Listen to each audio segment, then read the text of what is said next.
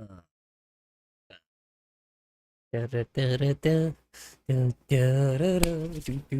oops. Forgot to change the title. Hold on.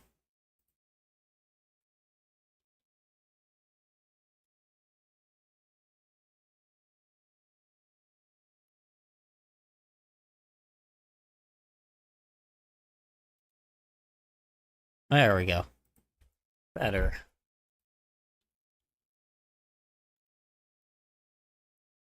Ooh, I need to recognize. Hold on.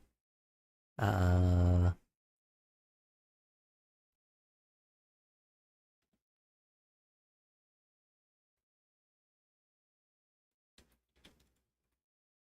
There we go. Oh, hold on. Got to do something else. Na na na na na na na na na na na na na na na na na. Bum bum bum bum bum bum bum bum bum bum ba-dum ba-dum. Na na na na na na na na na na na na na. Dun dun dun dun dun dun dun dun dun dun dun dun. Sorry, one moment.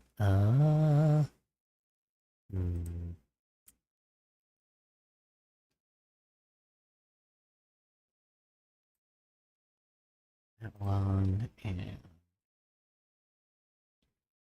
perfect.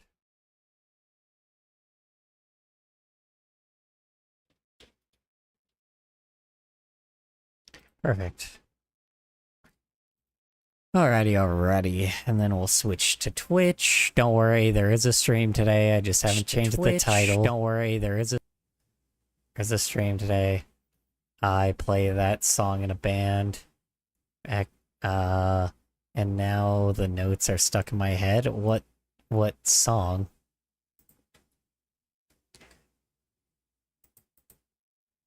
The Metallica song?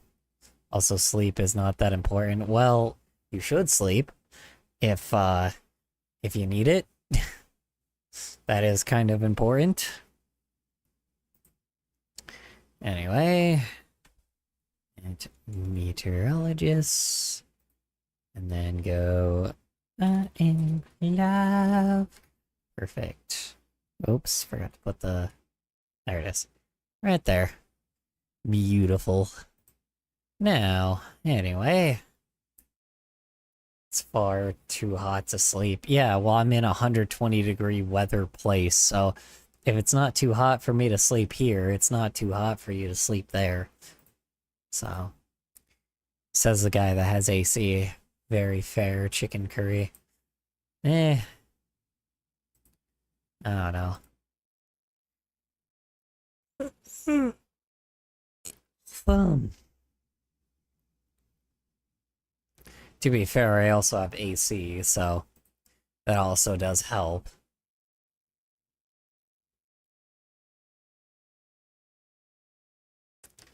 Alrighty.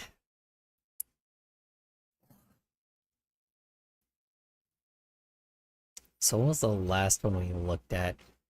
Looked at Pride Month fell off. Is there any other videos I need to add? No. The last one we looked at is the internet is falling apart. What happened to the Hooters one we were looking at? Cause like that one didn't get added for some odd reason. What the fuck? 3 hours? You know what? Sure, why not? You know what? Sure. Why not?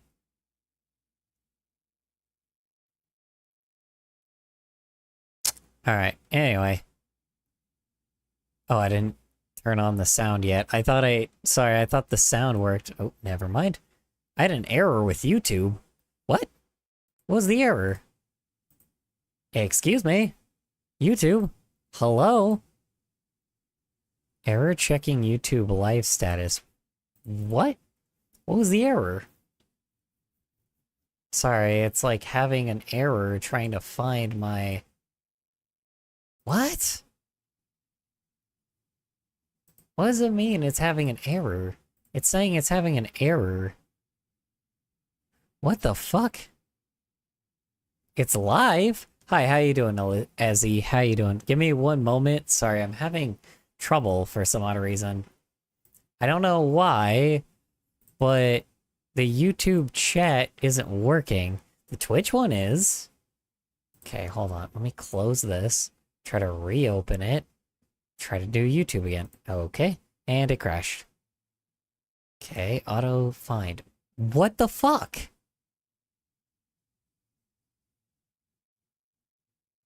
No. Okay, hold on. I might have to restart YouTube. I was able to make it tonight. Okay, give me one sec. I'm going to restart YouTube. Hold on. Hold on. A moment.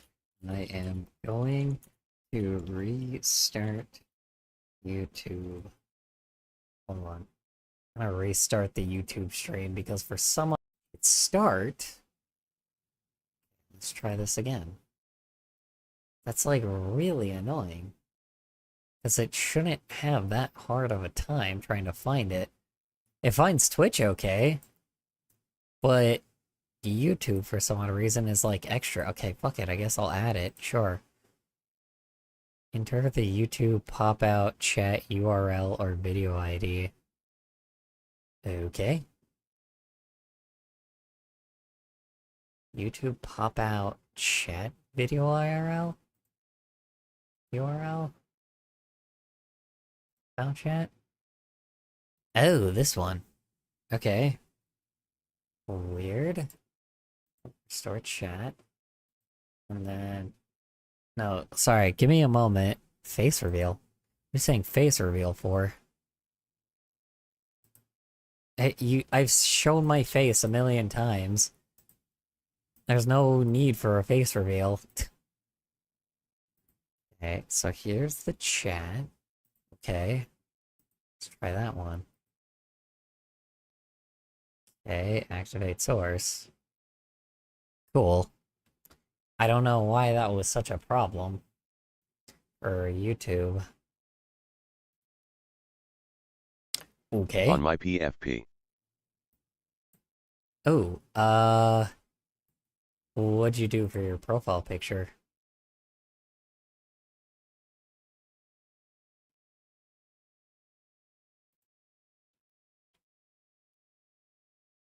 Test. Okay, good. That works. Alright, Face reveal. Oh, I see. Okay. I see. Okay, got it. You're the one with the face reveal. Got it. Got it. Okay. Well, you know. Thought people were asking for a face reveal here. I'm like, I've shown my face a million times.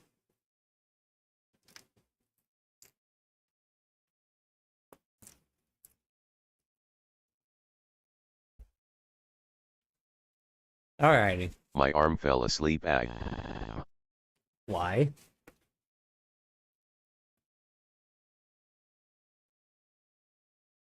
Now you get the TV static arm.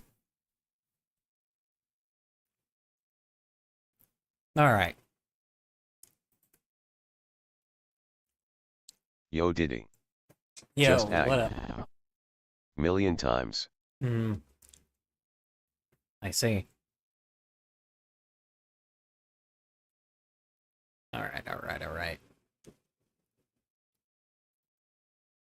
Oh, what the fuck? Huh. Interesting. I'll look at that later. Oh god. Oh god, what? My cat has a busted tail. Has been since we got it. Oh no! What? Oh, that doesn't sound good. What happened? In late 2021, right after I decided to move to Austin, Oh god. Texas, Oh I wait, started hold on. This guy again. God damn it. Yeah, we keep getting this guy. Alright. That's fine. I edited my profile picture. Oh. You weren't the only one. Someone else did earlier, or Aisa also did today as well. So it's the same as Discord. I see. Let me see. Is it the Z, the big ol' Z? And my uncle was commenting about it, then was like, Quelf, where is your tail? And my mom was like, you have a tail. I almost said I wish TT. I'm sorry. Hold on. Wait, I need to read that again. And my uncle was commenting about it, then was like, "12, Hey, I'm the where guy from is 2 your..." weeks ago. Hi, how you doing, Pop Bob? How you doing? How was work? How was errands? How's your day in general? Hope it went well for you. And welcome back. Hold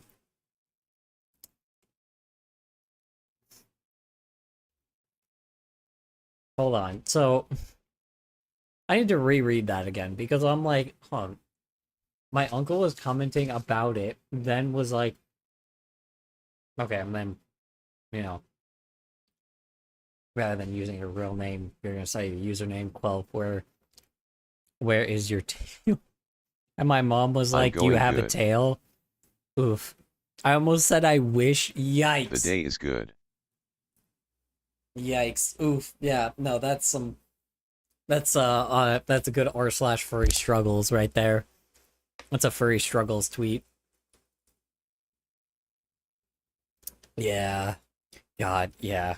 Dude, there's so many, like, I hear so many stories about that shit, and I'm like, it's insane how many of them I hear where it's like, where somebody says something like in reality, and you're like, wait, nope, that's not an appropriate response here, not yet. Jesus, yeah, no, I know exactly how you feel there. Oof, God, that, yeah, it's always like a whoosh close one, you know. So you just have like you catch yourself, and at least you caught yourself. Because some people don't. Some people definitely don't. It is very unfortunate when you don't. Anyway, Searching for an apartment near the downtown area that fit my budget. Pretty quickly, I Ain't realized gonna I catch only me had two lacking. options. ain't gonna catch me Anyway, like it. I have Yeah. some research to do, so I need to go. Yeah. You have a good I'm night. drawing. You have a good night, man. Appreciate you hopping on by for a bit. Oh yeah. Also, I have felt this ever since ever since Lols. maybe 2018. Yes, it's been the same thing for me as well with rent. I legit, when I was first looking for like an Hello there, sir. apartment, Good morning. You using drawing tablet? I am not. What happens if you join an LGBTQ Discord server while not liking LGBTQ but not openly expressing it? Well, as long as you're Think. as long as you're not like a Thing. as long as you're somebody that's not an oppressor, I think we're okay. As long like here's the thing is just don't oppress people. It doesn't matter whether it's just the LGBTQ plus community. It doesn't matter whether their race, whether their gender, or whether their age, like anything. Don't oppress people. That's how it goes. Don't do that shit, because then people will kick you out. Like, that's how you do that. Don't do that shit. Straight up. And here's the thing is, if you don't do it in reality, don't do it online. I know that people don't seem to people have lost that completely. If you don't do it in real life and you don't have the balls to do it in real life, then don't do it in reality or don't do it in online. Straight up. Like, I will not give anybody the benefit of the doubt if they wouldn't do that shit in real life. Like, I don't. Here's the thing is, if these guys wouldn't risk me popping their ass in real life, then then I'm not going to give them the light of day. That is it. That is how I am personally. But again, I'm also not a person that you fuck with. So that's the difference. So I don't know. I'm also a cuckoo for Cocoa Puffs person, but I'm also smart when I deal with certain people. I live in a very diverse area, so luckily I don't deal with issues like that. But the The thing, border between screen and reality is expanding. Oh yeah, 1000%. Well, here's the thing is, all the people that used to be on the internet are now in reality more or less, and now the people that used to be like in reality and used to have like really oppressive views are now going on the internet, and now they're becoming the ones that are chronically online. And to be honest, it's kind of the only place they can, thank God, because honestly, I'm kind of glad that we've scared them into going on the internet instead. Because now, yes, there's a huge shift online on the internet now, right? Like where people are just the worst kind of people. But here's the thing is, none of these guys have the fucking balls to say this shit in real life. None of them have the fucking balls to say this shit in real life. So why the fuck do I even, like, why the fuck would I even care? That's the thing is, like, if these guys aren't gonna fucking do this shit in reality, then, like, there's really no point in, like, in even giving them the attention. I just accidentally closed my tools tab. Awesome. Love that. Oh, cool. I lost all of it. Amazing. Anyway, yeah, I mean, that's the thing is you don't, I don't have to worry about it anymore, right? Like, I'll just be my online self on the internet, and in reality, if I find some fucker like that, I'll deal with them. It's fairly simple, right? It's fairly simple. It's not as complex as people make it seem, and it's not like, and people, by this point, I'm not going to get angry anymore about oppressive motherfuckers, because honestly, 90% of them, I don't know. It's like it's like they have quote unquote influence, but the thing is just because they have influence doesn't mean that I can't deal with their fans the same way, right? Like, nobody has the balls to do that. And if they do, good luck. Good luck, because, just don't catch me alone by that point, right? I don't know. It's like, don't be caught alone, because you better, like, if you want to say some crazy fucking out of pocket shit and be that kind of person, don't be surprised if you don't end up making it to the next day. Just saying. I don't know. They have called, I don't know. It's odd. So Yo. hey, how you doing, your favora spy? How you doing? How was work? How was errands? How was your day in general if you did neither of those today? Sorry for you coming in at a weird time. Just, just talking mainly. What the hell was this box right here? What was this originally a part of? This is a part of something. Why is there a box here? Why did I put a I'm box Case here? Fan. Oh, hi, Queso fan. How you doing? How you doing? The questions still lie, New account. That's fair. The questions still lie. How's all I asked my boss about the musket. about what musket? Oh yeah, yeah. What do you say? What do you say?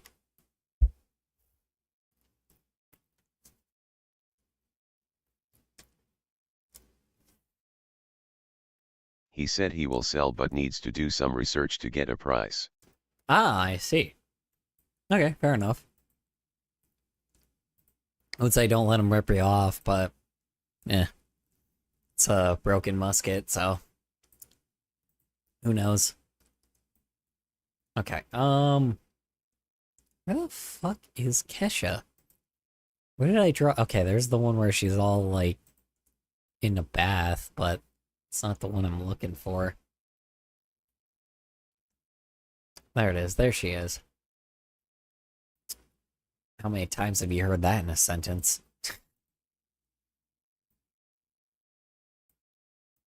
Anyway.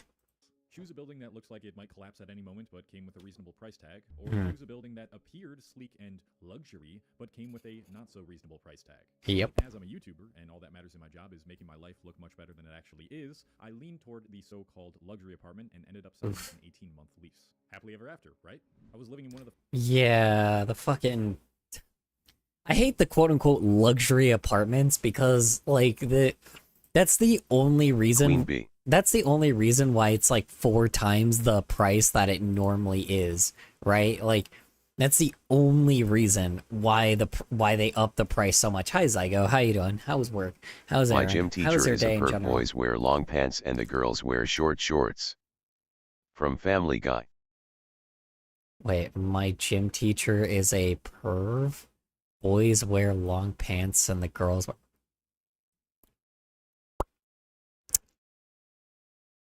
Sorry, excuse me? Hold on, no. Like, that's not okay. That's, like, actually pedophilia. If your gym teacher is doing that, or, like, if there's not, like, actual dress code, no. He's I actually... reported him to the counselor but they didn't do anything. Seriously. For a gym teacher, are you sure?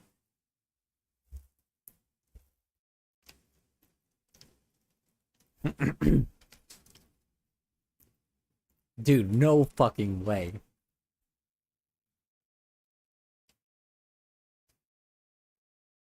Dude, that's actually, like, I don't know. Tell your parents about that shit, because, like, if there's someone that goes in on, like, the PTA meetings or whatever, you know, the parent meeting things, like, you need to tell them about that, because then at the very least they can go there and they can, like,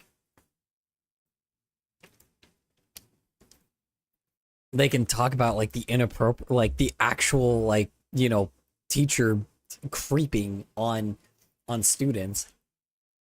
That's, like, not okay.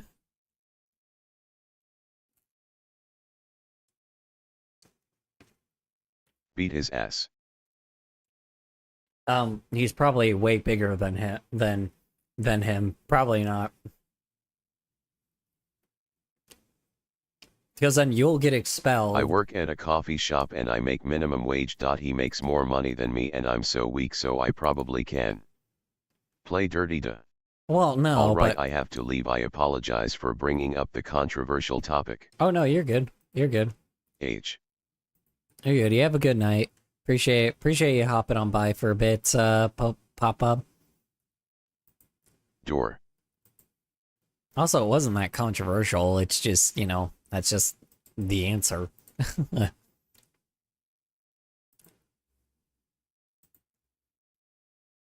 Door. Yes. Yeah, no, they shouldn't be. Yeah. No, if that gym teacher is creeping on people, at least bring that up to your parents, because at the very least, it's a very Karen thing to do, but, like, your parents can at least, like, there could be parents talking about, like, Door. about the gym teacher, like, perving on the students, you know. Door. Yes. Yeah, I know. I kind of recognize that the door is just like, Yeah. makes no fucking sense in this. So, but it's kind of a little too late, so.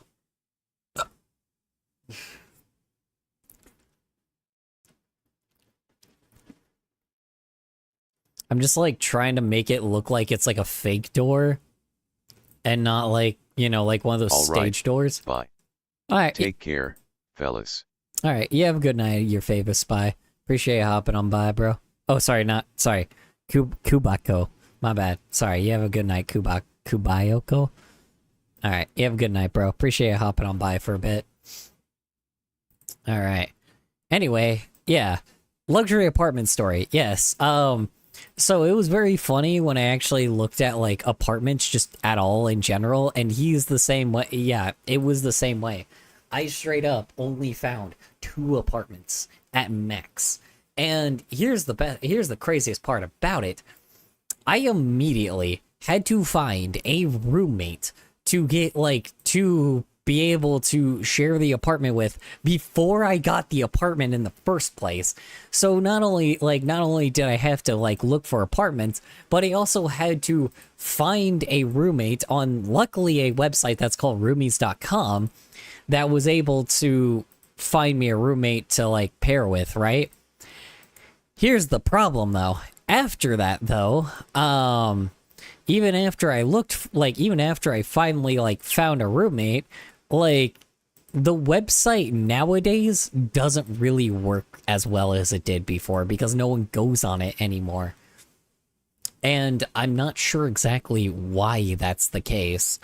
Back then it worked. It's just currently at the like, but yeah, I've always been struggling, but for for at least like the first time I got it like an apartment, it was a studio apartment, right?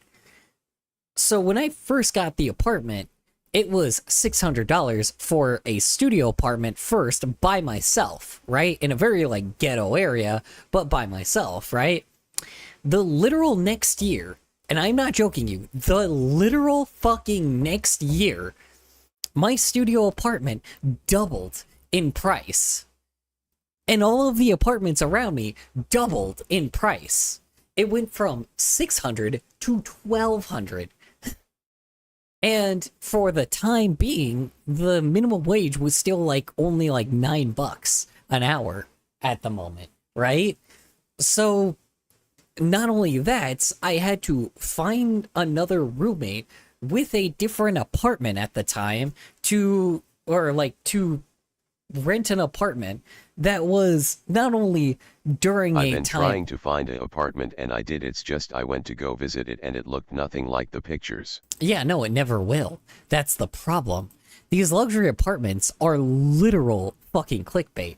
Like, that's the thing, is they never will look the way they actually are. Here's the actual, like, thing I have to tell people. LOL.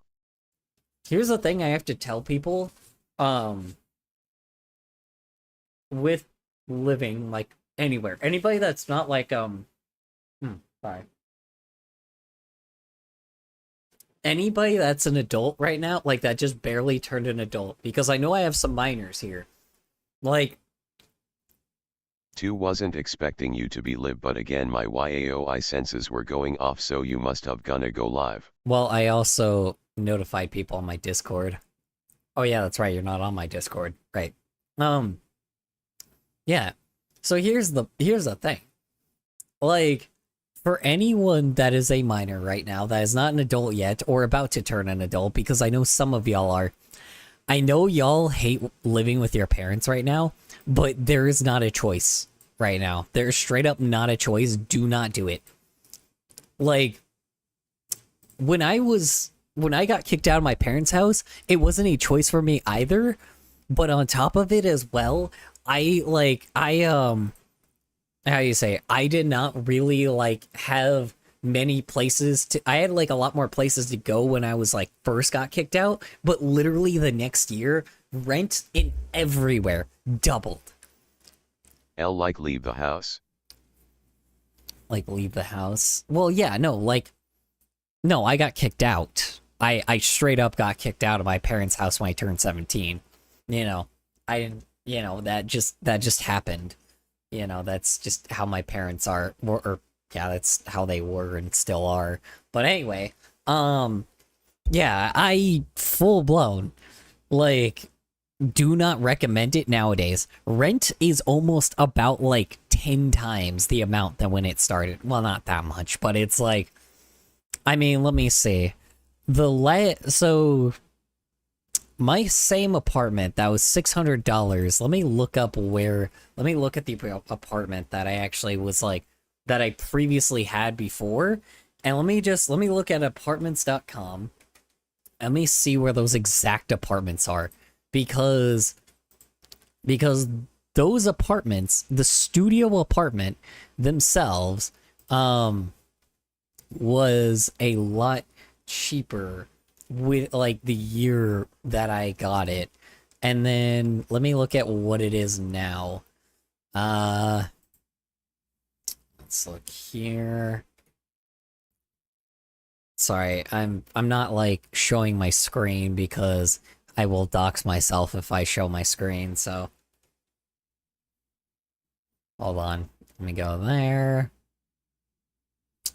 Okay, now let's go. I don't know if they turned it into like a 1 or 2 bedroom. I don't think so, but Jesus Christ. Okay, hold on.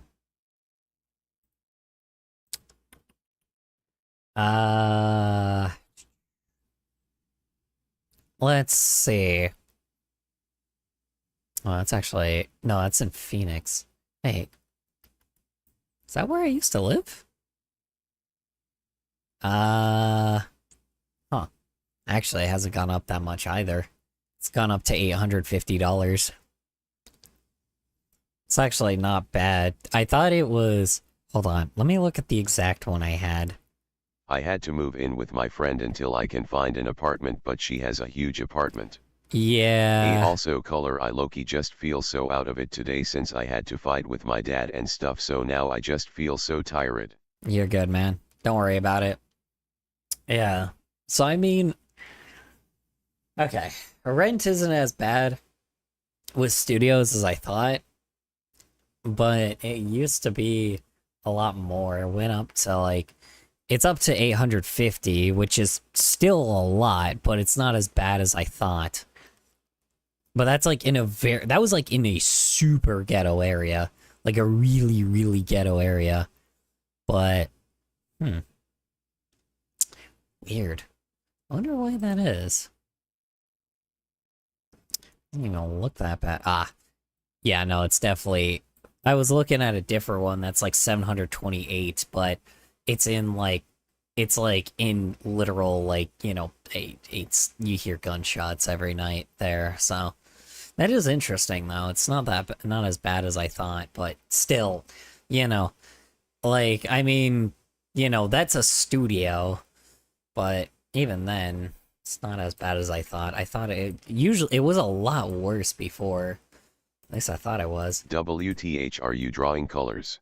I am, but I was looking at studio. I was looking, like, I was comparing a studio apartment to I was compared to a studio apartment to a Colors, no. looking at my old studio apartment compared to this, because we were talking about luxury apartments, you know. So, yeah, but my point still stands. Even with my other part-time job, I still have to live with 15-yard penalty. I still have to live like I still have to live with like 2 other roommates right now and share rent with somebody because we don't have what I call it, because like it's just better to live that way than to like, you know, than try working like multiple jobs. I wouldn't be able to stream if that was the case, you know. I don't make enough from Twitch, so. That's a red card. What's a red card? I was literally talking. We were on the topic of luxury apartments from the video. It is not an ADHD moment because we were fully on topic. So shush. Shush your boosh. Good lord. The fastest growing cities in America with a growing YouTube channel in a luxury apartment. But I soon came to realize the apartment building I was living in was actually a security nightmare infested with junk and hidden fees. Yep. So before I pretend I Colors, no. No. Don't argue with the ref colors. Well, too late. I'm arguing with the ref. What's terrible is I work 2 jobs. I work at a Walmart and a coffee shop, but the problem is I'm giving my time for money, so I barely have time for anything. Yeah. Exactly my point. That's another 15 yards. Mm-hmm. That's exactly my point. Like,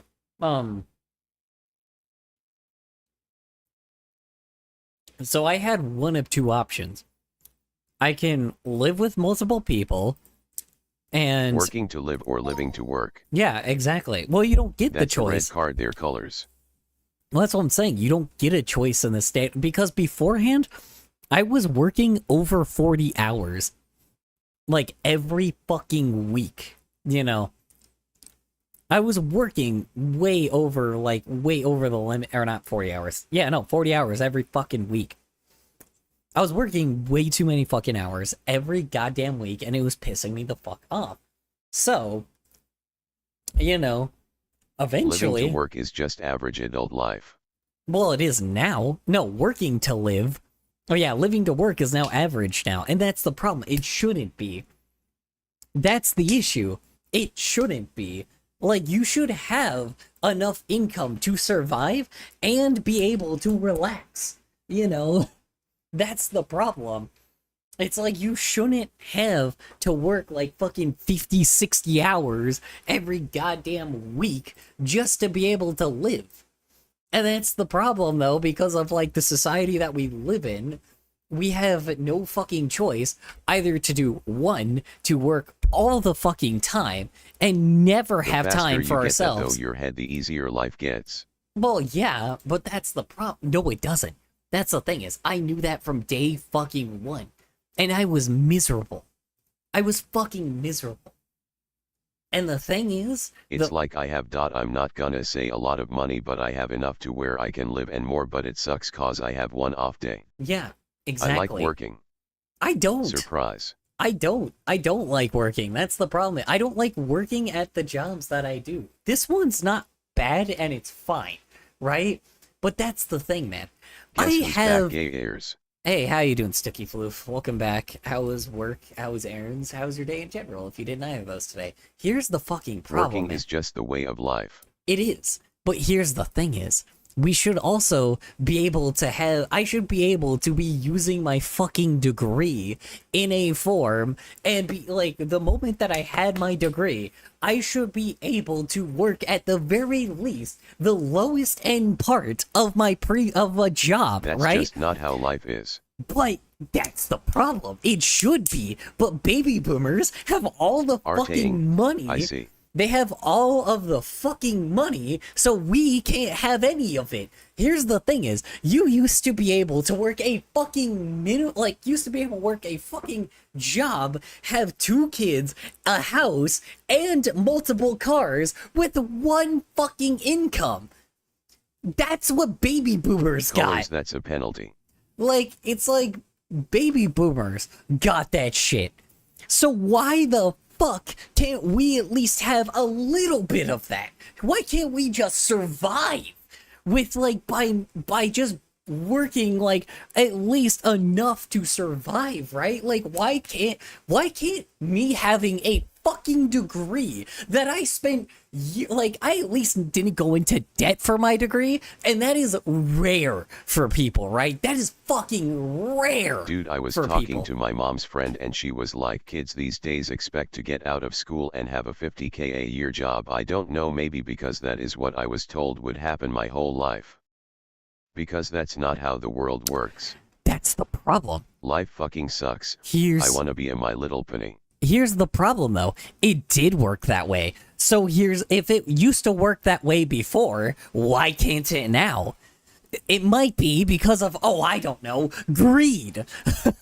You ever think that maybe it's just the fact that greedy people just are hoarding all the money and you know, people could just survive if maybe the fact that corporate greed wasn't so fucking powerful?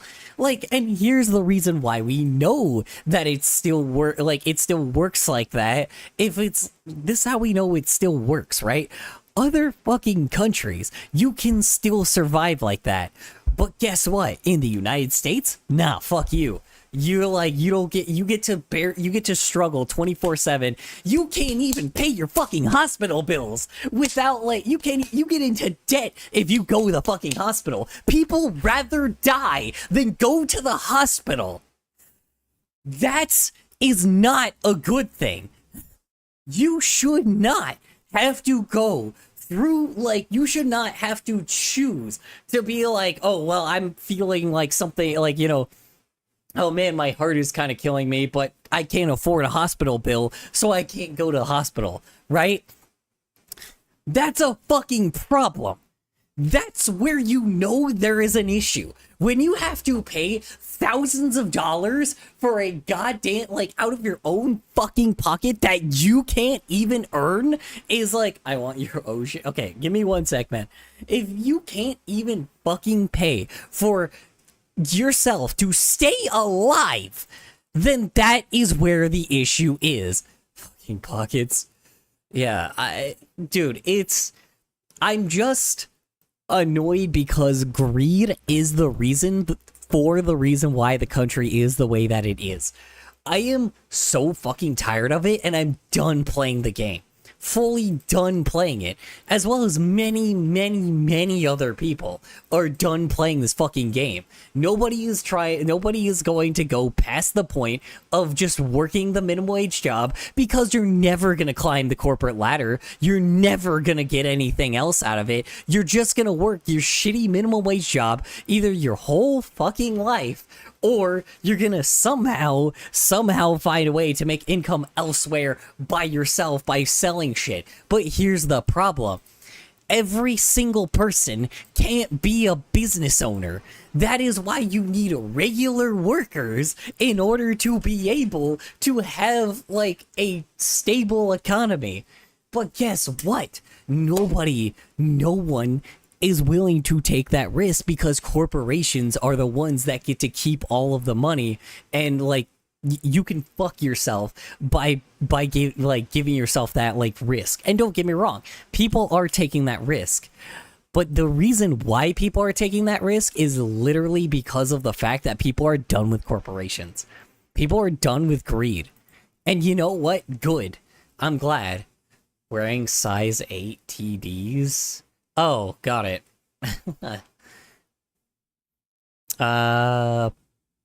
Baby Lino? I don't know which one Baby Lino is. I know what the Babino is. It doesn't turn blue? What doesn't turn blue?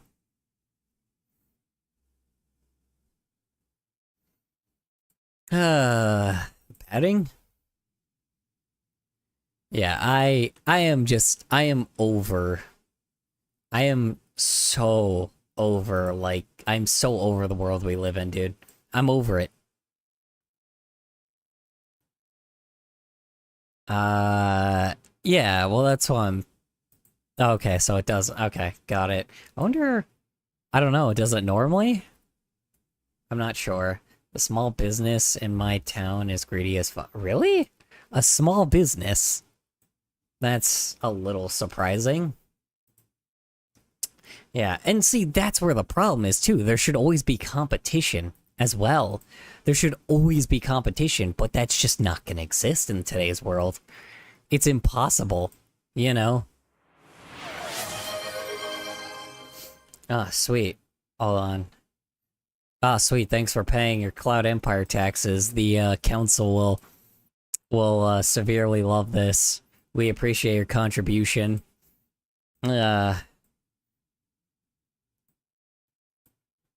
Privileged to even choose one of these apartments, let's shift our attention to the real issue here. Hmm. Epidemic of every major...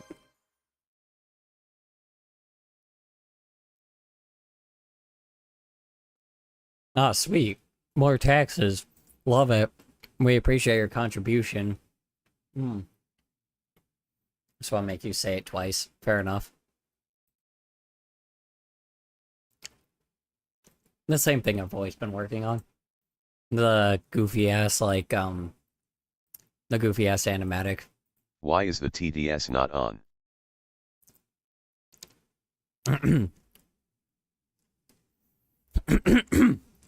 At the Acme I can get 6 rolls for like $5. The Mexican store I can get like a ton of tortillas for like $3. The small business that sells Western food 6 rolls for $16 fucking dollars. That is weird. NVM. I ain't paying Alad. No. It is now. I don't know why that's $16. They're just trying to rip you off then. Is that Snapchat? What's the biggest size? HHHHTT.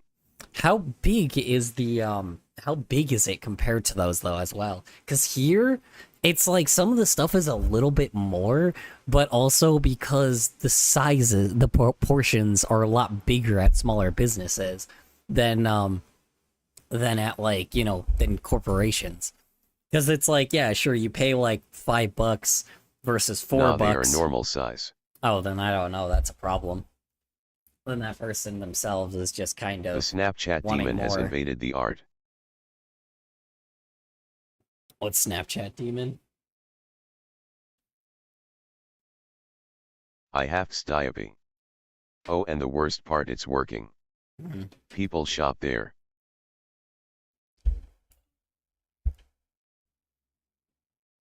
Yeah, I don't know then. I wonder why that is, because it's really weird that they're I charging got so a new much. cat. It also depends on if their baked goods are also more fresh too, because For they my could be. birthday. Even though homemade tortillas I've seen like way cheaper, so I don't know, dude. He's small. It's like the second busiest store after the Acme. I don't even know what the hell Acme is. Sounds like a cartoon thing from like Warner Bros. Like stuff from like Looney Tunes. It's like Walmart. Oh, I don't know then. Do you live in the United States or do you live elsewhere? Partington Mini Rat City Side Ocean Time. I like in New Jersey. Live. Yeah, fun. Tolusu B. Hmm. I've Then I missed don't you know. gay airs. I missed y'all too.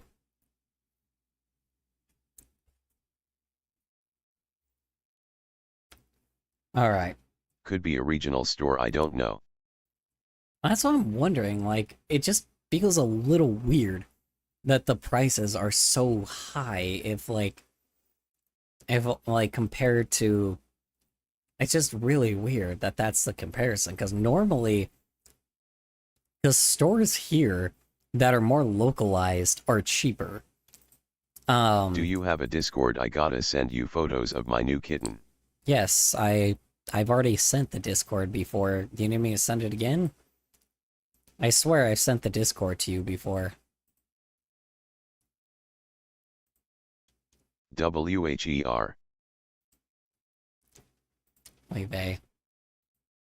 Well, no, I swear I've sent you the Discord previously before, but I'll send it again. A sports. It's in the game. And like I want to support local business, but I'm not scamming myself over it. Well, no, that's the problem, though. They shouldn't be. They're scamming you if it's like that much compared to everything Link. else.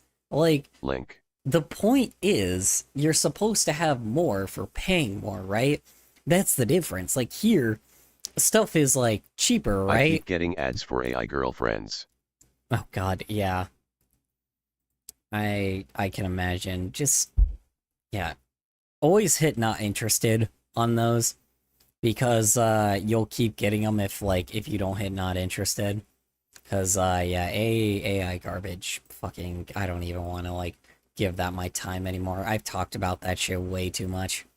It's like just talk to a person. Worst case scenario, talk to people on my Discord. You know, I won't. I keep getting erectile dysfunction cream ads. I was on Facebook Marketplace and someone was selling a metal sheet with an AI image printed on it. Oh Jesus! Really? Yikes, dude. Wait, hey. Fucking nothing's sacred anymore, man. It's like fucking God, I can't believe this is happening to my fucking can't believe this is happening to my fucking you know, my passion, dude. Like I hate it. I hate it. It's gonna burn up the entire fucking planet for no reason, and then we're just gonna and we can't do anything about it. And I fucking Raises hate that, index. right? Index. Index. The third one? Wait, trying to flip me off with your third finger? Someone else was selling their 11-year-old son's virgin hair. I was considering calling CPS, but they ain't going to do anything. I'm sorry? Excuse me? Jesus Christ.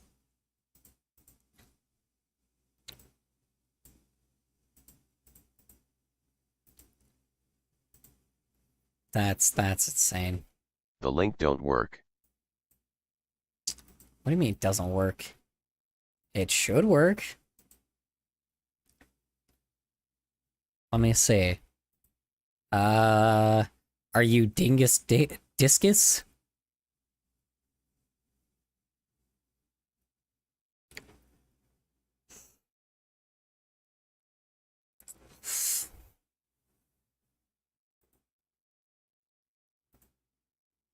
It says it's invalid. What? Then who's Dingus Discus?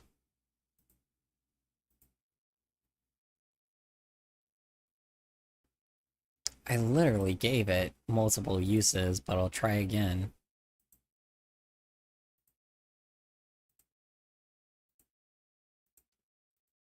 Someone else probably clicked on it, that's why. Because I only give it like one use. So. Link. Okay, try it again.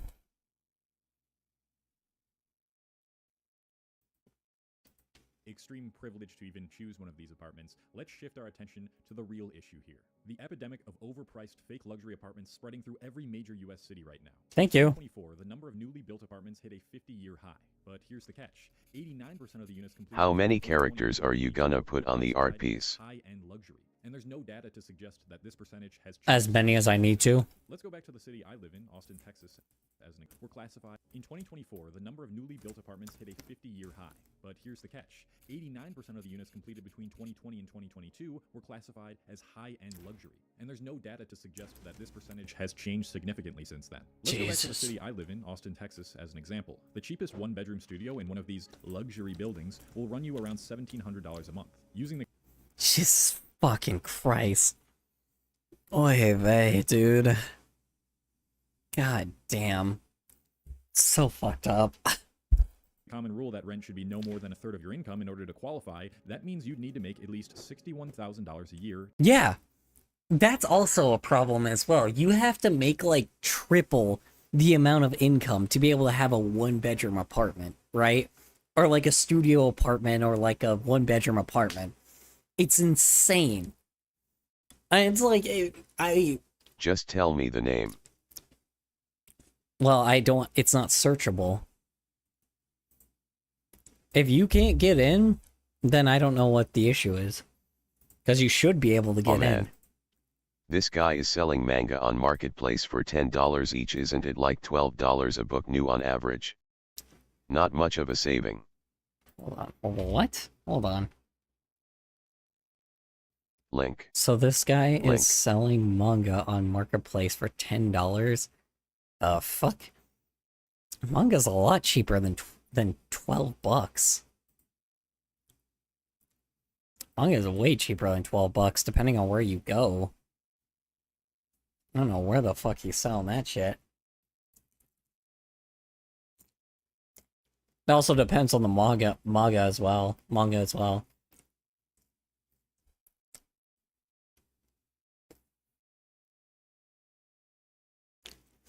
Well, at Barnes & Noble's back in the day when I was into that stuff. Yeah, I don't know how much manga goes for there. It was like $12.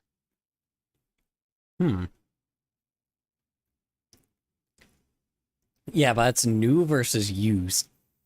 Facebook Marketplace is used. So it should always be half. At the least half. To afford even a small studio. Yeah. $61,000 is almost exactly the median household That's what income I'm in saying. Boston. So roughly half the people in this city can't even afford a basic studio apartment. That's not... Jesus Christ.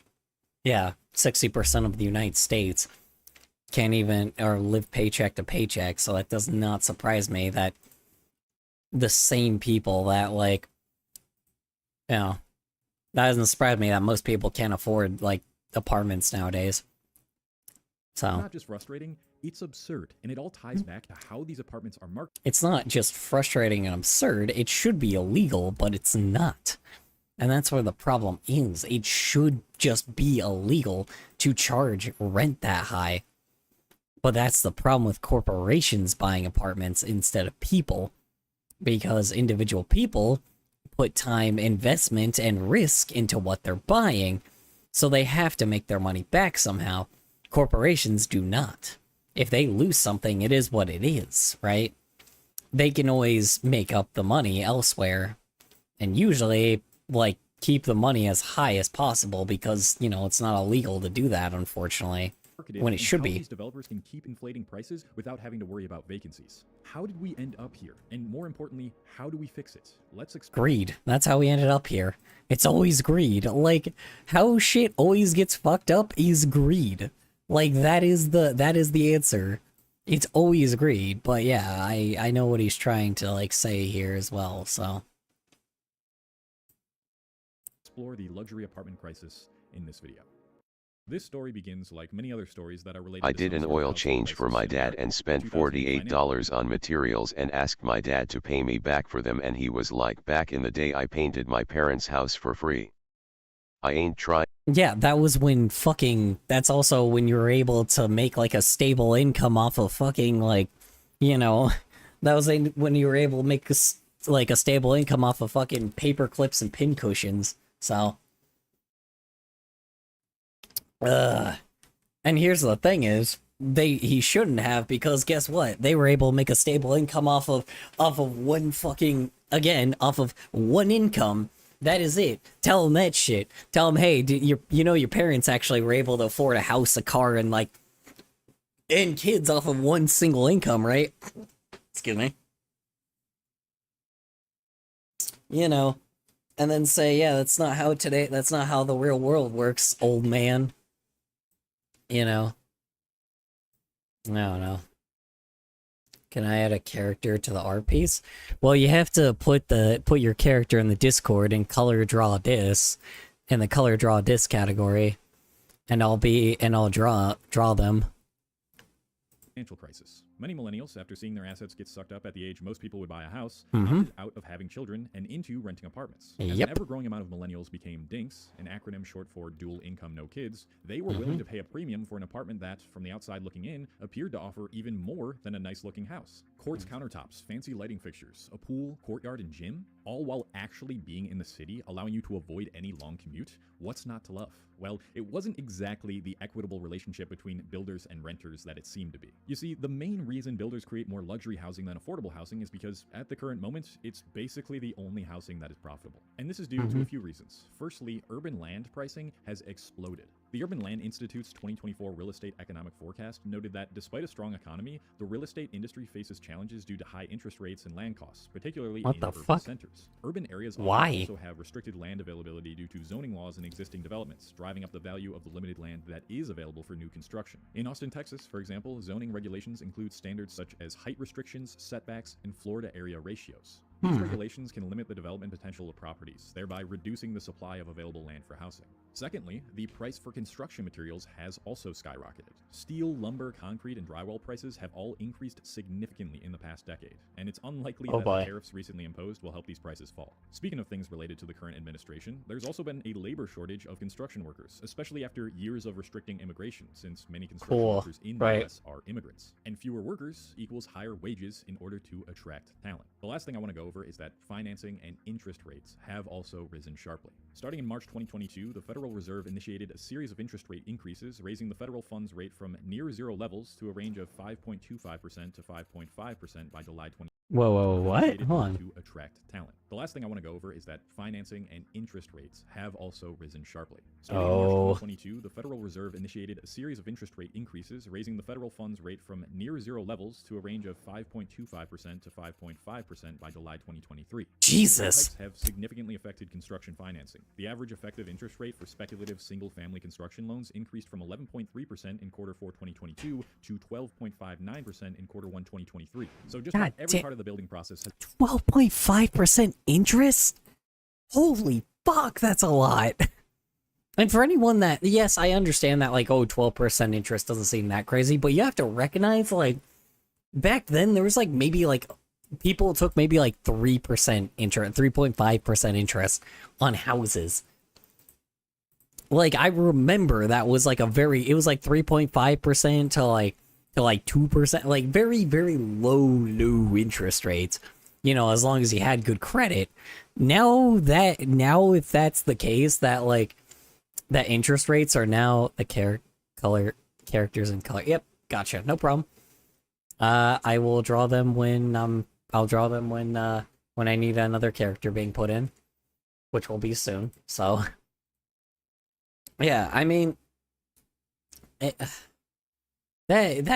just bonkers to me, man. That okay, where the fuck did the asset go that I had? I had the fucking character asset and it just like disappeared.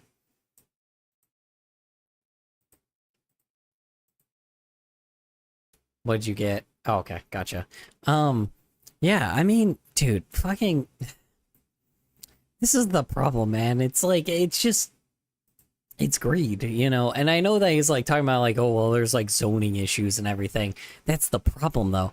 Also, like, half of the like apartments that are like there and houses that exist are just vacant most of the time. So obviously people are like aren't able to pay for jack shit anyway. It's ridiculous. Like I'm over it by this point, right? Like I'm over everything by this point, but you know, fuck me, I guess. has gotten significantly more expensive in the past decade or so. This being the case, how could you possibly profit off of a building with all of these expenses? Simple. A trick of the trade as old as time. Deceptive marketing. Those quartz countertops I mentioned earlier, a lot of them are made with faux materials. Yeah, of Fancy lighting course. fixtures, they're cheap mass-produced versions made with thin metal, low-quality wiring, and fragile plastic diffusers that yellow or crack over time. The pool, surrounded by crusty, cheap lawn chairs that constantly have bird crap on them. Yep. And the gym usually has a few treadmills, two of which are almost always out of order, some dumbbells, and a Smith machine. The Smith. Yes. God, dude. Yeah, 90% of the shit that you have just doesn't even function. Oh, cool. Awesome. I guess I'll stretch then. Yeah, no, that's true. I agree. Here's the thing too, 90% of that shit nobody ever uses anyway. Nobody uses the gym. Nobody uses like the pool. Nobody really goes to the pool that much. Nobody does any of this shit anymore. So the problem is all that extra shit just makes no fucking sense. There's no reason for it to exist.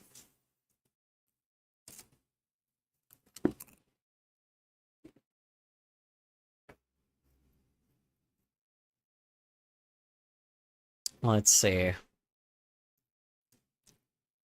My mom and sister are freaking out about World War III as if it didn't start 24 years ago.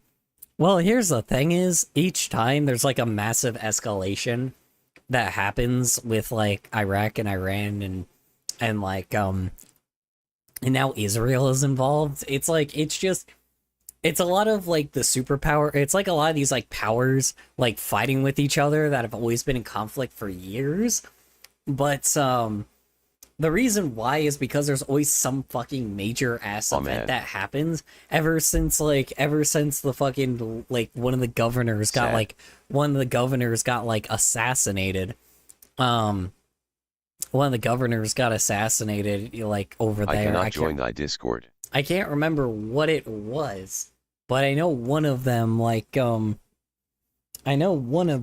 like able to how you say it? I know like one of them like got assassinated and nothing really happened. I really don't care about what happens in the Middle East. Well, you should, because unfortunately, as bad as it sounds, it does. I would be more shocked if they stopped fighting. Well, here's the thing is, the problem is you should, because like maintaining that conflict is important, and keeping it in the same area that it is very important, because if not, that affects a lot. They have like there's a lot of, not only the problem is a lot of countries, including this one, want their oil. Like, you know, they want their oil and because they have religious conflicts with each other, it kind of turns into like this like forever fight with each other all the time.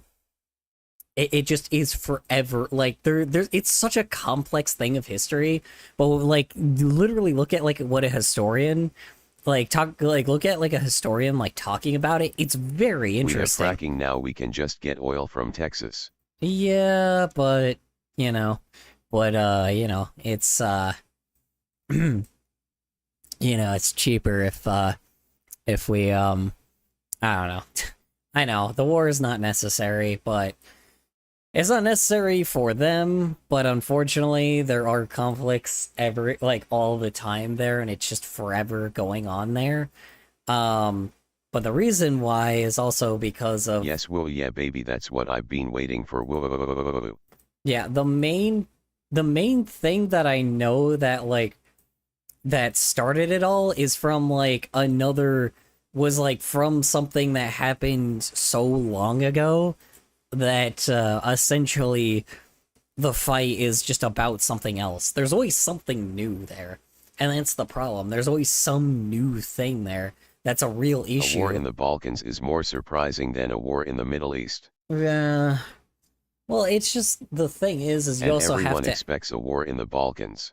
yeah, well, here's the thing is like it's just you have to look at like the history of what's happened, and it kind of tells you how it started and why it never stops. You know, it tells you why it never stops, but unfortunately it also tells you the reason why like almost like a bunch of countries are involved in that war that really seems like out of left field. And the answer is they all want to maintain want to maintain everything in that same area, but they want to keep the war because resources. It's easier to to help somebody in a war get some resources from that war, and with like military conflict, and just like maintain a war because all's fair in love and war. Where do you think Walmart gets their resources from? Sent you, cat. I don't know. That's definitely one of them. Walmart and obviously Sam's Club. You know, I think yeah. Saddam Hussein was right. Mm-hmm. Maybe. I don't know, man. There's some United Arab State for the win. I I don't know. It's so complex that really I don't want to give my opinion on it. Do you like my cat? I don't want to touch it. I don't want to touch that Is fucking he good? like my cat. Well, I'm not looking at your cat right now. I don't know. War sucks. It always has. And unfortunately I'm not a person that can give my opinion on a war that's been going on like before I was even born, you know? So, a war that's been going on for centuries. Literal centuries, by the way.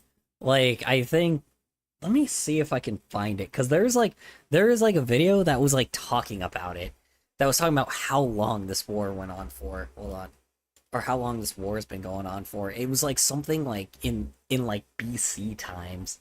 It was crazy.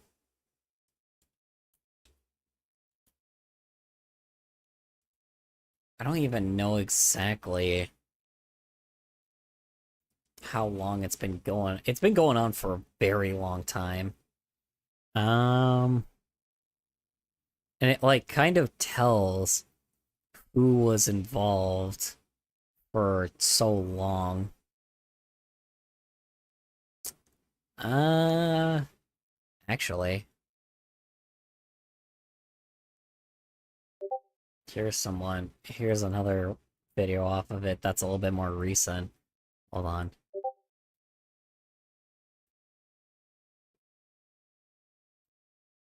My mom is a firm believer that Saddam Hussein was the villain, but can't tell me anything he belied in. Well, that's the thing is I can't tell you either. I can't tell a lot of people a lot of things, so it's like I do not I can't have an opinion on it because I don't know anything about it. So that's the problem. Like, I don't, like, I know the history of it, but even going through that whole history, it's still just very, like, very hard to figure out, like, what my opinion would be on it currently, because there's always something that's like a filter going through, you know? There's always a filter on this kind of stuff, so. Here. Like, I'm not going to say he was right on most things. We don't hear about much. No. When in 1980, two of the Middle East's most powerful countries, Iran and Iraq, waged 8 years. Oh no, wait, no. This is the one from 1988. Hold on. This is 1980. But he was no more evil than any other politician. Yeah. I don't know. Like I said, I can't give that. Oh, is it Yemen? Is that the one? Also, it's not like the US cares about Kuwait at all. Oh no. No, the US has always done stuff for itself all the time. Hold on, is it this one? Along the banks of the most important waterway on Earth sits the country of Yemen, a place that was two countries for decades. No, this is Yemen. Wait, where is the war taking place again? Hold on. Wait, I feel like I'm like looking at different, because like there's one that's been going on, like this whole thing is interconnected with like with something that's been going on for centuries, but like I can't seem to find it. Hold on, let me see. Okay, hold on.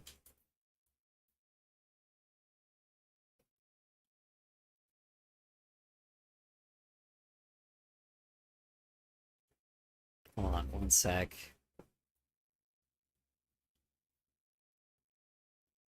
Because I'm like, there's a... Let's see. What is the fucking name of it? Oh, wait.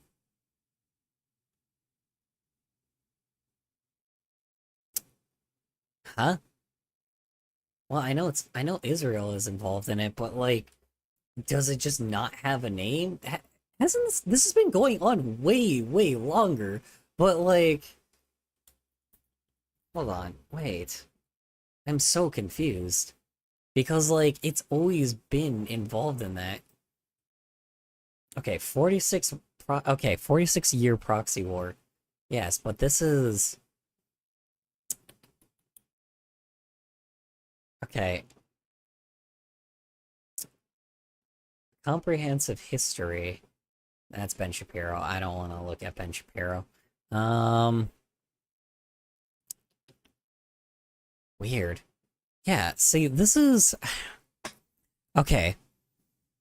Okay, this is the one, I think. This is explaining the ancient conflict between them.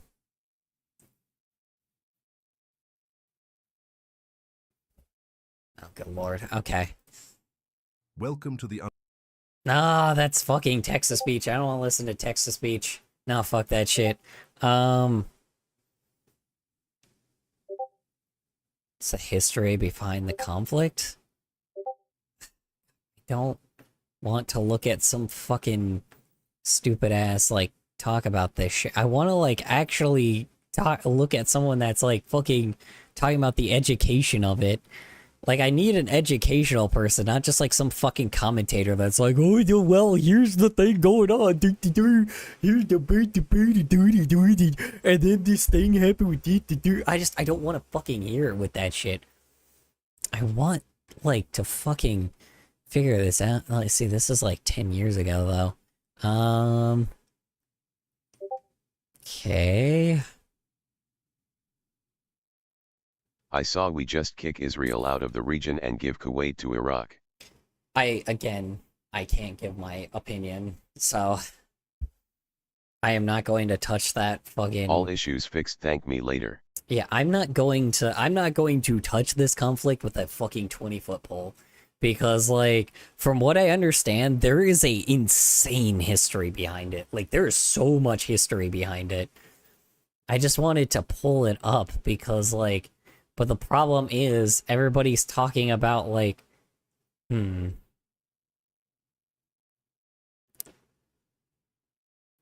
10 years ago, but I want to like have somebody break down all the history because there's also recent history as well that's also like started this. Huh.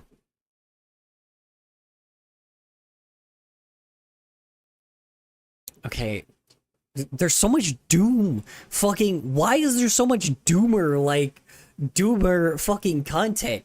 Holy shit. I just want the history. Like, I get that I get that this is a big deal, but holy fuck, I just want to know, like, the history behind it. Jeez Louise. Iranian Revolution explained, maybe? Maybe? Question mark? Yeah, I don't know. I'm wondering if maybe this might work. I don't know. I really don't fucking know. I don't know where to look either. That's the problem is I don't know where Sent to you look. stuff. Like what? The A video? lot of stuff. That being said. Boatloads. Oh, and the Discord? Where'd you send it to?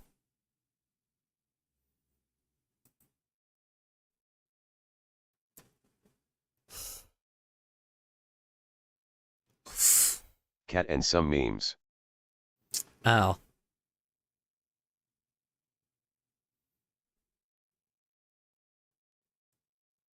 I don't know. Maybe this might help. I don't know. Let me see. I don't want to, like I said, I don't want to, like, I don't want to. Israel was owned by England, questionably, and they did give it to the Zionists, questionably. I see. GTG bye. Alright, you have a good night, Sticky Fluff. Appreciate it. So I do see where their claim on the land comes from. Oh, yeah. That makes sense. In 1979, a revolution. I know England Good fucked up a chatting with lot of you. things. Get it? Chatting with you? I don't. I'm sorry.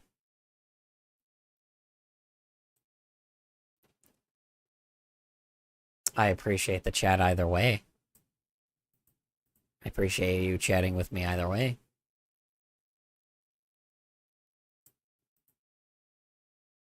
Yeah, I don't know. We'll look at the history. Topples Iranian ruler Shah Mohammad Reza Pahlavi, and with that, a monarchy of more than 2,500 years.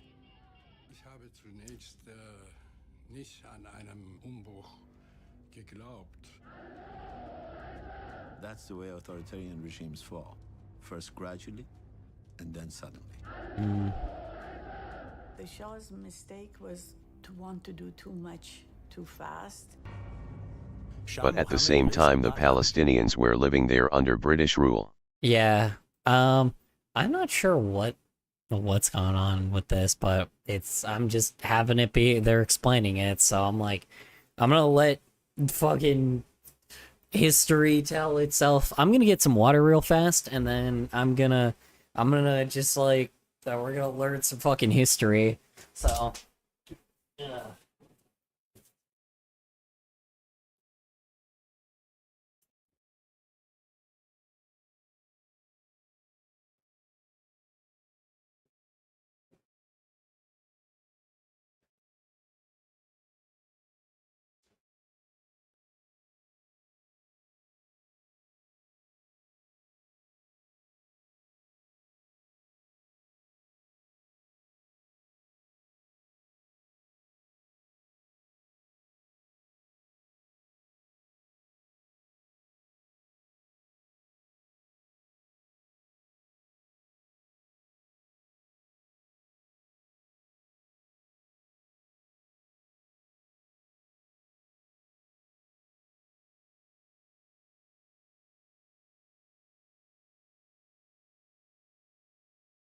Alrighty, I am back, ladies and gentlemen.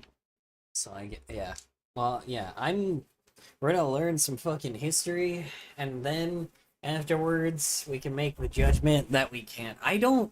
The problem is, though, it's like Israel is also involved here, but I don't know what. That's the problem. This is the 1979 Iranian Revolution, so I'm like, I don't know. That's why I'm wondering, like, what is Israel and Iran, right? So I'm trying to figure out what the conflict, like what the history is behind it. Like, I know what you're saying is the history, but I also want to like actually get some like education like on why it's happening. Therefore, at the very least, I just don't get some like therefore at the very least I can get like excuse me. Um Therefore, at the very least, I can get the history of what's going on. So at the very least, we can not just be like dumbasses making an opinion on something that we know nothing that like maybe not you guys might know, but I don't know anything about. That's the problem. Is I'm not going to touch something that I don't have the education for. Excuse me.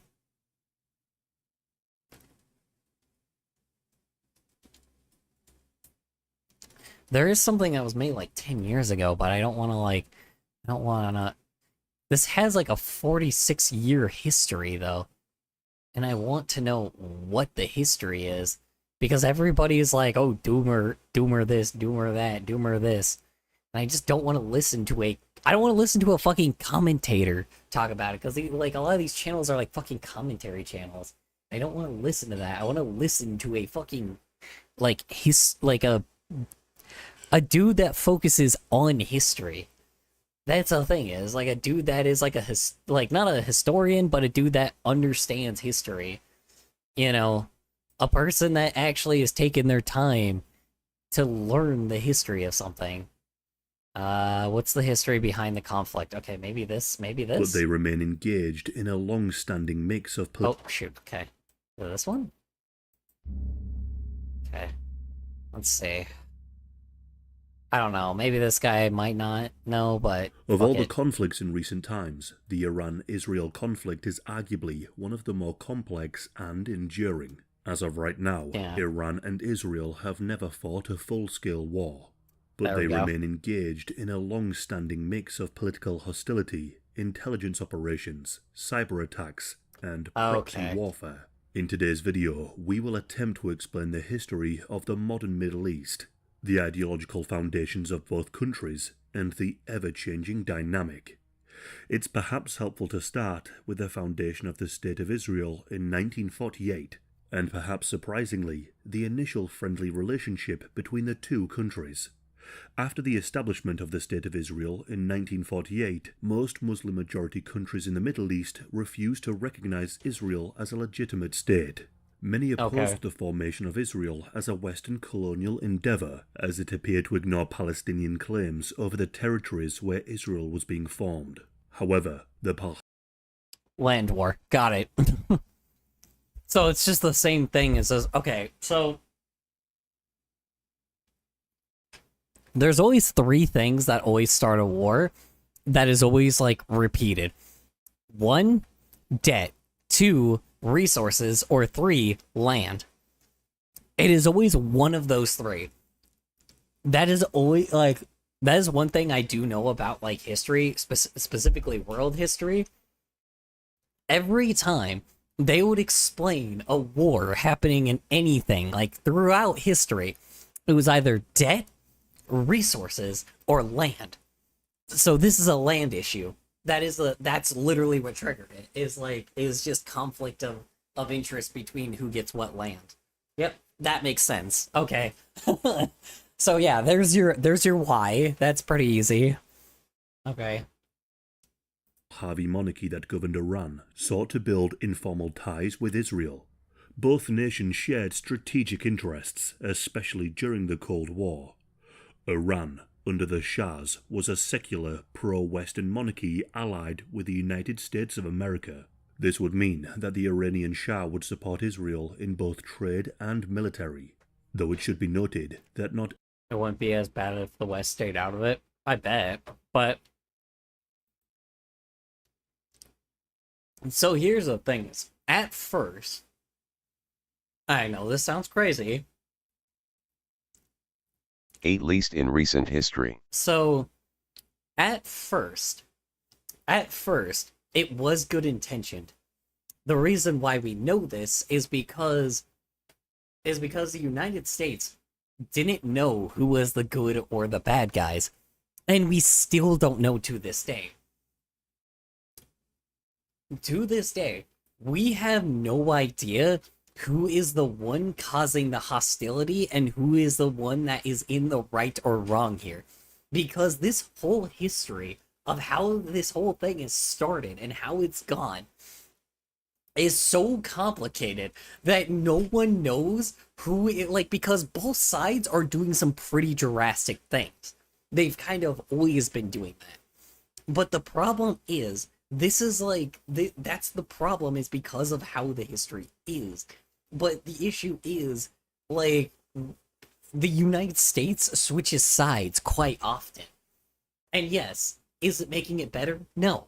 But at the same time, like, it's like, just like how other countries want to immediately end a war because they don't want a world war, this is kind of the same thing, where a insane power jumps in to be able to handle this conflict, or handle a conflict and make at least someone a winner. The problem is, if you make the wrong side a winner, then... How it started is messy, but Israel is clearly the bad ones as of recent. Yeah, but that's the thing, is that's only recently. Previously, Iran was the bad ones, but now the problem is like, that's the thing, is we don't know. That's the issue. We have no fucking idea who is the bad or the good guys. The reason why I know this is because of actual fucking historians. They're like, no, this is the thing, is the US was tricked like multiple times, and they switched sides so often between everything, because that's the whole reason why at the start we were mainly just dealing with like the terrorist organizations, because we had no fucking idea who is the good or bad guys here. And that's the thing, is like, by opinion, they we missile can make striked Iran for no reason, then got mad when they hit back. Yeah, well, that's the problem. That's the thing, is like, yeah, but that's the clear cut one, right? But here's the issue as well. Like, there is always something that happens before, right? There's something that always forces the hand when it comes to whatever someone is doing, right? There's never no reason for something, right? There's a clear reason. But the issue is, could it be an amazing reason? Probably not. Is it enough to kill hundreds of people? No. Is it, like, it definitely isn't. But that's the thing, is, like, compared to other wars where there is a clear good and bad guy, this is not as clear. And that's the thing, is we have no idea. Well, they said that Hamas agents were in the apartment complex they hit. Yeah. But like... That's the... Yeah, and that's the problem, is we have no idea what's true or what's not. It's so difficult to figure it out. Because, like, you can't hit a sovereign state for that. No, you can't. But that's the problem. It's like, there's so much history. Even if it was true. There's so much history behind everything that really I can't say anything. Neither can any of us. That's the problem, is, like, I legit, from what I figured out, like, from what I was taught in school, because yes, this was still going on when I was in school. Like, this was still going on when I was in school. And, like, even when I was taught in junior high, like elementary, junior high, and high school about this conflict, it was so goddamn complicated that even like everybody that was teaching it was like, this topic is so complex because here's what's happening now. Like, the problem is, we have no idea.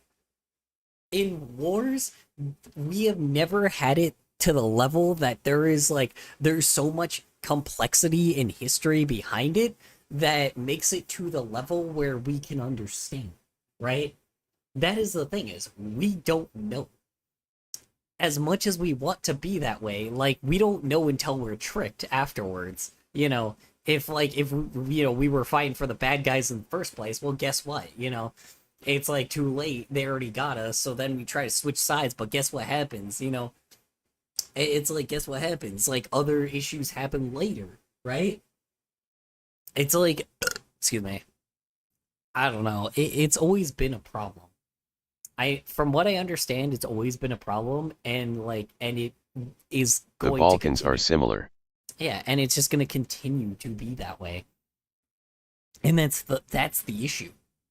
You know, I don't know. This isn't like a situation where it's like, oh well, Russia clearly invaded Ukraine, right? Like, it's like not a clear thing of like, oh well, this person just wanted the land, right? Like, it's not like a fucking World I War think II they would thing. have been fine if we just left Yugoslavia be. Yeah, well, that's the thing is, who knows? Who knows? Like I said, I've looked, like I said, I mean, like, I've tried to learn the history of it, and it's just so complex that even, like, it's so complex for me as well, because I don't know, you know? This is why I don't fucking touch this topic, because I have no fucking idea. This is one of the things I don't think I can make an But we opinion have on. socialist states running around.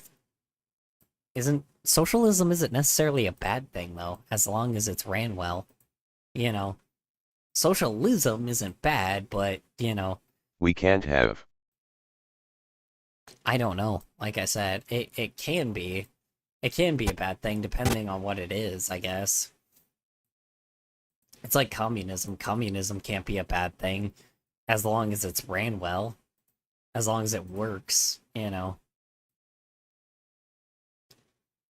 it's like with capitalism. As long as, like, capitalism isn't a bad thing, it's just as long as it works, it's like, it shouldn't really be that big of an issue.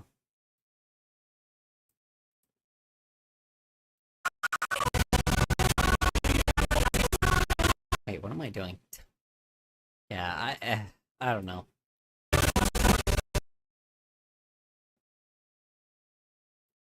It's crazy. Everyone in Iran felt the same way. Thousands took to the streets of Tehran to protest the formation of Israel in 1948. Iranian religious leaders, such as the Ayatollah, See, and this only goes as far as 1948. This was even happening before that, so... would visit Palestinian refugees and highlight their plight. The support for the Palestinian cause would remain one of the key points of conflict between Iran and Israel. Yugoslavia was ran fine until Tito died and they split it up the 1967-60 presidency into like 13 guys. Yeah. Okay. That is the one thing I do know about. Is the fact that they're... If they just had one president, I think Yugoslavia would still exist. Yeah, no, so... That is the one thing I do know, is the political conflicts there are so bad that they cannot get anything done. I noticed that. They can't get jack shit done because of how many conflicts there are between all of the parties there. It is insane. Like, nobody can get anything done. It's wild. Like, that whole part of, like, that eastern area is just, like, nobody can get anything done. It is bonkers. It is absolutely bonkers. Yeah. It's crazy. I don't know. The war, Iranian economic support came in the form of oil. Israel, in turn, would supply The US was involved since we don't like socialist states. US was involved since we don't like socialist states. Well, we were probably involved for the Notice how we helped reasons. Serbia leave. Yeah. Well, here's the thing is, I don't doubt that the United States is in for its own personal gain. Like, it's obvious because we get so many resources from there that it's very clear that, like, it's very clear we're only in it for, like, the oil. So, it's very clear the United States is only in it for the oil, right? Like, they're only in it for the resources. And they'll help whoever as long as they give resources. Because, the US has never been the good guys. The United States installed a dictator because of the simple fact that we wanted fruit. Fruit year round. So, you want to talk about some real crazy history? Think about the fruit company. Think about fruits. Like, how we got our fruit in the first place. Yeah, that, like, the US is pretty fucking evil. We've always been evil. But, like, you know, I don't doubt that the reason why the United States is involved is because of the resources. And that's the I thing love is... banana republics. Yeah. Yep, yep, yep. Yeah. It's crazy. People do not understand that the US has kind of always been evil. And it does not surprise me that we are, like, the United States is involved in this war simply for the sake of, like, of resources. Because here's the thing is, as long as there's consistent war, the United States can get resources from that place, right? They can easily get resources from that place for fighting a war, and if that war is forever and doesn't go outside of the country that it is in, or stays very, very few and far in between, and only stays in very few places, guess what? Infinite resources. It sounds bad, and it's awful. It's evil. So, you know, but unfortunately, that's how the US always runs, you know. We don't provide our own resources because we spend so much on military, you know. All of our taxes, or most of our taxes, go towards military. Because no shit. Because unfortunately, like, that's the one thing we have. And that's the reason why the United States is, like, freaking out at other countries, because, you know, their technology is getting so good that they will just soon be a superpower. Because, duh, you know, nobody likes the United States involved We in mismanage our military. Oh, 1000%. Of course. Of course we do. But, you know, unfortunately... We have the best tech and can't do shit with it. Yep. Agreed. That's also because they made most of the people that live in the United States fucking idiots. Why do you think China is catching up so fast? And Russia is doing so well? Because, I wonder if it's maybe the fact that they filled their fucking country with idiots, and now all of a sudden, nobody can do anything. I wonder if it's maybe the fact that they made everybody stupid for the sake of money. For the sake of something so useless. And I wonder if it's biting us in the ass. You think? Wait, they made everybody idiots, and it's like, what's the point, right? I don't know. Like, you know, I don't know where they thought they were going.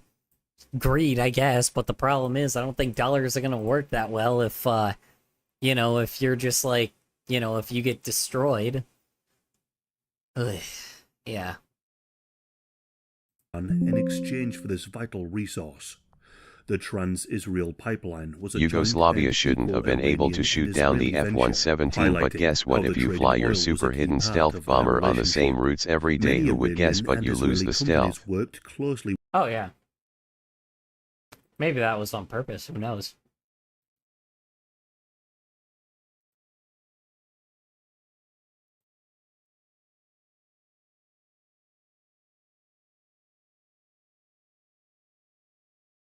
Yeah.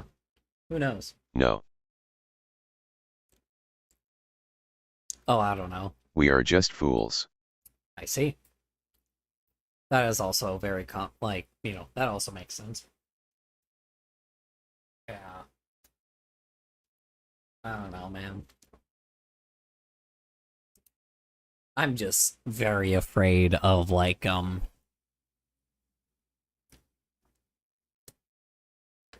I am very afraid of the people that are like managing our fucking military and navy and fucking air force and shit. I'm like, bro, like, the people managing it right now are fucking I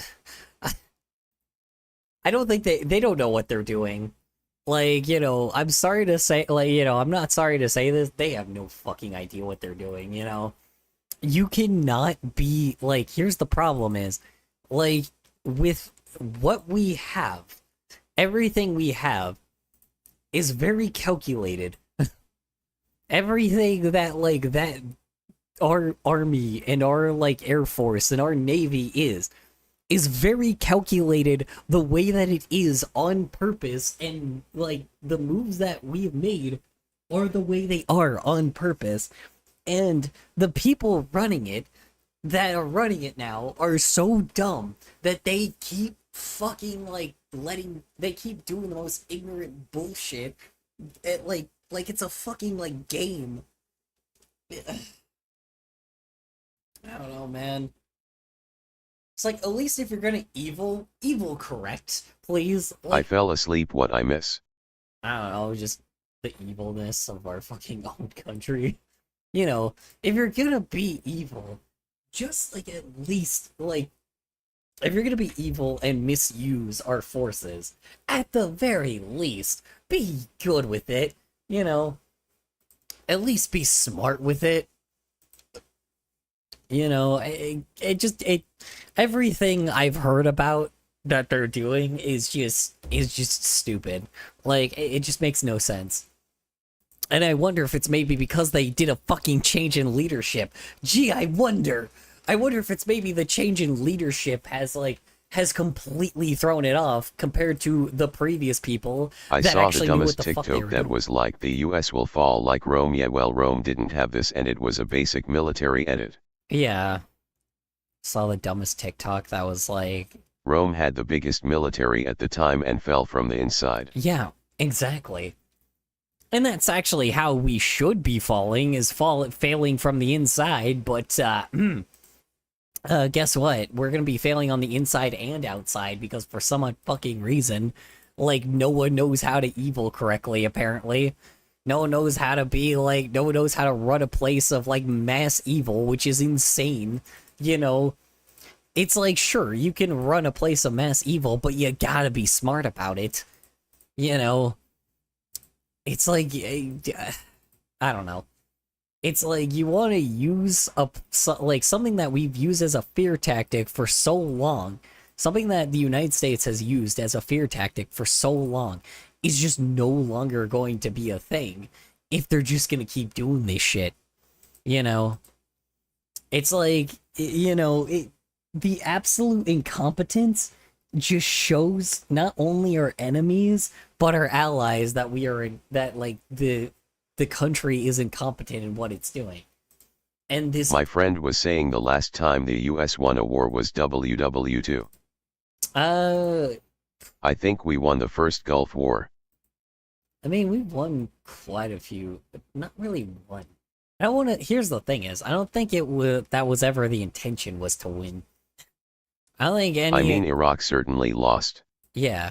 Well, here's the thing: is we don't. Hi, what are you on about, RN3? Hi, how you doing, Sparrow the Deer? How was work? How was errands? How's your day in general? Hope everything was going well for you. Yeah, I don't know, man.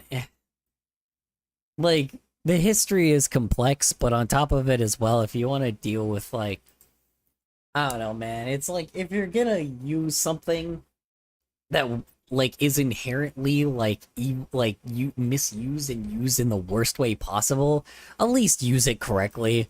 Like, I don't know. One, threatening to use it against your own people is the stupidest idea you can do. I mean, officially the last war we were in was WW2. Well, Vietnam, also the Korean War, also again the Iraq-Iran War, and now like the Israel-Iran War. So she is technicality correct. I mean, we've always been involved in war, like, overall. The United States have Sigh, always... I fell asleep again, so I am a dip. Alright, you have a good night, Infamous. Those aren't officially wars. But first... Then what the fuck do you call an official war? If there's fucking missiles and bombs and guns and, like, and terror, I'm gonna call that a war.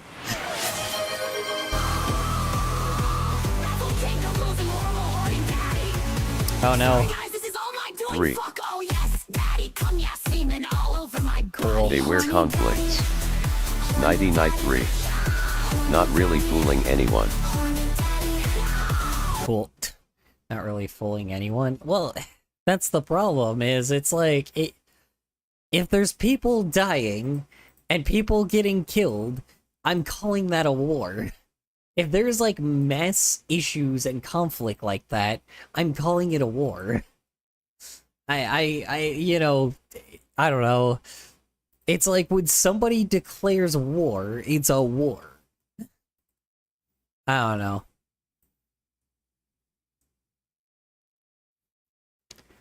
A war is a war in the end. It is what it is, you know. When somebody declares a war, it's war, definitely.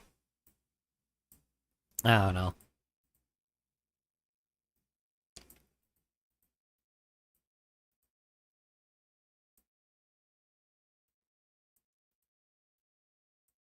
I don't know. War has just always been a problem. You know, kind of like the current war between the Confederates and actual Americans right now, you know, considering Confederates have decided they wanted to make a comeback, so now, you know, now it's all of the people that actually withhold the Declaration of Independence versus the fucking oppressors, so, you know, we're technically in war right now, but, the difference, we're in technically a civil war right now, but, of course we're not, you know, of course some people are not going to call it that because, you know, I don't know. Guns are involved. Fucking weapons are involved. I mean, bombs aren't involved yet, but it will soon. We're technically in a civil war. So, I mean, shit, you know. I'm like, I don't know. Fucking, you want to talk about, you want, like, I mean, again, war doesn't have to necessarily be anything super crazy, but, a war is a war in the end. I don't know.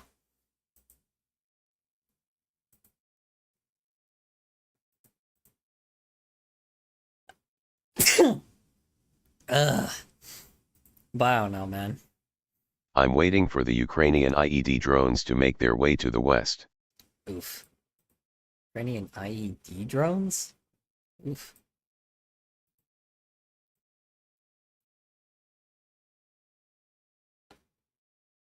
If they make it. I mean, will they? I don't think they could, right?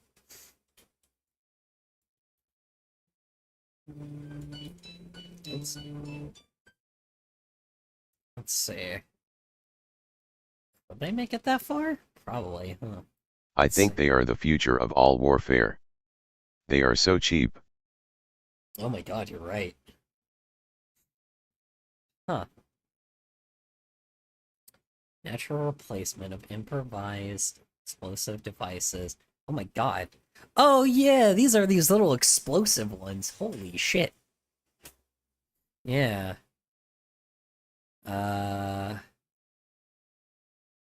Oof. Oh no.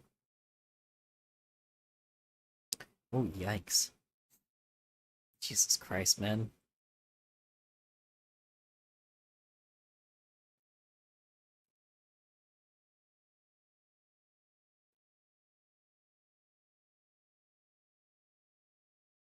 Weird. Oh no.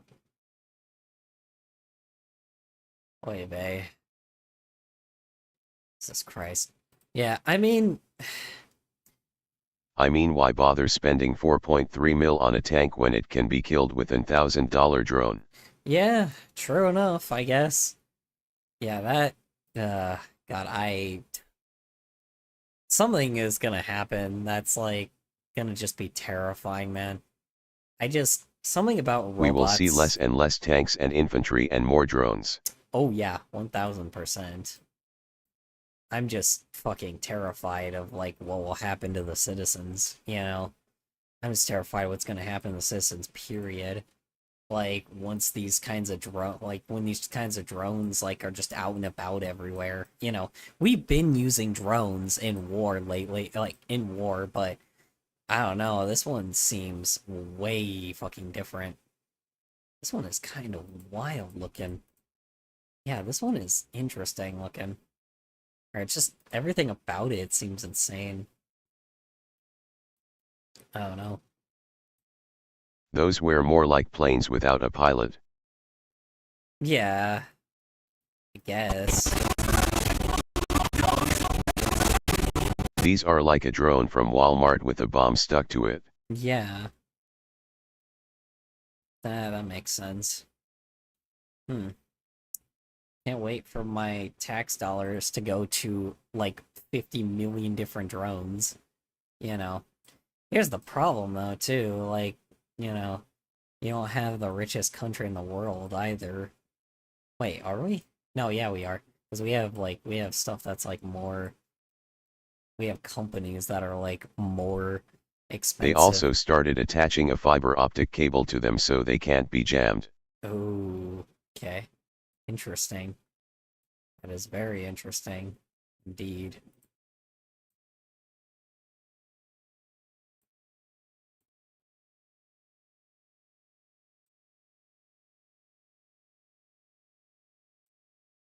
Probably shouldn't have been talking about war because now everybody just left because I'm just like, oh yeah, war. It's really sad. Yeah. Let's see. It's really sad. Start attaching fiber optic cable to them so they can't be jammed. Yeah, well. Yeah. You can see fields in Ukraine that are just covered in fiber optic cables. Jesus Christ. Yeah, I hate war, dude. I really do. I mean, obviously no one likes war, but like, well, psychopaths like war, but I don't know. I don't like war. Fucking it's just so unnecessary by this point. I know this sounds crazy, but it just is. It's just so immensely unnecessary. There's so, like, we shouldn't be doing this anymore. But we are, because for some odd reason, human beings just like power.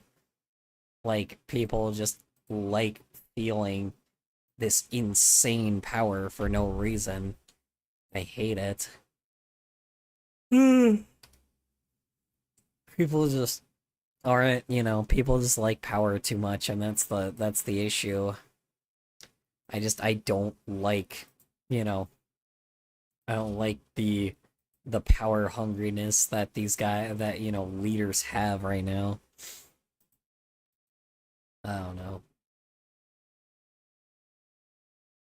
I just wish I could move to like a very neutral country because that's the best way to handle it, right? Is just like go live in a very neutral country so you never have to like ever deal with these types of conflicts.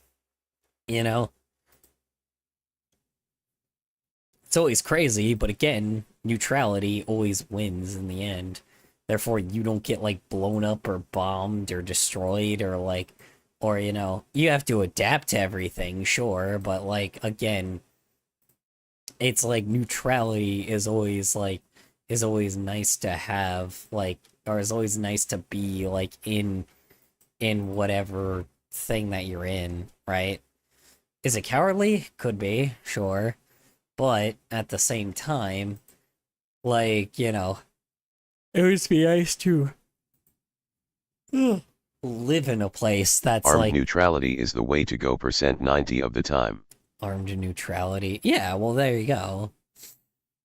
But yeah, that's what I'm saying. Just like never, it's like doesn't matter who's the good guy or bad guy by the end. Like being neutral, just make sure that you don't have, making sure you don't like, you just you don't get your people hurt, right? Like it sounds insane, but yeah, that's how you just don't get citizens hurt. You just are very neutral. Even when it's probably the worst thing to do, but again, like, what are you gonna do, right?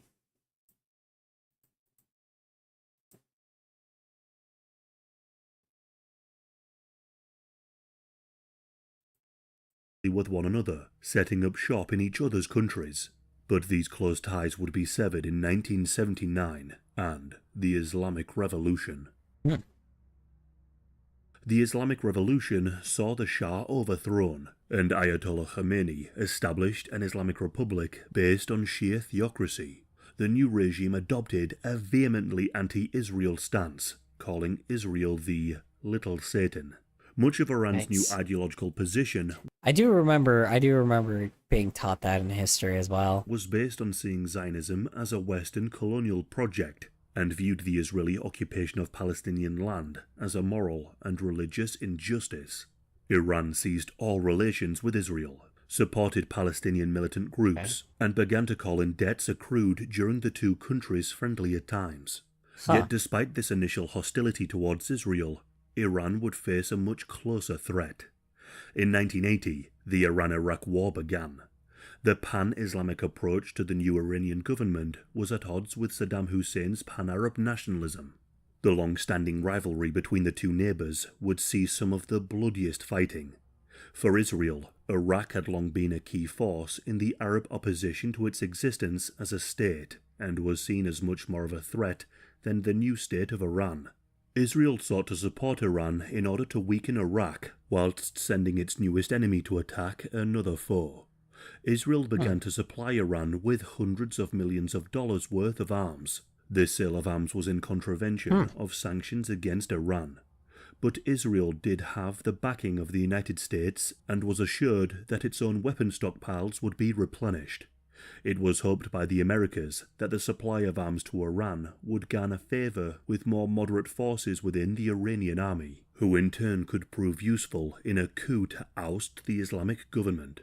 This whole affair was part of the notorious Iran-Contra scandal, which saw the Reagan administration use funds generated by the sale of weapons to Iran to illegally fund right-wing militias in Nicaragua, in addition to the supply. Jesus. Cool. Awesome. Just can't escape these types of people, huh? Anyway. Of weapons, Israeli military advisors remained in Iran for the entirety of the war. Israel also launched its own military strikes against Iraq, notably targeting Iraqi nuclear facilities in an effort to slow down Iraqi attempts of creating a nuclear weapon. Since the end of the Iran-Iraq War in 1989, the Iran-Israel conflict has remained deeply ideological. Iran's ruling elite views the very existence of Israel as illegitimate, and based on the... Get ready for the future, because this is what we're going to be doing to, like, all of the traitors in our country. Occupation of Muslim land. Conversely, Israel views Iran's regime as an existential threat. Iranian leaders have frequently spoken about the eventual elimination of Israel, which Israel interprets as a threat of genocide. The memory of what happened in Germany is often a driving force for the Israeli security policy to treat any similar threats with utmost seriousness. While ideology would play a key role, the Iran-Israeli conflict is also a struggle for regional dominance. Iran has over the years expanded its influence in the Middle East through its proxy militias, political allies, and economic ties. Some of the proxy militias include Hezbollah in Lebanon, Hamas in Gaza, and the Houthis in Yemen. These groups often launched attacks on Israel or on its allies, many operating from countries sharing a border with Israel. Iran's support for these groups is in the form of weapons, money, and training of militants. By supporting governments that oppose Israel and by backing militias, Iran seeks to maintain constant pressure on Israel and place itself as a key regional power. Hezbollah, the Shia jihadist militia based in Lebanon, is arguably Iran's most capable proxy. The group was... Damn it, I'm like passing out on stream again. God damn it. Fuck. I knew I forgot something today. I forgot to get a coffee.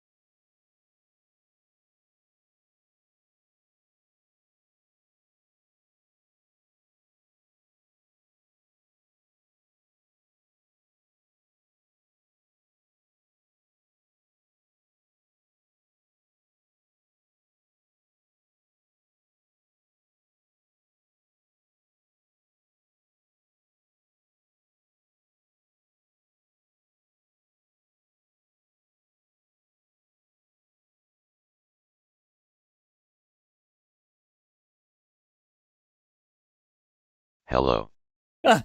Sorry. Hello, how you doing? Sorry. Oh, Jesus Christ, I actually fell asleep in my chair. My bad. Whew. Sorry about that. Hi, how you doing? How was work? How was errands? How was your day in general? I am sorry about that. I think I passed out in my chair. Whoops. My bad. Old man problems. Don't pay attention to me, just was working a lot today. Wait, wait. Jesus Christ, I actually fell asleep. Okay, maybe I should end stream. Fuck. I actually did not, like, I don't think I said anything for a bit. My god. Wow. That was fucking weird. I'm okay. It's alright. The TDS scared me too. Well, it's not the TDS, I'm usually like a little bit more like spry. After work, I just, for some odd reason, I've been like really tired. I think like I sat in this chair and I'm like actually passing out in my chair now. Fuck, I don't want to end this early. I'm trying to keep my ass awake, but I keep falling asleep in the chair. So, I seriously need to get, I knew I forgot something, and it was coffee. That's what I forgot. Hello. So. Early. Hi. 4 a.m. O-W-O. Pounces on you. Hi, Kenny Unnerving. How you doing? How's work? How's errands? How's your day in general? Hope everything was going well for you. Yeah, I know. I'm supposed to be going till like 3 a.m. But I don't want to, I'm supposed to be good. going for another What about you? 3 hours. I'm doing You alright. should end it right here and get some sleep. Yeah, I'll get some coffee in the future. I don't know. I'm a little awake right now, so you know what? Fuck it. If I start falling asleep again, I'll just end it. But for now, we'll continue. Holy fuck! Wow, I cannot believe I like actually passed out like that. That was really weird. So anyway, all right.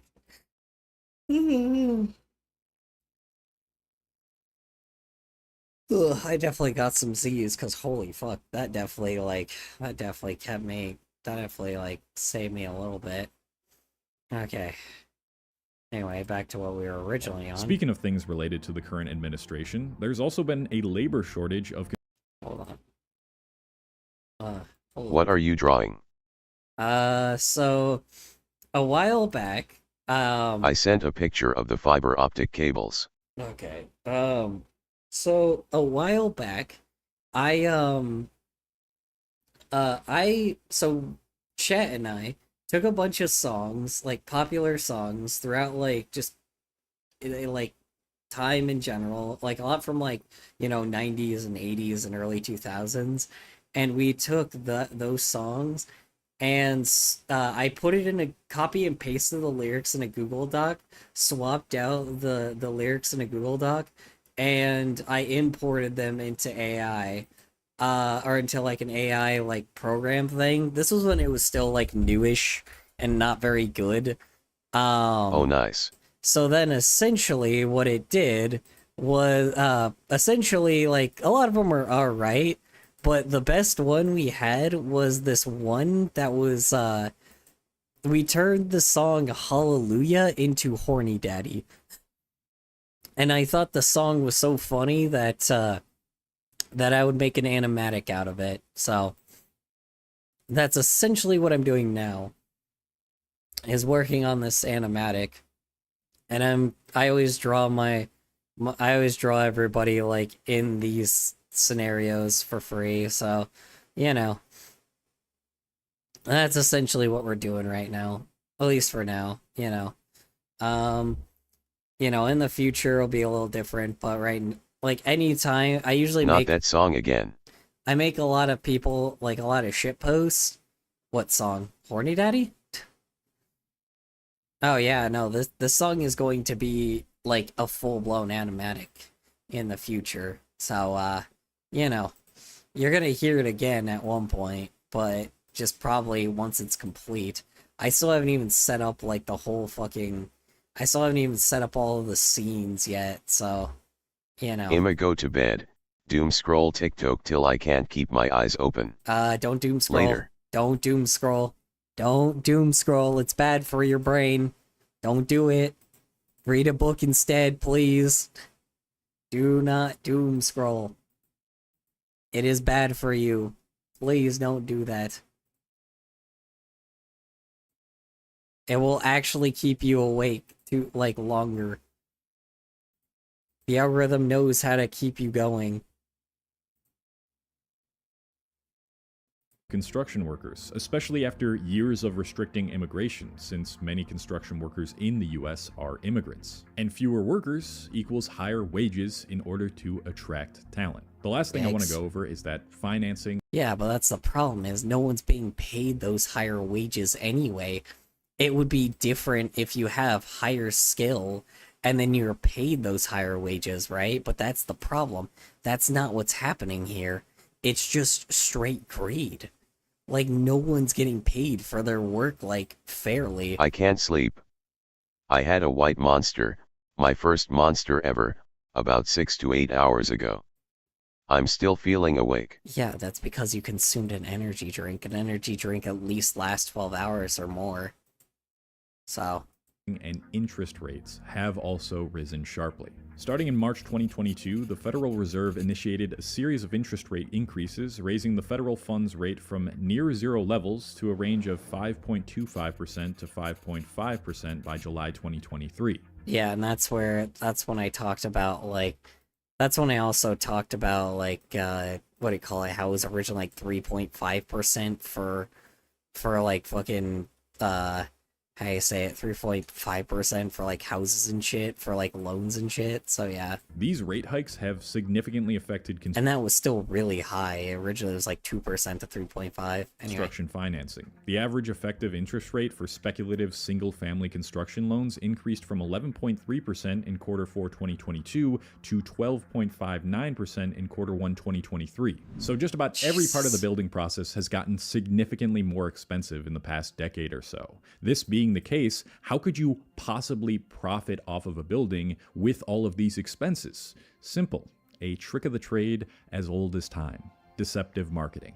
Those quartz countertops I mentioned earlier, a lot of them are made with faux materials. The fancy lighting fixtures, they're cheap mass-produced versions made with thin metal, low-quality wiring, and fragile plastic diffusers that yellow or crack over time. Yeah, and you know what's bullshit about that as well?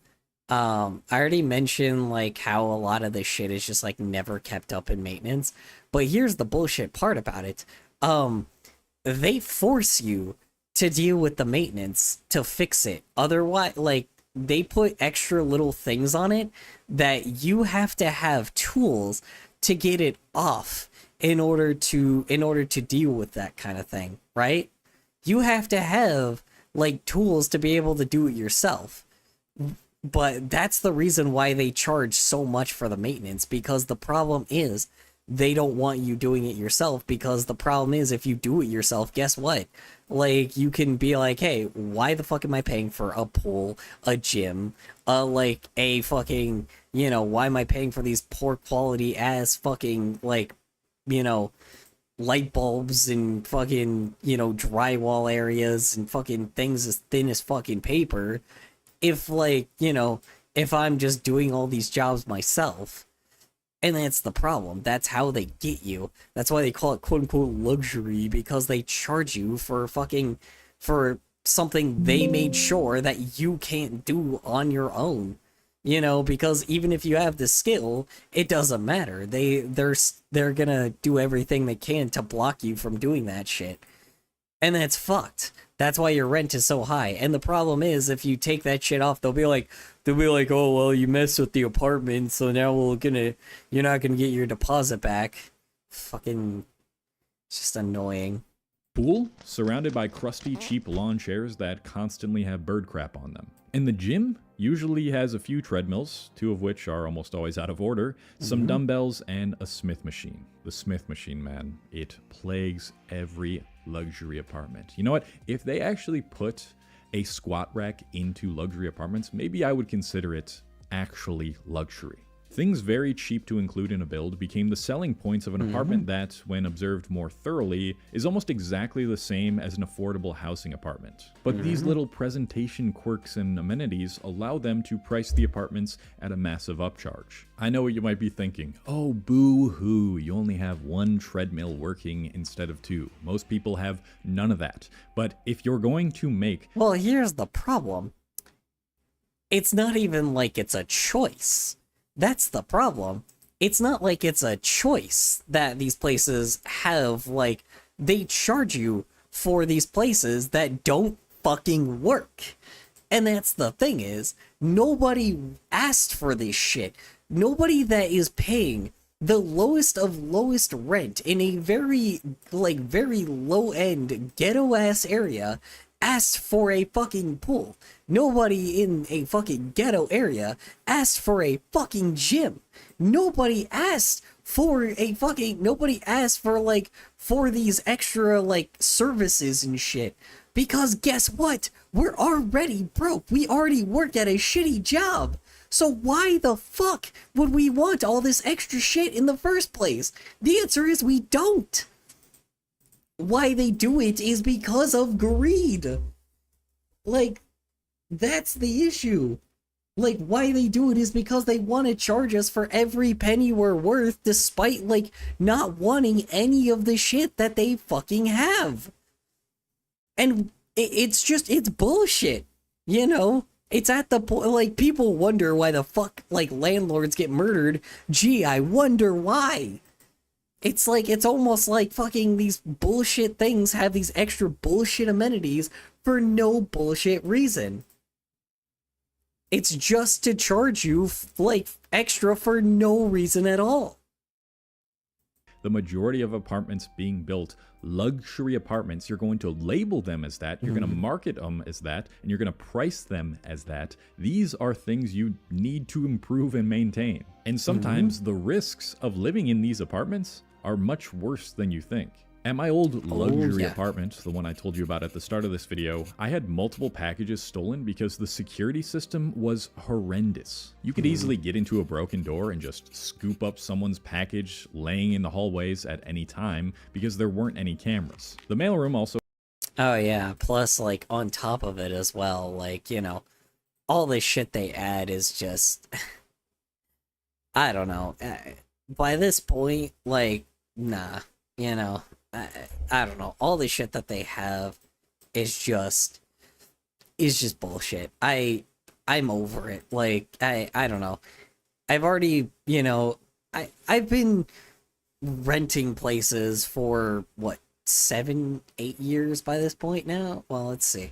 2017, 2018, 2019, 2020, 2021, 2022, 2023, 2024, 2025. 9 years. 9 years of renting, and I know that this game is fucked. I know this game is absolutely fucked, and it's absolutely not worth it. It's not what it should be. And, fuck anyone that says that this is how it's supposed to be, because no. Just no. No, it's not. Anybody that says that it is uneducated. Straight up, Anybody that is spoiled. Spoiled and rich. That's it, They're more privileged than anybody else. That's it. If you say that this is normal, nah. It's not normal. You're privileged if you're saying that. Straight up. And I don't take kindly to privileged rich people. Also had no locks and was repeatedly broken into. The parking garage gate was constantly broken, which caused many people's cars to get broken into, and there were even reports of rats around the premises and in apartments. I understand these... Yeah, dude, there is definitely, I have been in a roach-infested apartment, and it's laughable how much they still charge you these insane prices for a fucking roach-infested apartment. Apartment full of roaches, and they still charge you these exuberant prices. These are things that are kind of unavoidable if you're living in a big city. But again, if you're going to market this as a place of luxury living, then making sure your costs stay low by leaving people more susceptible to pests and robbery is absolutely wild. Oh, and let's not forget the paper thin walls. That's basically the signature move in these kinds of buildings.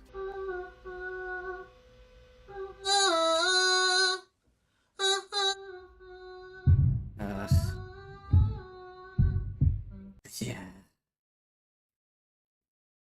Oh, God. Yeah. Yep. Yep. Just fucking yep. Like, yep to all this shit. Oy vey. Knowing this, you might assume that in the long run, it wouldn't make sense for developers to cut costs and skimp on amenities, because eventually people would move out and vacancies would pile up, right? Yeah, well, that's the problem is, if everywhere else is extremely expensive, then nobody's got anywhere to move. And also, you gotta be near your work, huh? Because some people can't fucking afford a goddamn car. It's wrong, and here's why. Firstly, the current apartment sector operates in what's called a build-to-sell model. Entire apartment buildings are bundled and sold to financial institutions, which often place them into residential real estate investment trusts, or REITs for short. These REITs are then sold to investors who want exposure to a diverse portfolio of real estate without the Oh, God. So this is where this issue comes from. hassle of directly managing any properties. Once the builders and lenders sell the building, they've already made their profits. Whether the property thrives or struggles with vacancies later on is no longer their concern. That responsibility falls to whoever owns or manages the property down the line, not the original developer. God. Secondly, there's the construction style. Once you understand the short-term mindset these developers are employing, the next part starts to make even more sense. After the 2008 housing crash, developers increasingly turned to what are called 5/1 developments. It's a type of building where 5 stories of wood frame apartments sit above one level of concrete or steel, usually used for parking or retail. Now, developers love this design because wood's way cheaper than concrete or steel. They can cram in more units and Yeah, well, we ain't getting that shit when it comes to Canada, or now that Canada decided that they were like, oh yeah, no, fuck you guys, so that shit's gonna be real fucking expensive now, considering we fucked over, like, you know, a place where we got most of our wood from. So yeah, that's great. Not. still meet zoning and fire codes. They can rent out the retail space on the first floor for extra profit. It's fast to build, and most importantly, it's cheap enough that even if 20 or 30% of the units sit empty, they can still make a profit. So when you walk into one of these luxury apartments with the marble countertops and the rooftop pool that's mostly used for Instagram photos, but the walls are paper thin and stuff breaks constantly, that's why. It's not built to last, it's built to maximize profits while it's hot, then gets sold off before things fall apart. Yeah, no shit. Yeah, that's pretty obvious by this point, you know. I don't think we really needed, like, someone to tell us that. But yeah, anyway. And the city where I live, Austin, Texas, that I keep talking about, is the perfect example of this. Yeah. Since the early 20 The one thing I will say that is worse than Phoenix or worse than Arizona is Texas. Like, Texas is the worst out of all of it where it comes to, like, their infrastructure is awful. Like, god awful. Their infrastructure is the worst. They straight up have the worst. Number one, and this is not even from my word myself. They're the number one worst state in the country that, like, they have the worst infrastructure. Out of every single state, they have the worst infrastructure. That's a pretty tough one to beat, you know.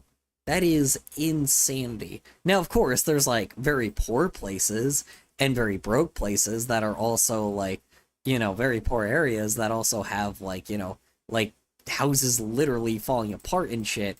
But those are different compared to, like, actually looking at, like, a full-fledged infrastructure.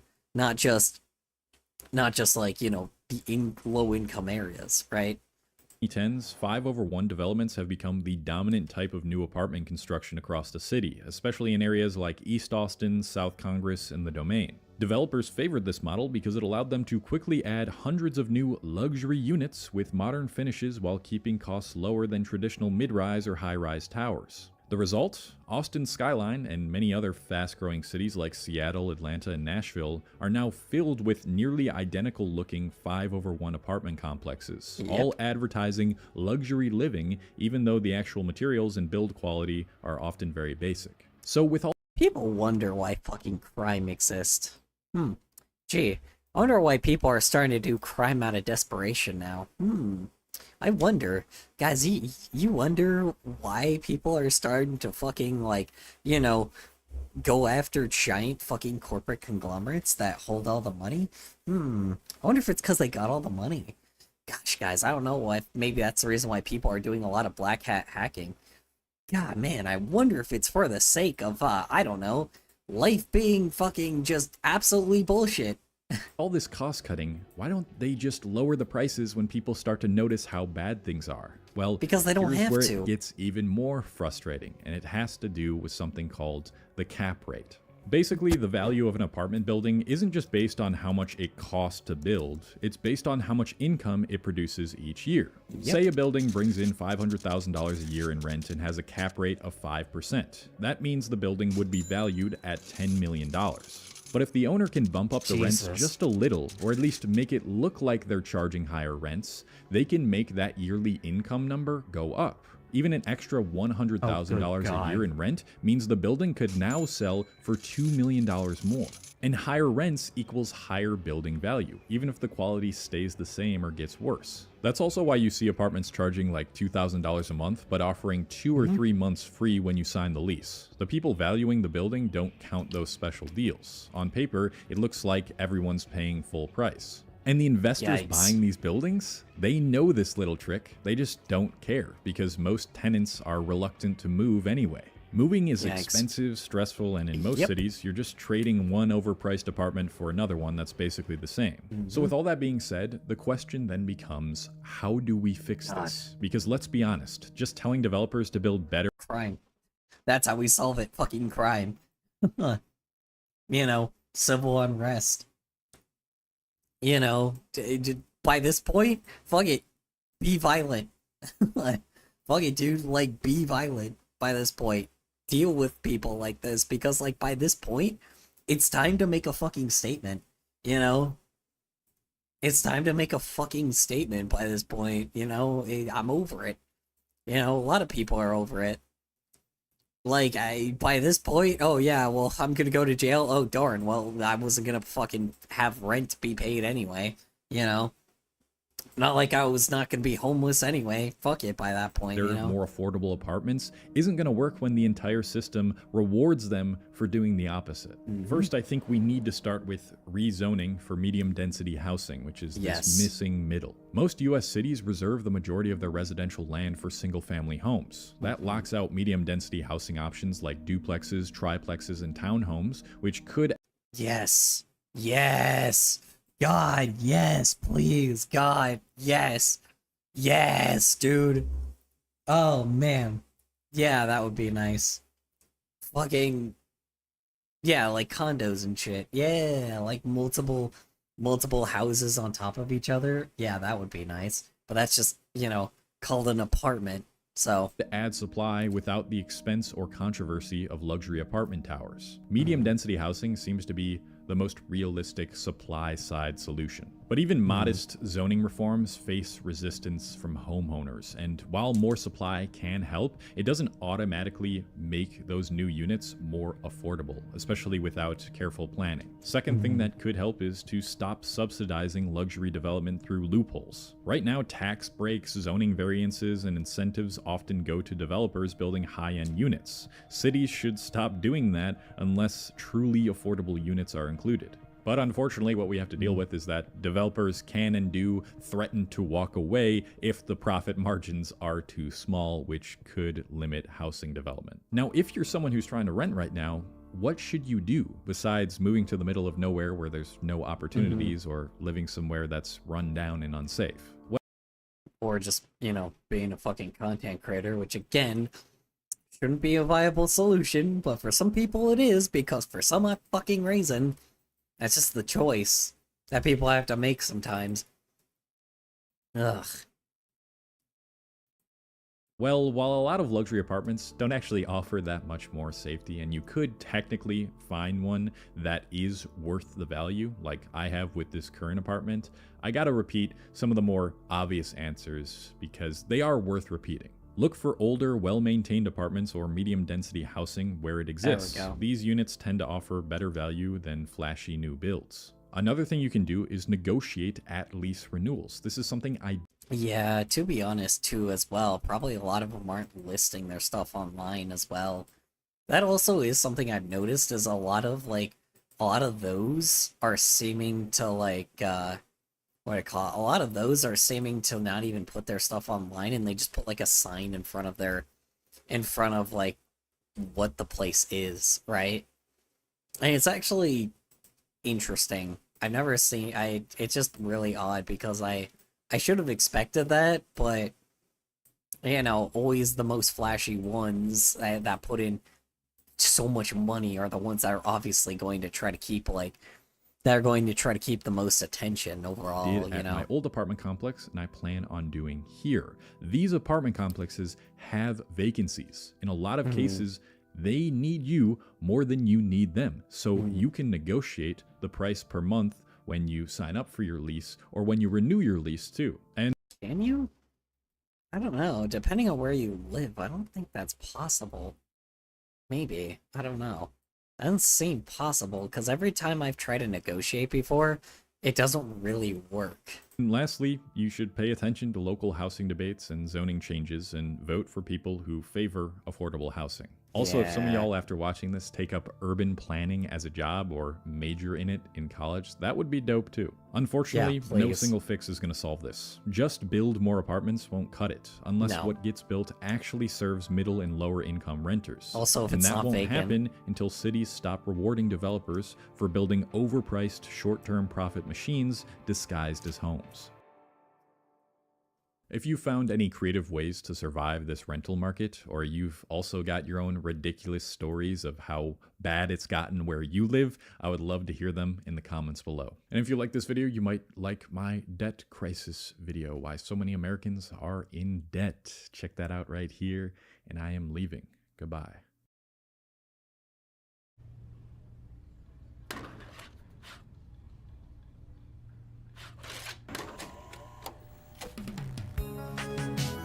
Oh, jeez. What tone shift? Well, that's loud. Hold on.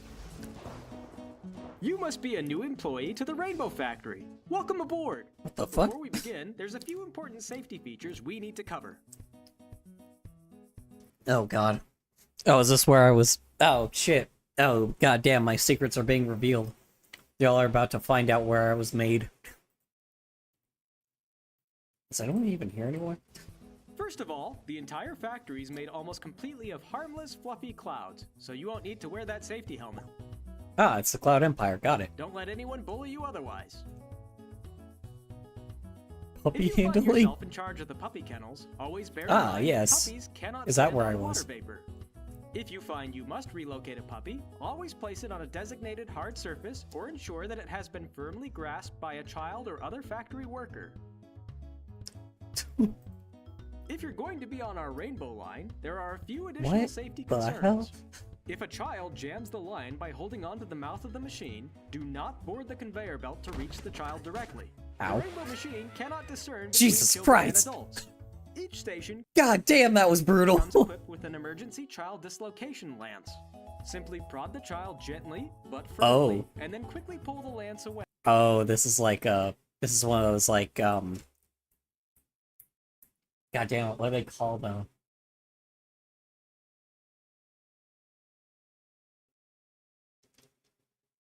Those horror things. What the fuck are they? Whatever. Can't remember the name of them. Until the child has been correctly deposited within the machine. Maintain a firm hold of the child dislocation lance. Each one costs in the neighborhood of 6,000 bits, which adds up quickly. 6,000 And for that same bits? reason, they should only be used in emergencies. If for any reason the conveyor belt itself becomes obstructed, the machinery could be jammed. When clearing such an obstruction, pull your face away as fast as possible, and be mindful of any stray pieces of clothing or hair which may become trapped in the belt. The Rainbow Factory is designed to remain floating in the air indefinitely. However, in the unlikely event of a magical system failure, you'll need to be aware of the following procedure. If the internal pressure of the factory becomes irregular, oxygen masks will be deployed from the ceiling. Always attach your own mask first before assisting any children. Should the factory need to make a water landing, the factory is made mostly out of water, so it will dissolve instantly. Life jackets will soon float to the surface. Simply place the jacket around your chest first, then assist any children. You are already a brightly colored pastel. I just realized they're literally just like using child labor. Huh. Oh, the Rainbow Factory uses child labor now, huh? Am I by myself? If I'm by myself, I might just bail on my own. I think I'm by myself. Yeah, I am definitely on my own. Let me see. I think I'm on my own. Oh, there's another person in here. Hi, Chopperine. Hi, Phones. How are you doing?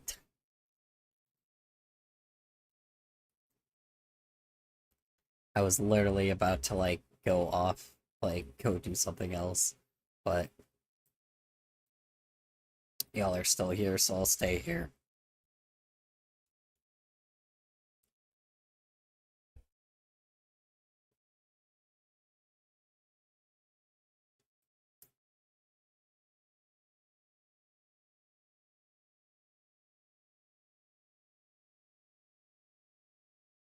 Pony, so rescue ponies will have an easy time spotting you if you flail around enough.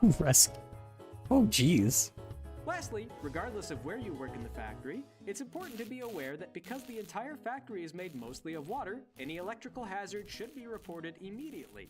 Do not attempt to repair an electrical hazard independently, as your body can act as a conductor, which is not only a hazard to you, but to everyone on the factory floor. Only a trained electrical engineer should address an electrical problem.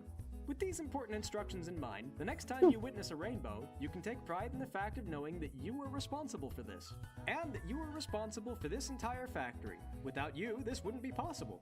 If you have any further questions, don't hesitate to ask your coworkers or consult your employee handbook. This safety briefing is brought to you by the Equestrian Department of Rainbow Technology. I've never been so depressed looking at My Little Pony characters.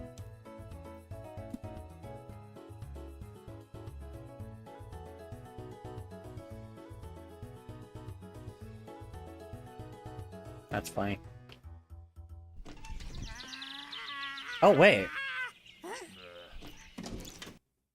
Ooh, hello. Hold on, that's a website. Ooh, hello. Hold on. Hello. Hold on, that's a website. Ooh. Oh, this is only for them. Damn. I was looking for someone, but nah, it's just only for them. That's fair. Though I am going to keep this in mind, because I like actual content that's not just fucking, like, you know, considering YouTube being full of, like, fucking AI, I may as well, like, actually explore shit, you know. Keep my bookmarks, bookmarks of a bunch of websites that I normally have for these kinds of things.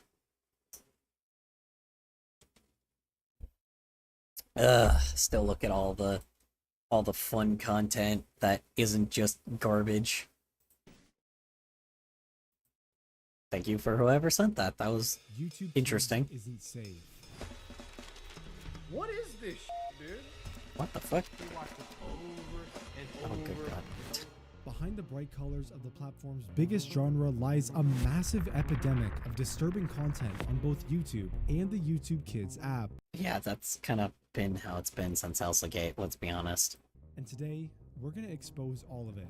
By the end of this 1 hour... What are you exposing? Like, oh, let's expose the content farms and predatory nature of YouTube that has been on the platform for years that everybody knows about. but nobody does jack shit about because for some odd reason we act like this isn't just, you know, entertaining content, and we're gonna act like we're not doing shit about it.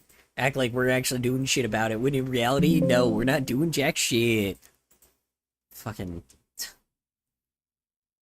What are you doing by making this video anymore, man? Like, we know that this shit exists on the platform. So maybe, I don't know, actually do something? Fucking hate this shit. Content creators, man. They don't give a shit about the world. They just want to make content. They just want to make money. Anyway. Documentary, you will become aware of the thousands of kids channels exploiting YouTube's algorithm to push extremely violent and suggestive content towards young children. Yep. The alarming rise of Not like that's not surprising. Predatory ads which have infested the platform. The secret predatory behavior. Yet, you know, people, yet the predatory nature of content creators is, you know, it's just fine, yeah. No, really. It's not like they're not just as predatory, if not more. Anyway. And ulterior motives behind some of these channels' owners, the detrimental psychological effects children are developing after being exposed to this content, and perhaps most disturbingly, undeniable evidence that It's not just that content, it's just fucking everything. It's literally everything. You wonder why? I don't know, how about the problem being maybe both sides? Like, are the content farms doing it? Oh yeah, for sure. But again, like, there's also just, you know, people that use the psychological nature of how human beings are to fucking manipulate, like, younger audiences into pretending like they actually are a lot better than content farms, when in reality, that's never the truth. They're just as bad, if not worse. You know, because at least, like, you know, with content farms, people can tell it's a fucking content farm. Maybe kids can't, but again, you know, I don't know. It's just dumb. Anyway. YouTube is fully aware of this problem, yet refuses to take any action. Strap in and stay seated. Yeah, it never has. YouTube has never taken responsibility for anything, and like, until the government steps in and does some crazy thing. That's not new. Like, what? Why are we pretending like this is a new thing? It's like we know this has existed for way too long, but yet, like, nobody wants to actually do anything about it. Anyway.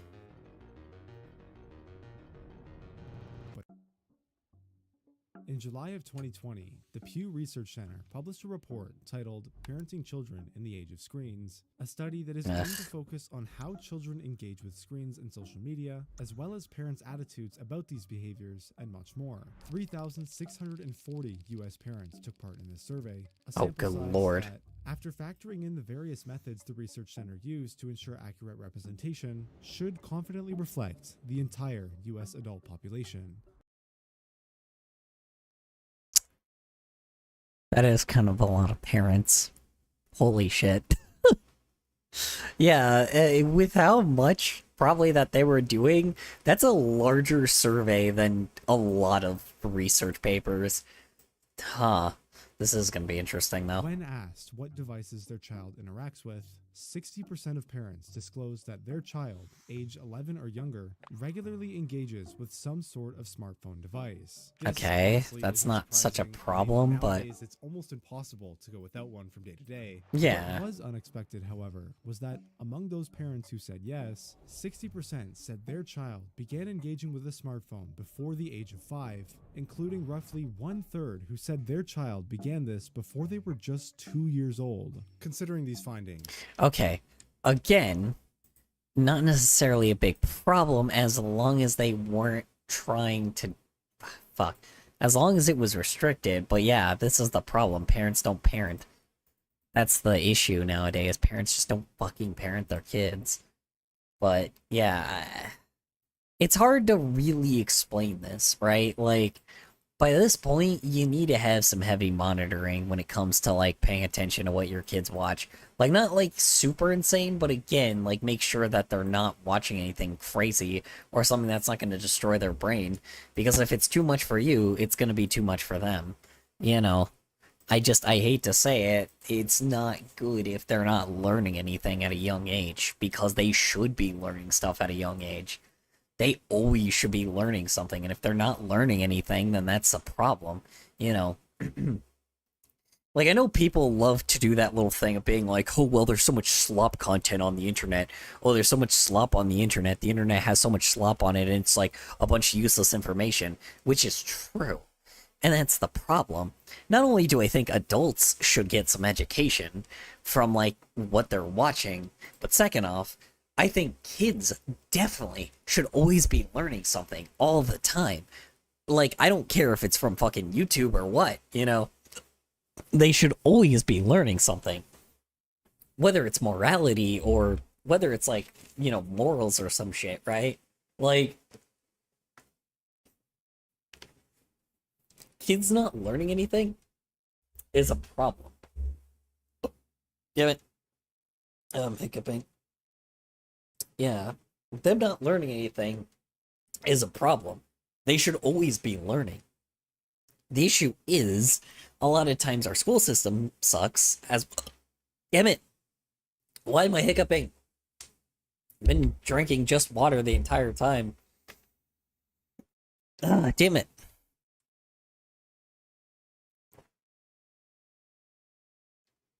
Anyway. Yeah. You know, kids should be learning all the time, like, from, like, should not just be having garbage be pushed to them. That is the main reason why a lot of people hate content farms. But that's the thing, though. I don't just hate content farms. I hate content creators in general, because a lot of times with the audience that people have, they don't try to teach their fucking audience anything. And that's where the problem is. Like, yes, do you have, like I said, I don't mind if Mr. fucking 20-year-old man is, like, screaming and yelling at Roblox for, like, fucking 50 minutes.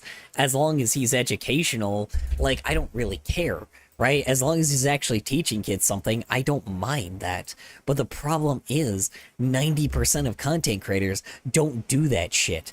And that's where and that's the thing is, they know that their audience is children. And by this point, I get the idea of being like, oh, well, I just entertain kids. I'm not, you know, educating them on anything.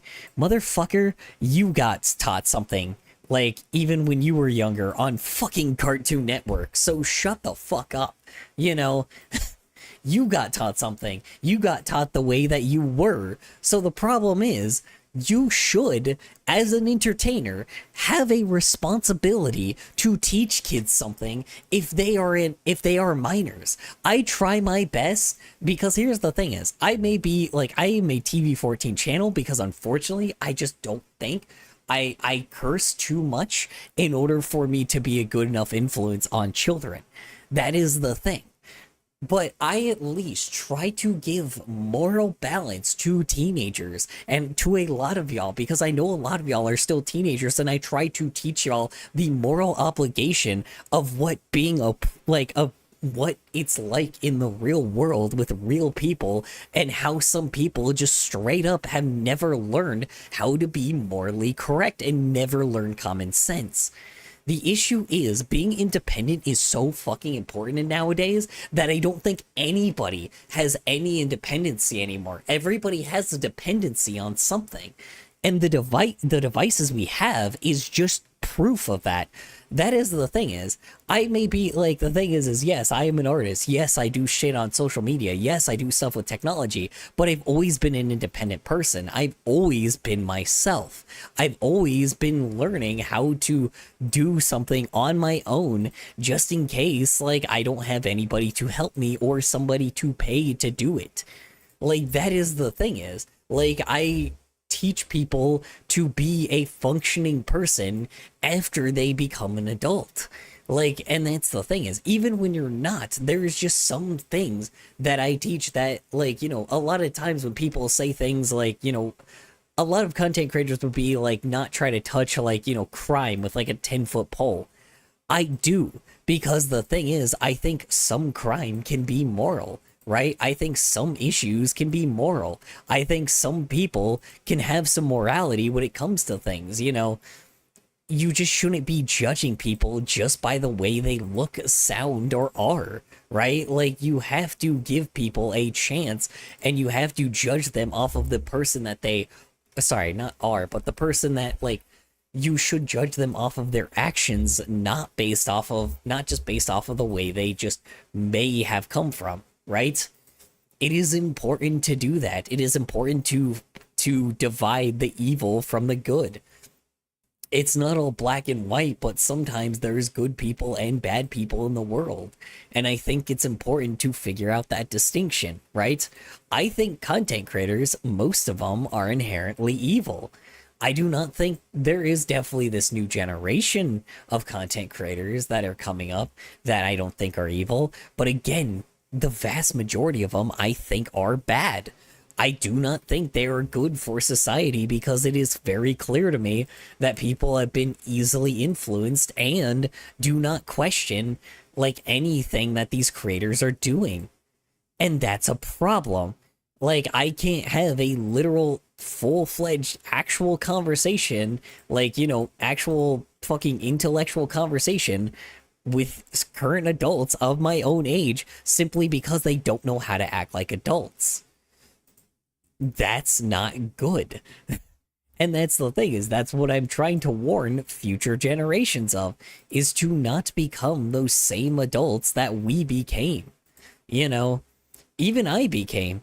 I am a massive failure, but at the very least, I can understand what everything is, right? Some people my own age don't even want to get old, and I am getting old. That's the thing, is like, people aren't like haven't, you know, even understood the concept of death, when that is such a thing you should have been learning as a child. You should have been learning that a lot earlier in life. But now, all of a sudden, people, like, you have these people nowadays that just freak out and be like, oh, well, I want to be young forever, and I don't want to ever age, and, oh, I'm never going to get to that point, you know? And, you know, people that take validation in numbers and caring about what other people think. And that's just not good.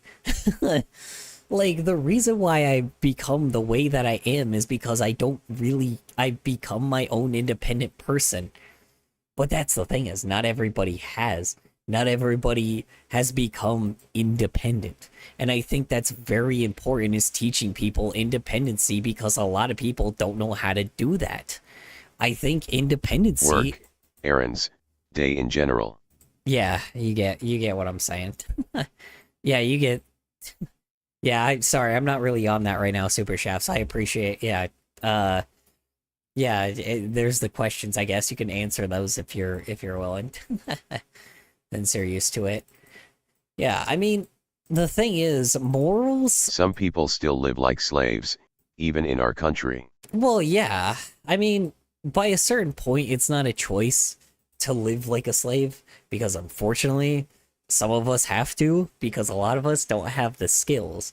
But the problem is, it's like, you need to figure out how to, you know, gain skills to take care of yourself.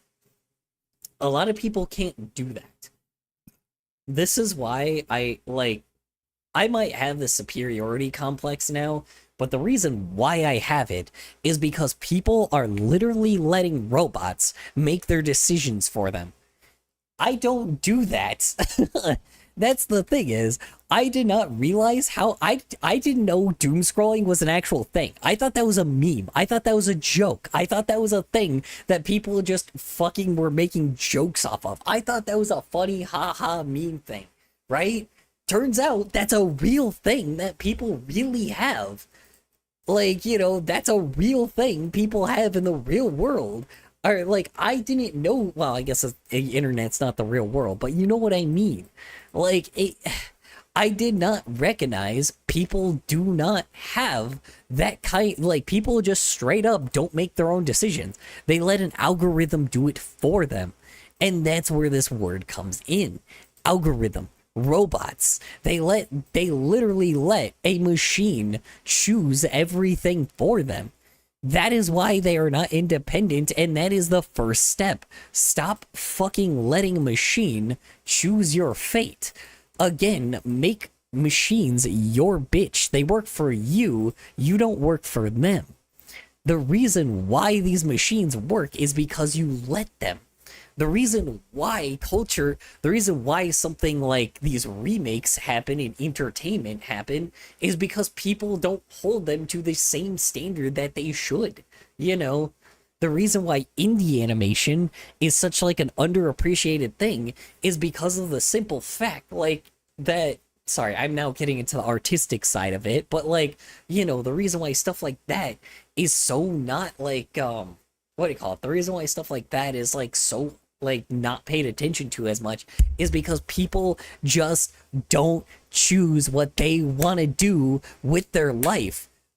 You know, it is great when you focus on your hobby. It's great when you're passionate about your hobby, about your job, about your life in general. You should have satisfaction when it comes to your life. And if you don't, you should be fighting for it.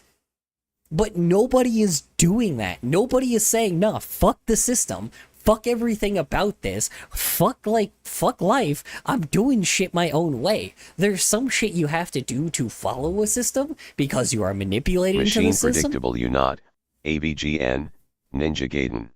Machine predictable you're not. Yeah, exactly. No, exactly. It's such a fucking goofy thing to say, but yeah. Ninja Gaiden. Yeah. No, straight up. It's just, machines don't run your life. You choose to let it run your life because because you just don't want to be independent. I'm not saying you specifically, Super Shafts. I'm just saying, in general, a machine shouldn't be running your life, period. You know, this is why you get fucking people that like straight up, you know, don't ever make any solutions to anything. This is why I can call out these motherfuckers and then be like, okay, yep, do it then. But that's the thing, is these guys just get mad at, like, get angry and are like, oh, well, I have more subscribers and followers than you. Cool. All right. If you actually, okay, let me see how those numbers actually go. Walk outside to your local downtown area and tell me how many people recognize your face. Life is not competition. Yeah, it's not. You're right. It's not. You know, business is competition, but life is not a competition. And I completely agree with you. You should not be seeking validation from other people simply because of the fact that, like, you don't feel like you're satisfied with your life, right? Like, you should be independent on yourself. Like, I know that it's okay to care about Even other then, people's opinions. Business isn't always competition. No. That's true. Sometimes it is, sometimes it isn't. It really depends. You know, you just have to understand that, like, you yourself need to be an independent person. And I don't think people understand that. You know, it's like you yourself need to be your own person. And a lot of people love doing this thing of being like, oh, well, yeah, I'm my own person. I make my own decisions. Oh, I do whatever I want with life. Do you? Do you now? Because, like, if you do, then you would not be content with the life that we have now. You would not be content with your life of living paycheck to paycheck every day, right? Like, I get a lot of people don't have time, right? And some people want to watch the world burn. Some people don't have the professionality with it, but that's the point. Sometimes you have to give the professionals their, like, to work in their professional field, right? I'm sorry, I'm now going to ADHD brain moment, but, like, I don't know. Like, there's moments where you should be as loud as fucking possible, and there's moments where you should shut the fuck up, right? Like, in professional circumstances, I should be letting the professionals, like, talk, right? Like, I don't know, let's say there was like a fucking, you know, there was a research paper on grass, right? And they were like, oh, well, grass has a chance of not just being green, but it can turn like slightly white as well and become like, you know, and like grow off of like and be able to grow like a certain way because of, you know, XYZ chemical reaction factors, right? Like whatever the earth can do, right? Something like that, right? You ever draw SMTH other than furries? Not normally. Sometimes I will, sometimes I won't. It just depends on what people's OCs are. So I also recognize I forgot to draw this character without... God damn it. Hold on. I just realized I drew this character in shoes, not heels. It's alright. I got it. Yeah, sometimes I do, sometimes I don't. Just really depends on the whoever's... I have like a Discord, and people send their OCs in that Discord, and I just draw them that way. So, yeah. Wait, what am I doing? I need to actually pose them. What the fuck am I doing? I need to pose them. Like, fucking trying to act like this is not a fucking thing that I have to do. Hold on. I need to pose them in a different way. I'm like, fucking getting all distracted drawing like a base body instead of actually posing. Yeah, I don't know, man. People just need to have I independency. don't really look at art like this, but I like the fact THA everyone has their own way of sharing creativity. Oh, well, thank you. Appreciate it? Question mark? Yeah, I usually just, how you say it? So currently what's going on right now is, a while back, Chad and I were messing with some, I took a bunch of songs from, like, or existing popular songs from, you know, a current time, previous time, like, all the, you know, really popular songs, right? And I copied and pasted the lyrics into a Google Doc, and I had Chat edit them to whatever their heart's content, right? And a lot of them were pretty goofy, but not really anything too crazy, except for one. There was this one song that they took the song Hallelujah, and it ended up turning into Horny Daddy. So, and I thought the song was so funny that I would turn it into an animatic. So that's kind of the reason why, like, everything is not as, like, or everything doesn't seem, like, as crazy, or why, like, it's a YCH right now, simply because of the fact that, like, that, you know, it's based off of a shitpost. Normally I do this all the time where I make a shitpost and I involve my fans in it. But this time is going to be a bit of a longer project because of how like fucking long the fucking song is, if you can call it a song. It's made by AI, so it's not really necessarily music. It's more just shitposty garbage, but you know how it goes.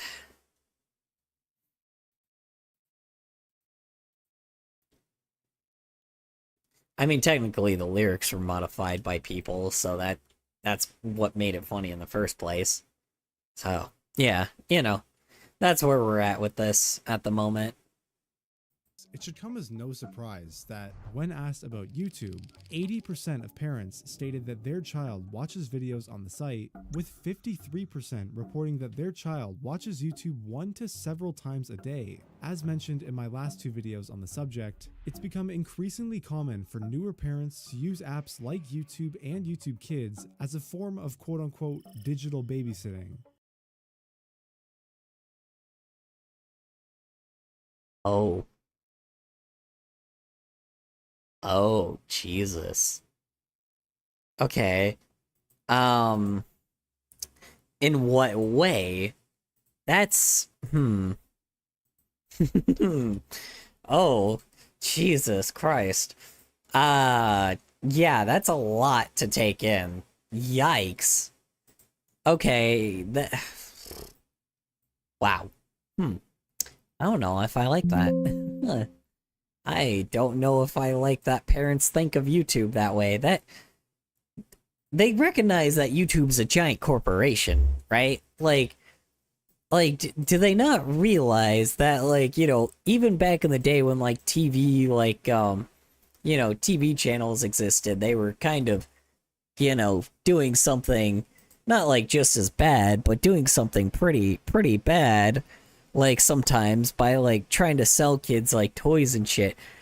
Do they not recognize that, like, that the same kind of tactic can be used online, but instead with toys, it's just attention? Like, do they not realize that can actually, like, damage the brains of children? Like, I know they recognize that, like, they're not so, like, here's the thing is, when you're a parent, you're not so stupid that you don't recognize that, like, that children's brains are already fragile. The fact that there are people that aren't just, like, double checking to make sure that their kid is on the right track and actually learning something is not good. That's, yeah, I don't know, considering they call it digital babysitting, seems a little much. It's entertainment in the end. That's not necessarily a good idea. Which, from a naive perspective, seems like the perfect solution for a busy parent. No, it doesn't. Even from an actual parent, doesn't seem like that's a good solution. I'm not a parent myself, but, you know, knowing my sister is a parent, and knowing friends that have kids, that's still a very arrogant way of looking at things, but okay. Parent, instead of regularly paying money for a babysitter or putting the effort into finding ways to entertain the child themselves, it's much easier for a parent to just hand their kid a phone with YouTube and let them sit somewhere watching hours of content completely unsupervised. Ooh. Huh. You also have to recognize, too, there's also not really much that parents and... There's not really these spots anymore. This is more of, like, the issue of our infrastructure right now, how, like, there used to... That's unfortunately what happened to my special ed cousin. Yeah, well, so here's the thing is, back then, this is also, like, an infrastructure problem, where it's not necessarily the internet itself, it's just the fact that our infrastructure used to have places where parents would be able to... So, back then, when I was a kid, and when my sister was a kid, and teenager, you know, you used to be able to have kids go to places to interact with other real children, right? Kids interacting with other kids, teenagers interacting with other teenagers, like minors interacting with other minors of their own age. The problem is, we don't have places like that anymore. And if we do, they're always way too expensive. Back then, and I'm going to say this, back then, people used to be able to go to places for little to nothing. People would spend, I am not joking you, $2, $2 measly dollars to bring us to a place where there was a bunch of people our own age, right? That was just the thing. That was just a normal thing back then. The problem is, now because our infrastructure is so fucked and people have to drive everywhere and, like, places just aren't, those types of places just aren't around anymore, the internet is now just the place where a lot of kids go. And I don't want to be this person, but it is necessarily our responsibility as entertainers to make Discord servers or like... Nowadays, parents are expected to manage their kids 24/7 and they've turned lazy doing so. Yeah, well, here's the thing. I do feel like there is some like responsibility for people to build spaces though on the internet now for kids. I know this sounds crazy, but I do feel like there should be some entertainers that should be building that. For example, again, unfortunately, I curse too much for me to be able to be enough for a minor or for kids, but at least I'm TV 14. My main thing right now is that's the reason why I have the Discord I have, because I tell people that's why I have a VC ping, that's why I have a voice chat ping, that people can ping each other to talk to each other in voice chat. I encourage people to talk to each other in voice chat. I even hop in to make people talk to each other in voice chat, because at the very least, I think it is more productive for minors to talk to each other even in a Discord chat than it is for y'all to just browse YouTube and be just like and listen to all these YouTubers talk about like some random garbage or gobbledygook and not actually learn anything, and then them like making you a forever customer, right? They have done that to me, and I do not want that happening to minors. I do not want that happening to minors. If I at least am going to make a YouTube channel, I want to encourage like y'all to interact with each other. Because yes, it is a community in the end. Is it based off of me? Sure. But at the same time, I also like need people to interact with each other as much as possible. Like, it's not necessarily the best scenario, but it's a scenario. And it works. In the best circumstance, I can make it work, right? I don't know. A lot of people don't like that. A lot of YouTubers like to pretend it's like, oh, well, my audience isn't children. Yes, it is. You have minors in your audience. I love going on voice chat, actually. Yeah, well, and that's what I'm saying. It's not the best interaction, but, you know, it's like if you don't have the chance to talk to real people in real life, it's the next best thing, because unfortunately, you need to talk to people your own age. You know, at the very least, you need to talk to people your own age. You know, I know you're not a minor, Super Shafts, but, you know, it's like, I feel like that's the thing, is I just want to make a space for minors to feel like there is a place for them, right? But unfortunately, a lot of content creators want to pretend like that's not a thing. They want to pretend like it's like, oh well, oh, I don't have any minors in my channel. Oh, no minors watch my stuff. Yes, they do. Oh, well, it's not intentional. Yes, it is. It's always intentional. They just don't want to do that because they don't want to get sued by someone. That's the main reason. They just don't want a lawsuit. Which, again, understandable. But, what the fuck? What just happened? Why is my fucking... Why is my... goddamn... freaking... thing being such a pain in the ass? There we go. Yeah, I don't know. People need, like, don't get me wrong. Parents need to also be responsible themselves, but they also need to, like, but, you know, entertainers also need to build a place when they start, like, when they're, you know, getting income from places like that, right? Like, again, I don't mind being the place for that, but at the same time as well, like, you know, I get why people don't want to, but at the same time, if you're a content creator, you have a responsibility. Like, you have a responsibility to give yourself an actual community, to give, like, your audience a community, and not just make them a bunch of fucking, not to make them just, like, a bunch of, like, hermits, right? Like, it's not healthy, you know? It's not. Like, I don't, you know, you can't just push that responsibility away and pretend like it's not your problem, because it is your problem. You wanted to entertain these people, So now you have the personal There's already responsibility. more than enough hermits.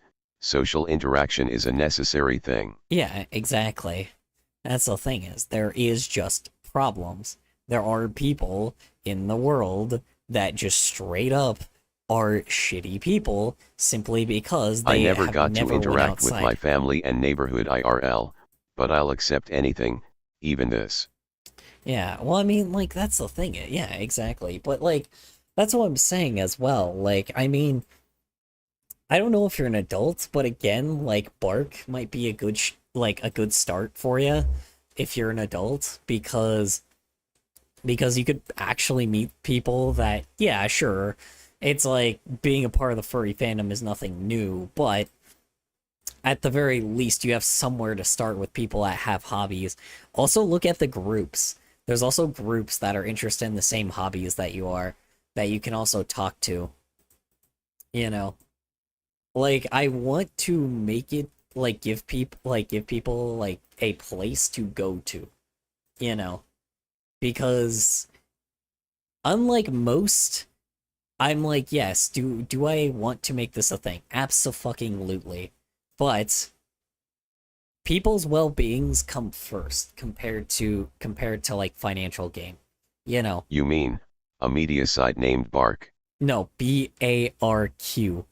It's an app. It basically helps you find people that are close to you. It helps you find other furries that are close to you. It's spelled like this. Hold on. One sec. It's called BARQ. Bark. There we go. Bark. Yeah. It's a website that will, or it's a website. Sorry, not a website. It's an app that tells you that like the people that are close to you, and it has all their telegrams on it too. Try to download Telegram. Okay, thank you. Yeah, download Telegram as well, because a lot of them have Telegram. It really, really does help. It may not be amazing, but it might help you find like a local group. It helped me find my local group. So, you know, it does help a lot. It really, really does. Like, you know, I don't, you know, like I said, I want to be the guy to entertain, not to be the guy that's like, you know, I don't want to make a parasocial relationship with my fan base. I'm not like that. You know, people want to pretend and be like, oh, well, I don't want to build a parasocial relationship with my fan base, and then proceed to, like, not give people options to, like, communicate somewhere, right? Again, my suggestions are not the best, but at the very least, I can give you a place to start, you know? I can at least give you a place to start and encourage you not to just sit here watching me on Twitch or YouTube, right? I can encourage you to actually go do something. I know right? people I meet with IRL, but only in college, and not at this time of the year. Yeah, and see, that's the thing, is you need to find in some, like, fill-in friends, or some buddies as well. You know, find in some buddies that also might be interested in the same thing you are. It's not 100% guarantee, but again, like, at the very least, Bark will help you find people that are really close to you, you know? Again, it's not the best, but, you know, like, a lot of them will have telegrams. Like, check their telegrams, because their telegram will actually, like, their telegram and their Discord, always, like, usually they will answer Did those. not hear of Bark, and am not a deep follower in the furry community. Yeah. Thank you for your insight. No, honestly. Yeah, I mean, it's not necessarily just a place for furries. It's just furries happen, like, it happened to be made by a furry, and furries latched on to Bark. So then, like, of course, the guy that made it is like, okay, yeah, we'll just, it's like, yep, I'm an app for furries. Yep, definitely. So, you know, I think the guy himself, like, is involved in the fandom itself, but I don't think that was his intention when he first made it. But, you know, it works. It's fine. It helps. It's not like I said, it's not amazing, but it's a suggestion. It's not the best suggestion, but it's at least, like, a good suggestion. I don't know exactly if it's the way that it was before, though. I really don't know, because somebody did. So here's the problem. I am not entirely sure how much it's changed, though, because apparently someone told me that people kind of use it like Grinder, which is a problem, because I swore like the last few times I was on it, or the last times I was on it, it was fine and nobody was like being sexual, but I don't know if that's changed. Like what Grinder is, I think I get the idea.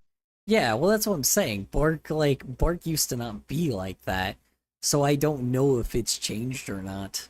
So,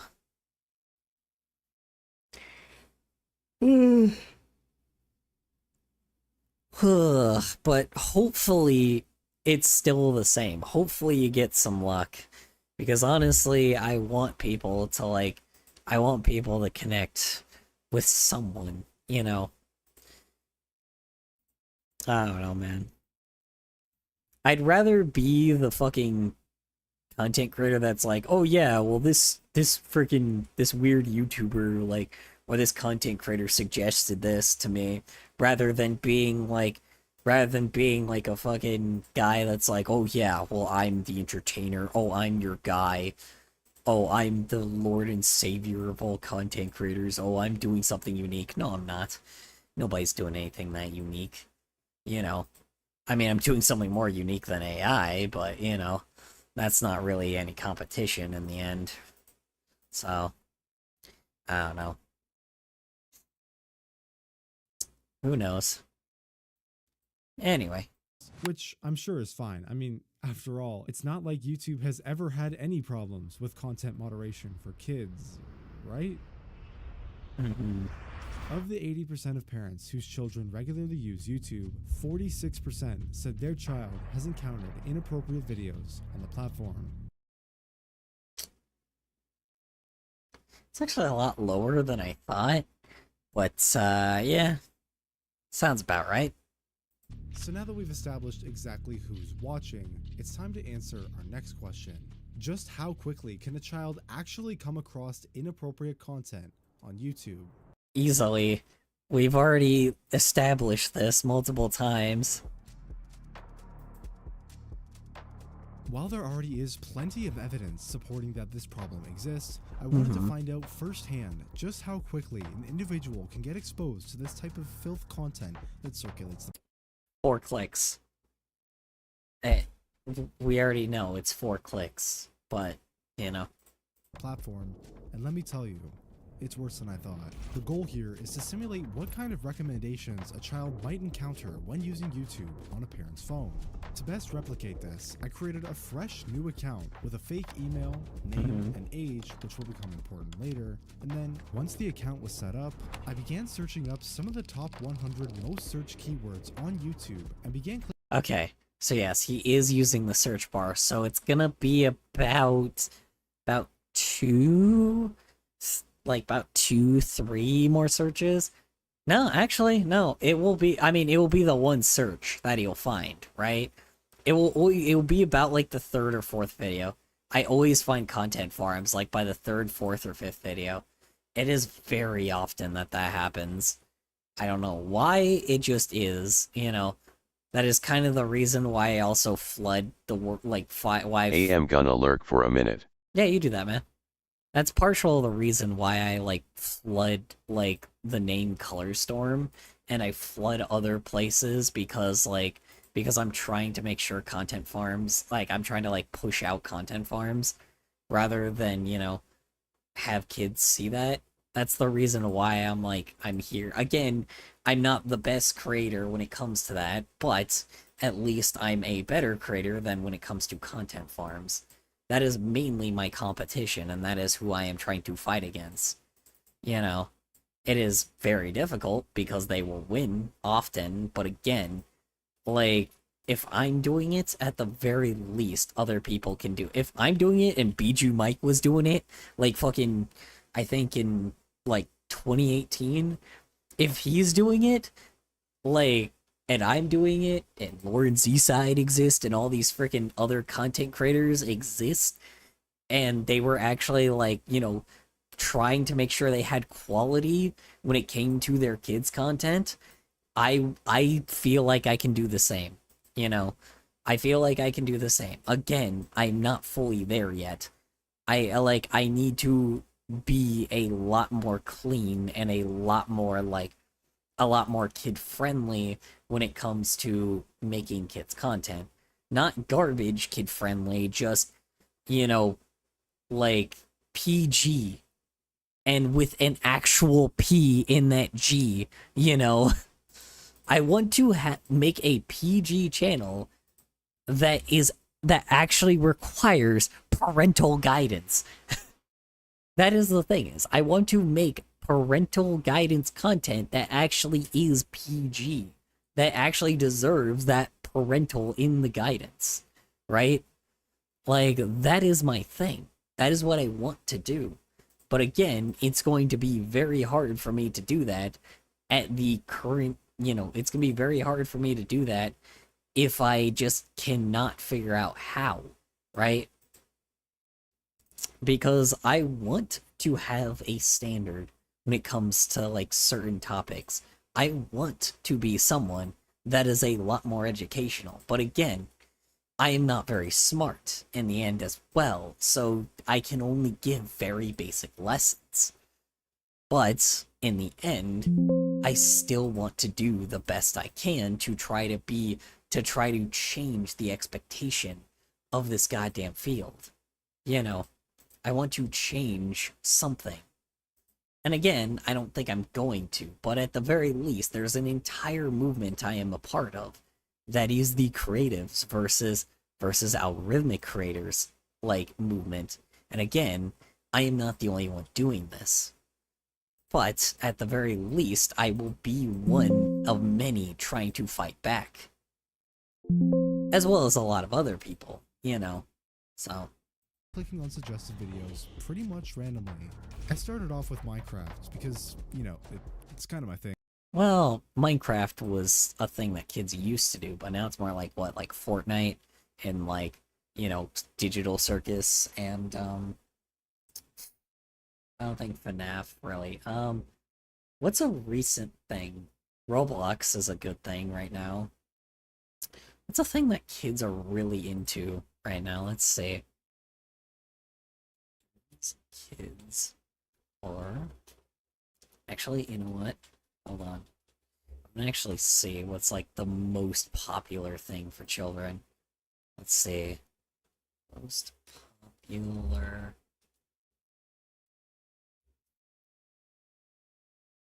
children. Let's see. I should have said online. On the internet.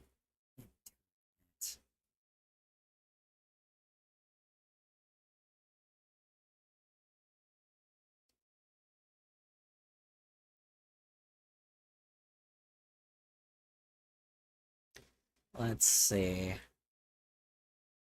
What the fuck? Whoa. Whoa. What? Hold on. STEM? Really? STEM is popular with kids right now. Ages 8? Whoa. What? That's actually kind of cool. Let's see. And coding toys. Huh. That's kind of cool. Wow. That's really awesome. Robotics. Yep, that makes sense. Weird. Huh. Huh. Cool. DIYs, I can understand how that can be a content farm. Yeah, but AI stuff can be the problem with robotics, huh? Shit.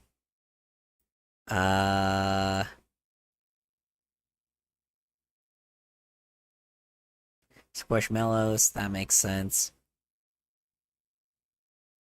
Battle games, that makes sense. Arcade games, that makes sense.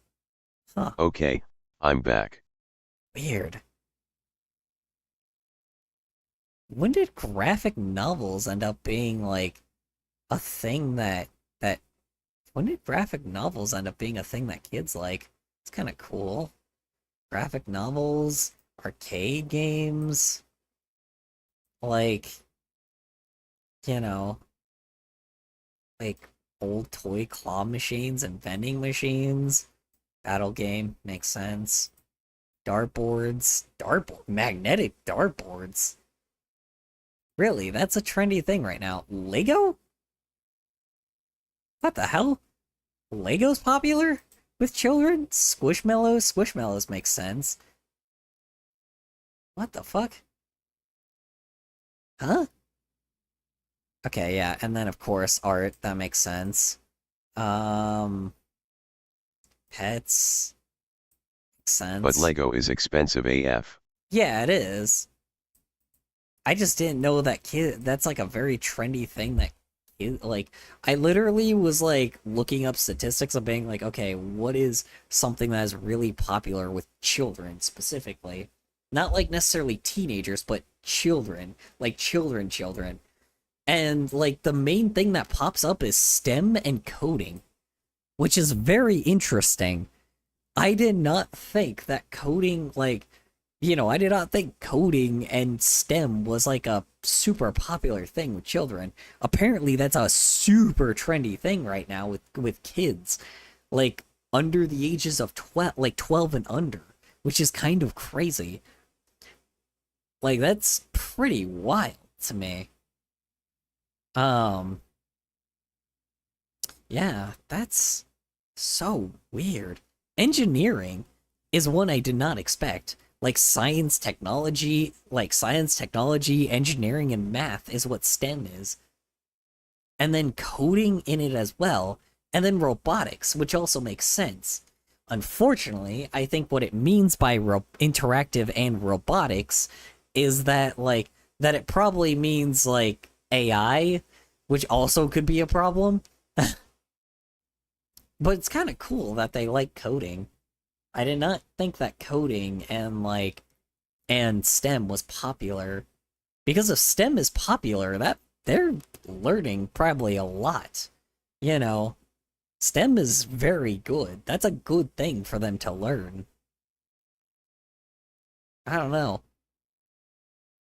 And what's really interesting is I didn't know children were also into so there's also like nostalgic things that like this is the thing we're like influencing is the toys that we used to have back in the day. With all the AI stuff going on and how the field is growing, I'm not surprised coding is interesting to kids. Yeah, I mean, I guess that makes sense. I didn't think that kids wanted to learn how to code, and that's not necessarily a bad thing.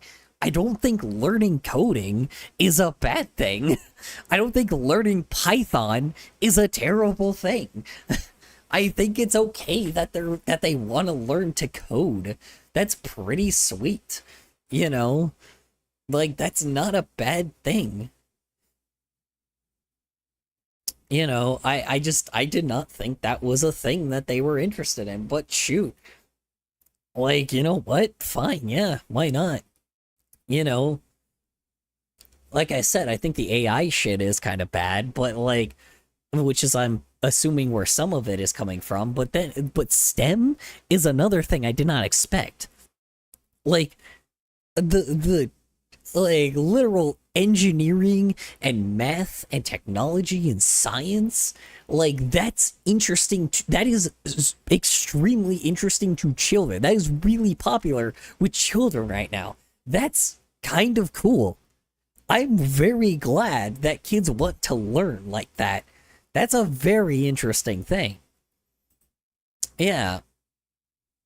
I don't know. That's very interesting to me. DIYs are still here, apparently. But that's probably what the AI thing is.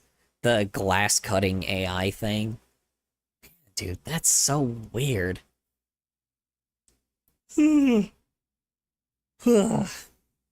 Of course there's content farms and shit, but that... I don't know. that's interesting because that's making me wonder if maybe animation is starting to like kind of obscure itself out of that field, and like kids will be more into like actual coding. If that's the case, I don't mind that. You know, I know content farms will always be a thing, but like if kids are getting to the level where they actually want to learn like I actually imagine like kids want Python to and learn shit. more about STEM, robotics, and coding so they can learn to influence AI to be more analytical and make robots to help with chores, or 3D printing stuff. Yeah, and that's what's interesting to me. Like I'm just trying to figure out exactly why, right? And I'm like wondering if that's the case, is they're trying to like, use it to like, just destroy the creativity more. But then again, I don't know. They'll never succeed at getting rid of like the creative field, right? They never do. I mean, they've tried for years and it's never worked. They've tried it with the 80s, and again, sure, we went from like,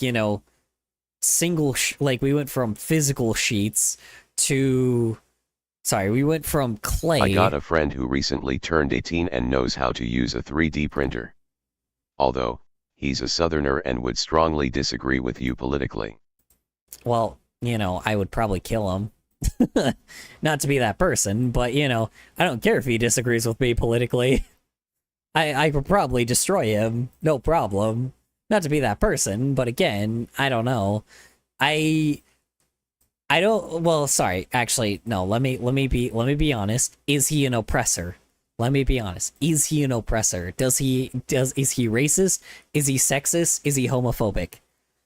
If he is all three of those, I would kill him. So I'm just saying, like, I wouldn't let him live. So, like, it doesn't really matter if he doesn't agree with me. I don't care. That's the thing, is he doesn't have a sense. If he doesn't have a sense of reality like that, that's not really, he doesn't have a choice. He either has to deal with me or he dies. Like, I don't know, these people, like, but that's the thing, is like he either has to agree with me or he dies. That is how they used to do it back then, and that is how I do it now. I'm a very old man when it comes to that, and I don't mind keeping that up. I am heavily influenced by a silent generation, so you don't have to agree with me politically, but you better respect my fucking community. He custom set his pronouns as Jim/Crow, and once said Pink George Floyd. But was it more of a meme, or is he actually like an oppressor? Because that just sounds like brain rot. That's not that's not necessarily like is it? Yeah, I don't know. It's disrespectful, but again, I also was that disrespectful when I was a teenager as well. A lot of kids were disrespectful to people that died.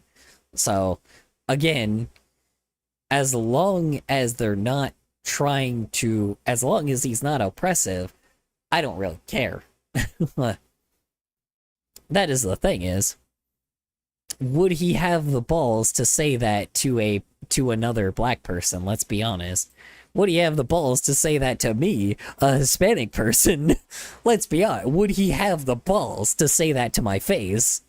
Because if he does, he better rethink that, because he's gonna get killed by someone one day. So, and that's not, that's literally just a warning. Like, people like that don't live. So, people that are oppressive don't live. They may do well online, but they do not live. Held a message for using channel block terms. Oh shit, okay. Allow will post it to chat. Oh yeah, hold on. You might have to repeat what you said, because I don't think it will pull up on my Twitch now. Damn it. Hold on. Can you repeat what you said? Oh wait, never mind. No, I have it in my Twitch thing. Never mind, we're good. Let's see. I honestly don't know if it was intentional or not. I have a reason to believe both. His hard He's a hardline right-winger, but also has manners. He is weird, though. Yeah, here's the thing. You can be far, like, conservative or a far right-wing person and still be respectful. Like I said, so I know that people don't like Joe Rogan, but from the examples that I have seen, he is very hardcore on his beliefs, right? But the one thing I will say that he seems to be at least respectful for is he seems to at least respect people. Even if they believe what they believe, he still thinks that it's ridiculous, but he doesn't like the belief. He more attacks the belief than he does actually attack a person, which is honestly a lot better than what I thought. He's not an oppressor, he's just someone that has hardcore beliefs. And to be honest, I didn't know that. And for the longest time, I thought he was like an Asmongold or a Nuxtaku or a Kirsch, right? I thought he was like one of those dumbasses, or a Ben Shapiro, right? I thought he was one of those people, but turns out that is not necessarily that wasn't the case. He's weirdly, shockingly, still respectful. He thinks a lot of the stuff that he believes, like a lot of the stuff that, you know, I would believe is ridiculous. But again, if I was brought up, if me and him probably had a conversation in real life, if him and I would have a conversation in real life, we would probably just actually have a conversation and just agree to disagree, right? That is the thing, you know, because at the very least, it's like he would not be like hurting anybody of my community. So by that point, I wouldn't care that much. He wouldn't vouch for anybody to get killed, right? He wouldn't vouch for anybody to be destroyed, right? Like, I don't vouch for people that have very right-wing, like, here's the things, I don't, like, if people have very right-wing beliefs, it is what it is, right? Like, that's the thing is, if people have the political beliefs that they do, sure, whatever. Just don't be an oppressor. That is it. Don't be a racist, don't be a homophobe, and don't be a fucking, like, what do you call it? And, I lost the last one.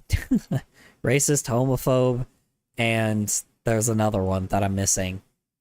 Oh, and a sexist, right? Like, you know, don't treat people like lesser than your equal. That is the thing, is respect people. Because here's the thing is, respect people for being people, right? If you do not respect me, I will not respect you. That is the thing is, if you do not respect me, I will not respect you. That is how this goes. That is how you trade. That is how you still have the beliefs that you do, but at the very least, do not harm people. Now that you mention it, he hasn't really said anything specifically oppressive. Yeah. He either knows how to hold back, or is genuinely not that bad. Well, and that's what I'm saying. You can be a pure believer of our current leader.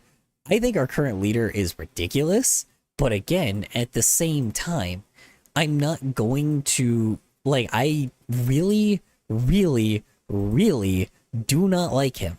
But that does not mean that I am going to, like, you know, what do you call it? That does not mean that I am not going to still, like, you know, I don't know. It doesn't mean I'm going to hold back. It is going to be very hard for me to do that, but that does not mean that I hold back. The reason why I don't like him is because he disrespected the Constitution. He disrespected the Declaration of Independence. I do not like following leaders that full-blown decided to ignore the Declaration of Independence. I am still very American in the end. I am very much the one that's like, our founding fathers made that shit. And I do not care what happens. Do not disrespect the Declaration of Independence. Do not disrespect that shit. Because 1000%, I am somebody that will fight for that shit. Full blown. I do not care. And if you are someone that full blown is willing to give up your loyalty to something that lets you have free It's just speech. that the Jim/Crow thing and the pink George Floyd caught me off guard, but I don't know if he's hiding being a jerk or just a bit weird. Well, that's the thing is, I don't know if he's just the thing is, he could just be like someone that is. The thing is, he said something edgy and he's ignorant to what it actually means. Because here's the thing is, he's not black, so he doesn't understand the George Floyd thing. He's not a minority, so he doesn't understand the George Floyd and Jim Crow issue. I'm a minority, so of course I get that shit. I know how it feels, right? But the good news is, my family is also minorities, right?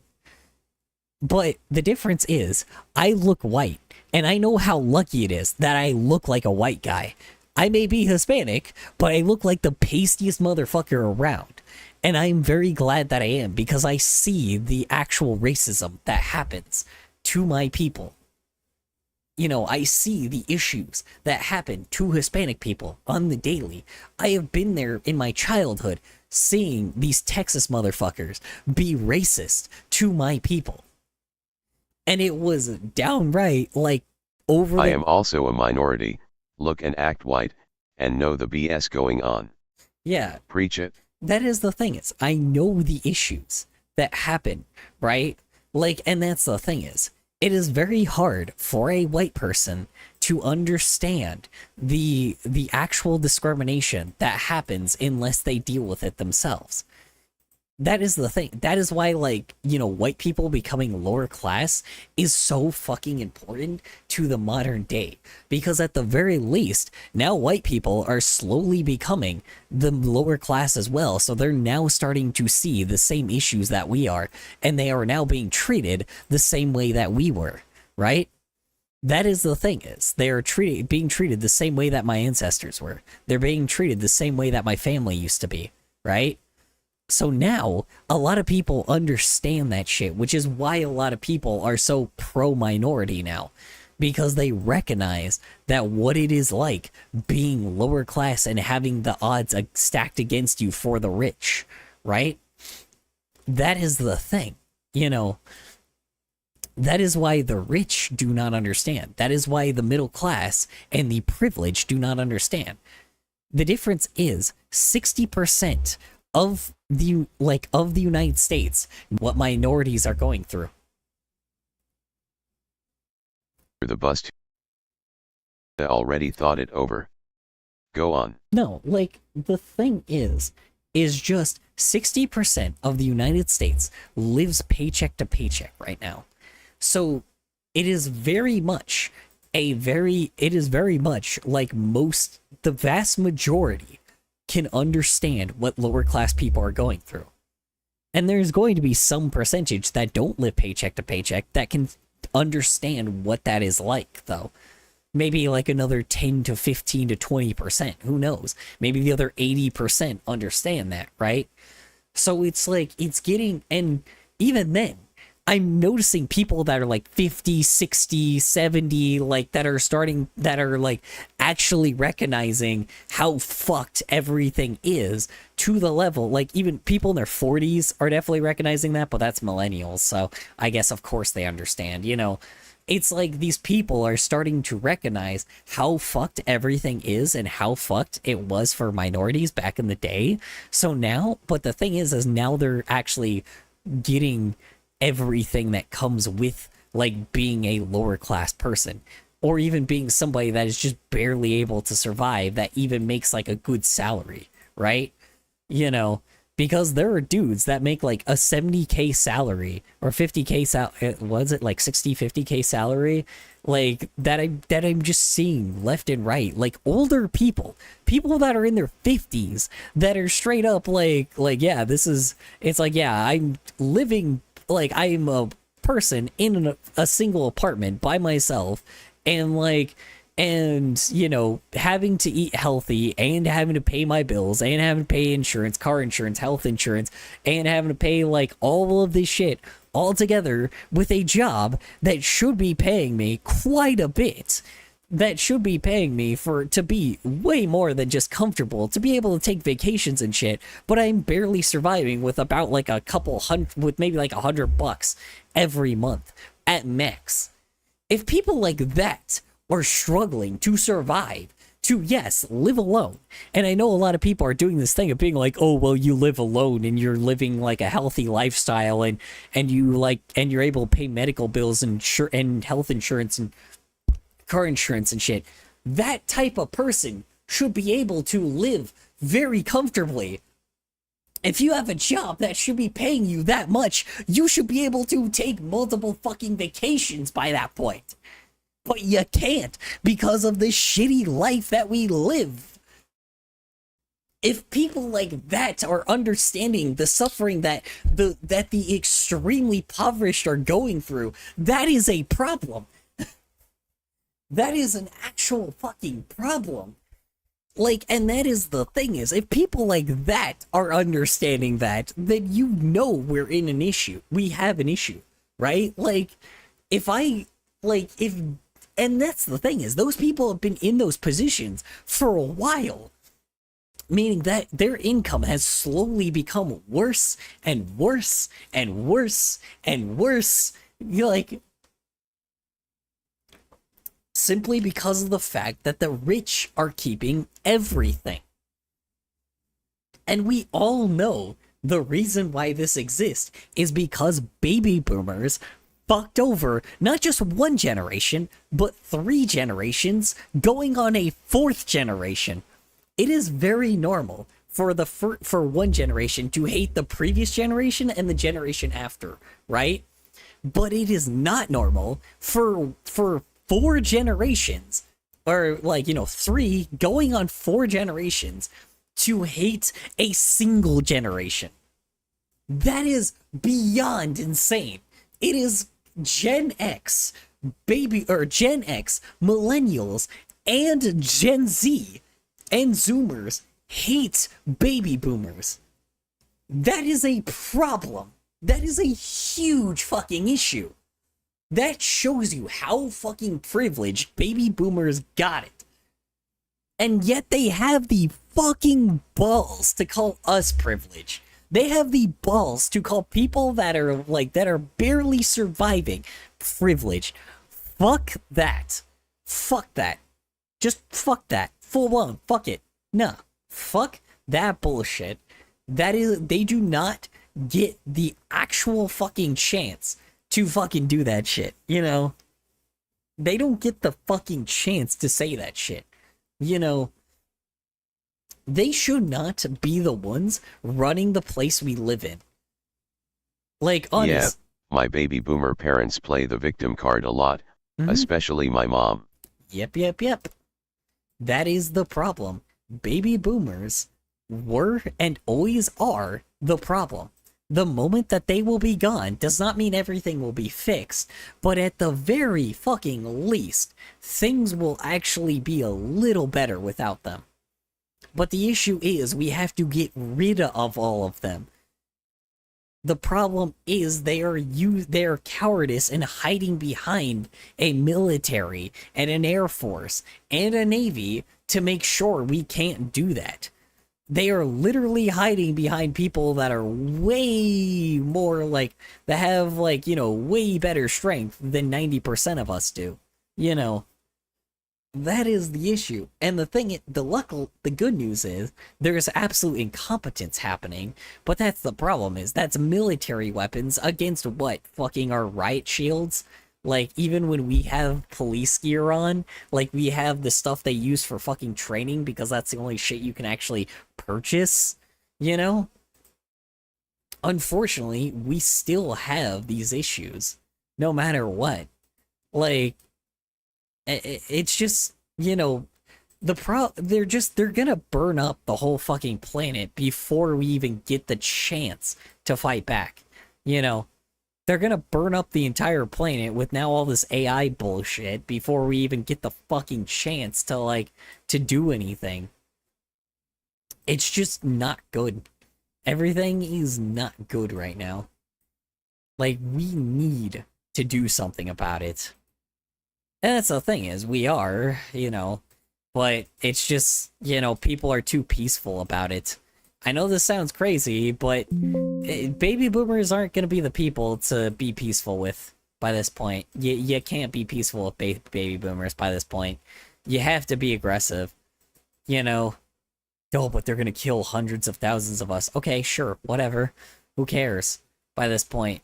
It's not like you were going to live your life anyway. What were you going to do? Fucking, live life in fear and, just serve yourself, and, barely, and, just die from hospital bills and debt? Nah, fuck that shit, dude. It's like, would you rather die from debt and hospital bills, or would you rather die fighting for your fucking, for your right to live? For your right to live. For your right to fucking, I don't know, for future generations to actually live a better life than you did. And I get it, That's obviously a problem with, that's obviously what the silent generation did for baby boomers. But, I don't know.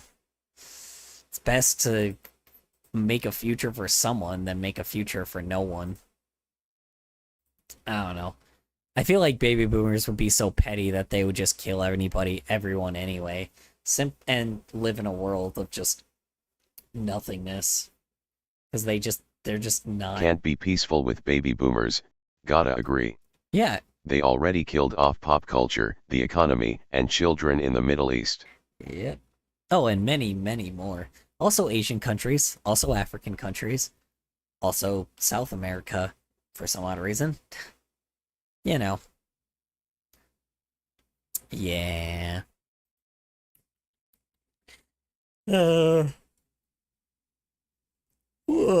Man, I wonder how South Africa's doing. Oh, they're in a dictatorship too? Oh, damn.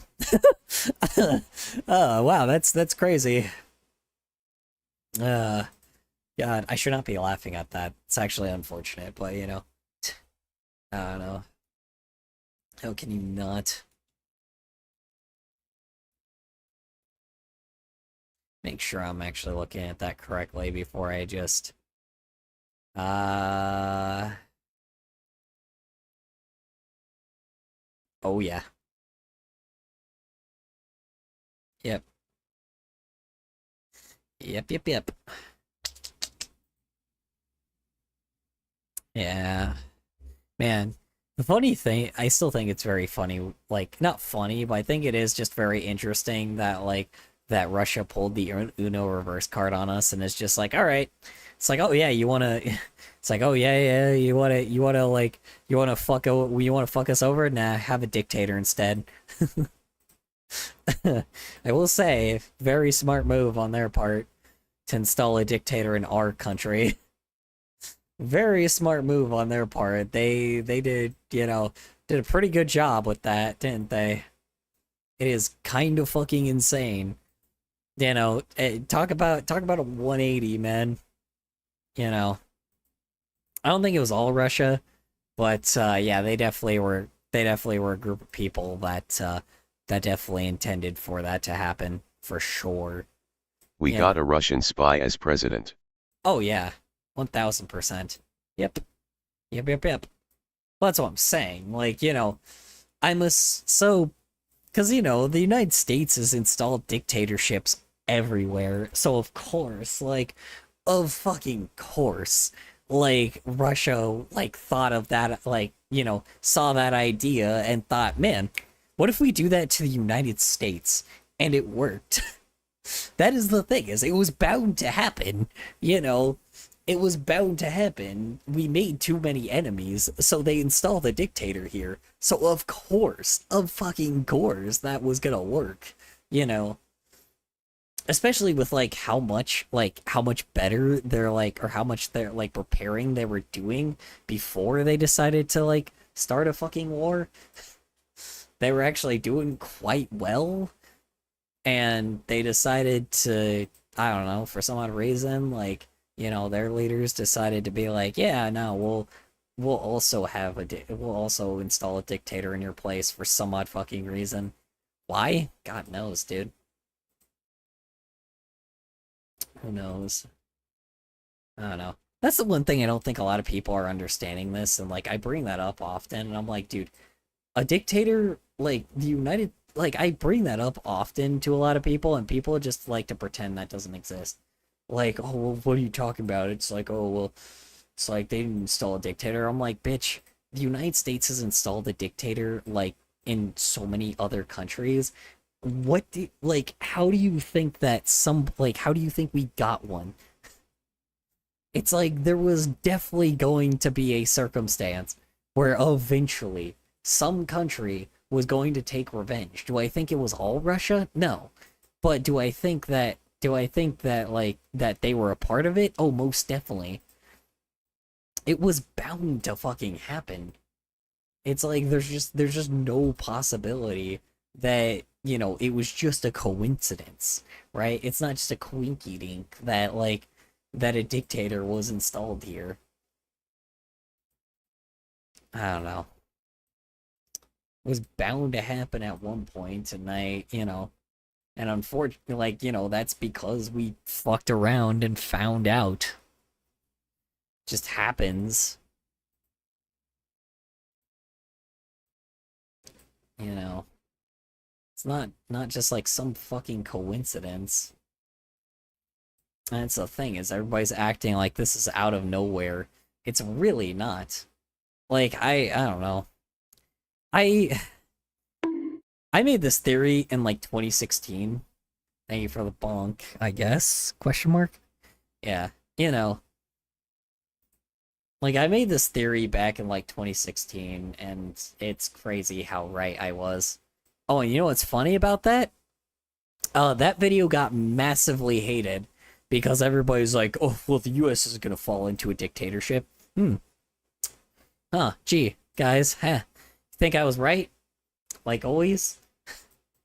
Seem to be right about these kinds of things so often, but no one listens to me. You know. I don't know. Did I predict the absolute hellfire that it was going to be? You know, no, but at the same time, I don't know.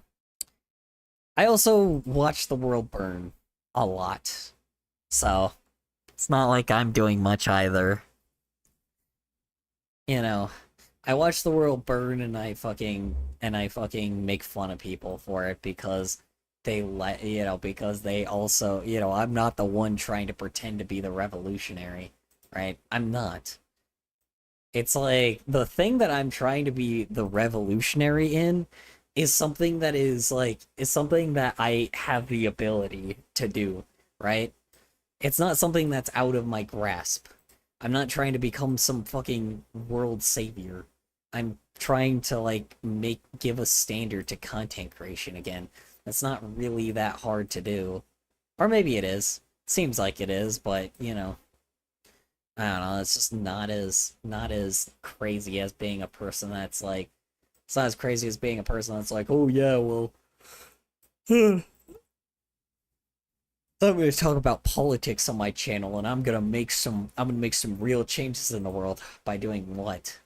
Actually, like, making a difference? No?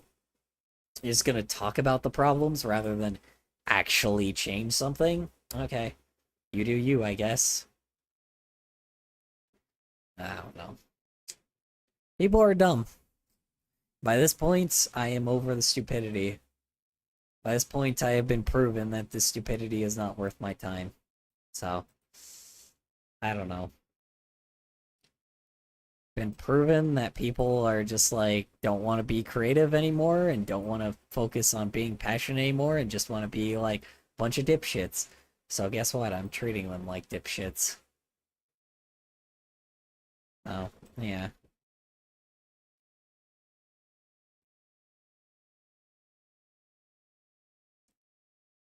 And while the initial search results looked completely normal, after just 1, 2, 3, 4, 5, 6, 7, 8 clicks, I was recommended. Okay, so it's 8 now instead of 4. That's double, but still, it's quite a bit. Some sort of weird Jesus. animation using characters from Sonic the Gross. Hedgehog. Ooh. Am I allowed to show this on Twitch? I think now's a good time to mention that every time we find an inappropriate video, graphics will be displayed on screen containing the specific violations of YouTube's advertiser-friendly content guidelines, which are supposed to demonetize the video. However, for some reason, which we'll talk about later, YouTube doesn't. I thought he meant the graphic thing was like showing up on the video. No, he's just pointing it out. Let's see. So what is it? Let's see. Other depictions of kids or popular kids, characters that are unsuitable, and for kids and families. Yeah, no shit. Descriptions of fetishes. Yep. Such as guides and walkthroughs? What the hell? Oh, depictions. Such as guides and walkthroughs. So, if it's not a guide or a walkthrough, it's not a fetish. Wait. What the fuck? Wait. So, unless it's a guide or walkthrough, it's not violating the terms of service. Excuse me?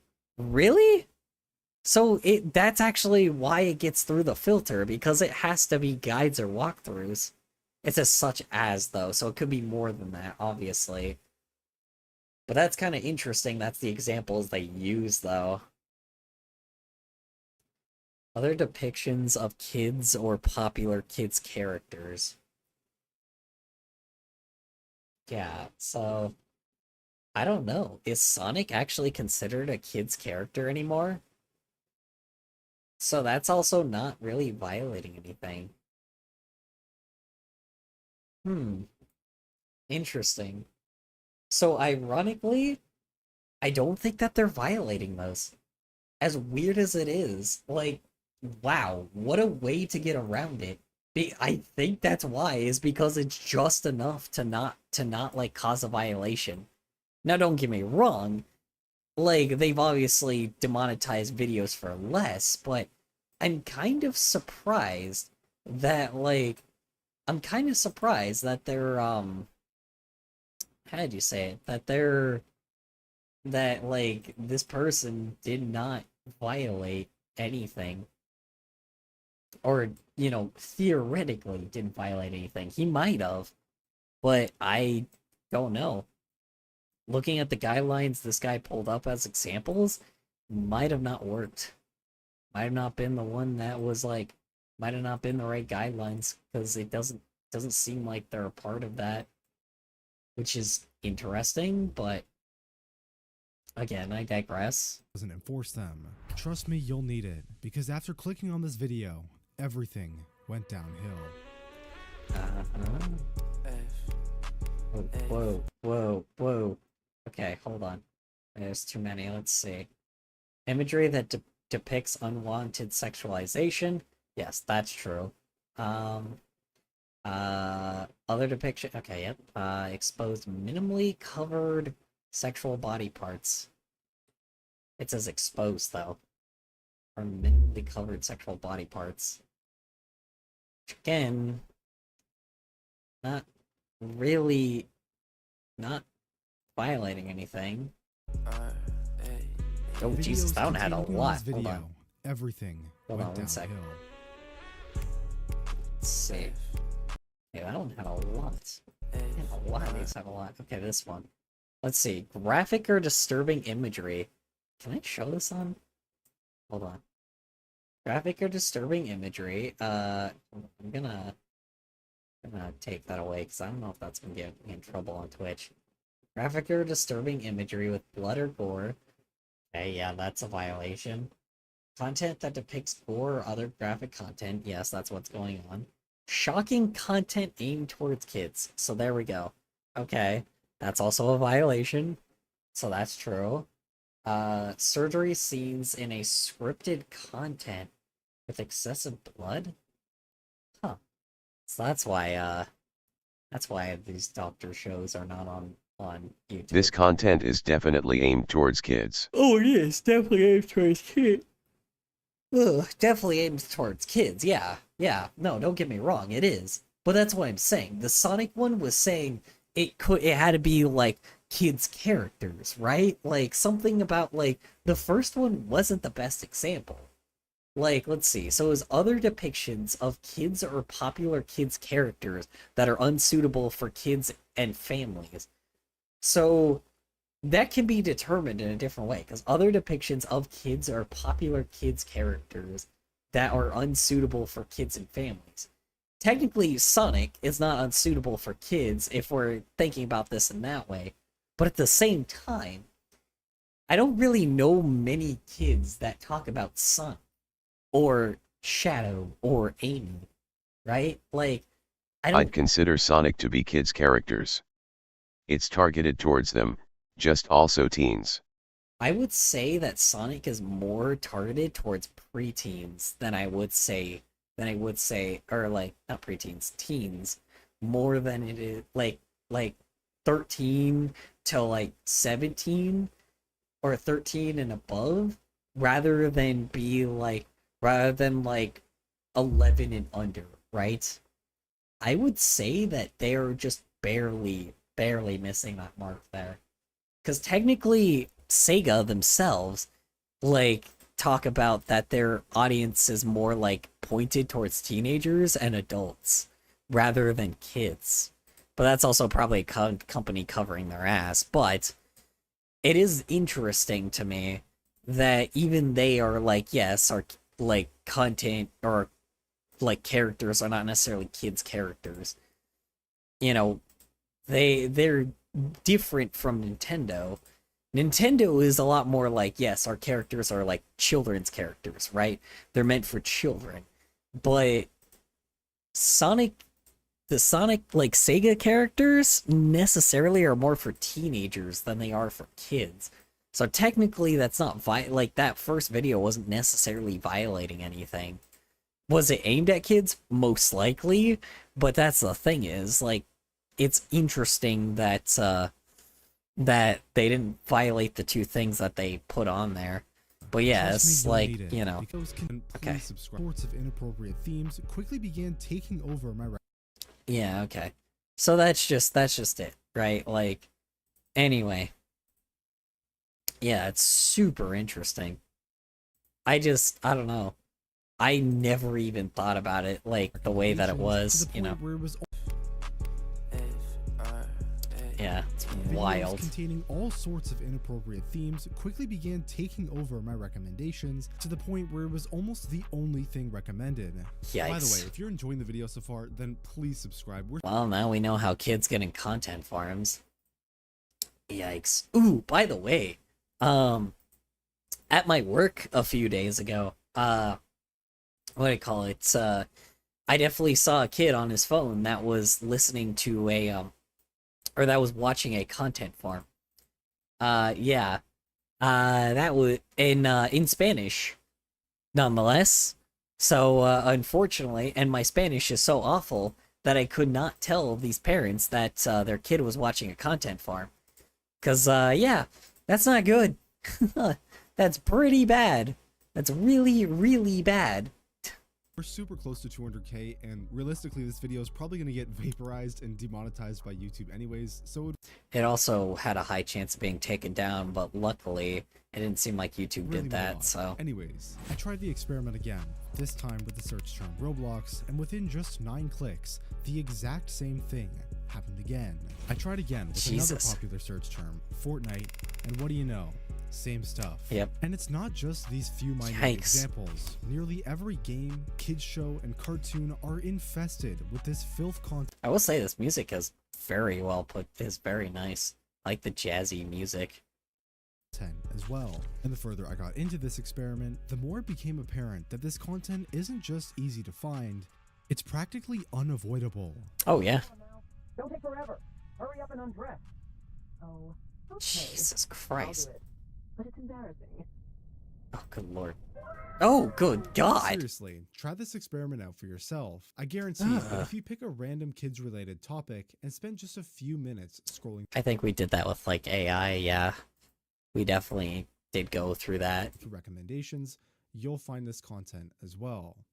And just to add a little bit of extra credibility, last year, researchers from the University of Michigan performed a similar study to the experiment we've just conducted, where they used popular children's search terms such as Minecraft and Fortnite and analyzed over 2,800 video thumbnails. Jesus. Which they ended up finding out that more than half were identified as including quote-unquote shocking, dramatic, or outrageous messaging, while 29% included what they labeled as creepy, bizarre, and disturbing imagery.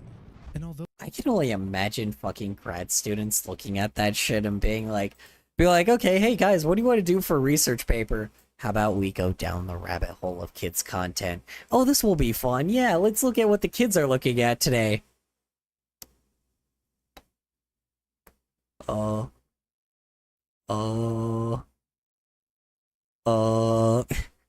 then just like them like turning in the research paper and being like, all right, class, what have you found today? And it's just like them just like fucking like, you know, just slowly coming in through the door and just fucking like slamming a giant fucking packet of paper, and they like with the dude just like with his fucking hair all fucking frazzled out. Man, dude. And it's just like he's never the fucking same. Like all frazzled out and fucking like insane, you know? I will never be the same again after that. I can't imagine what it's like for people that are just like that did not This know. sucks, but will make for interesting stuff. What sucks?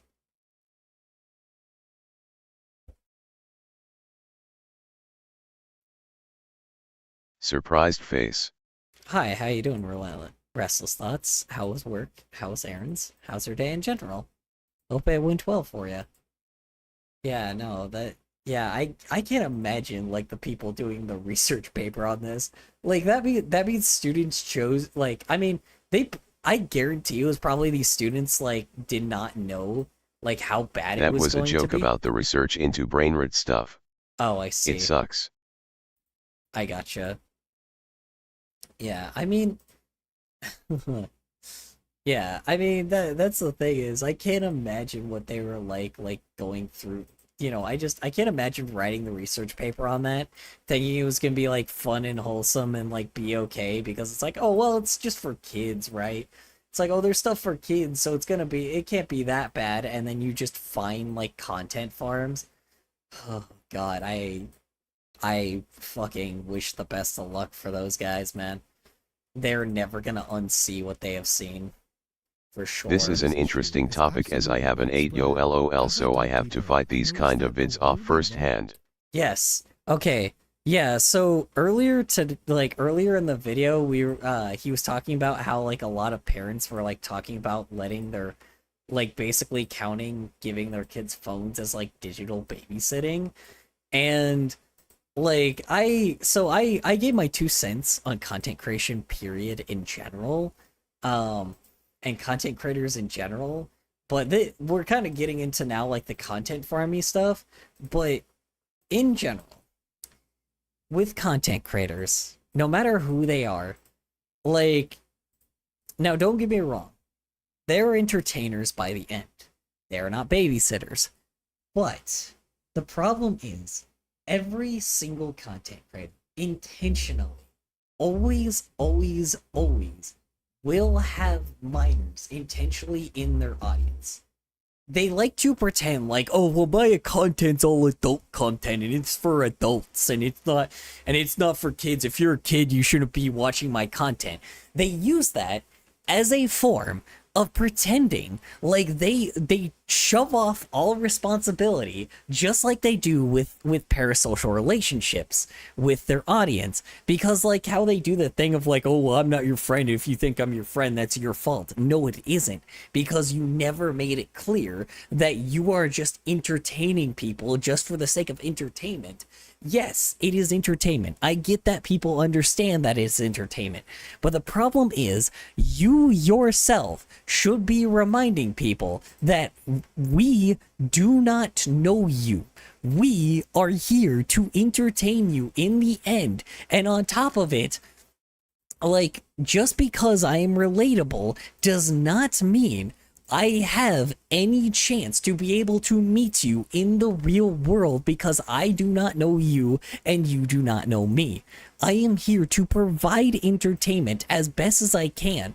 My whole thing is trying to like give morals to people and trying to tell people morals in a certain situation, especially for the oppressive world that we are in right now. I don't even want to say oppressive world, the oppressive country I live in right now. It is very important to do that shit. But on top of it as well, like, it's not the circumstance of, like, you know, it is not people's fault for feeling like they are actually like thought about in the best way possible and thought about as being thanked for their viewership, right? I am very thankful for people that watch me. I very much appreciate, even whether it's 1 or 1,000 people, I do not care. I appreciate it to the highest end. But content creators themselves, like, use that as a form of just looking at it as monetary gain and numbers, despite them pretending like they give a shit.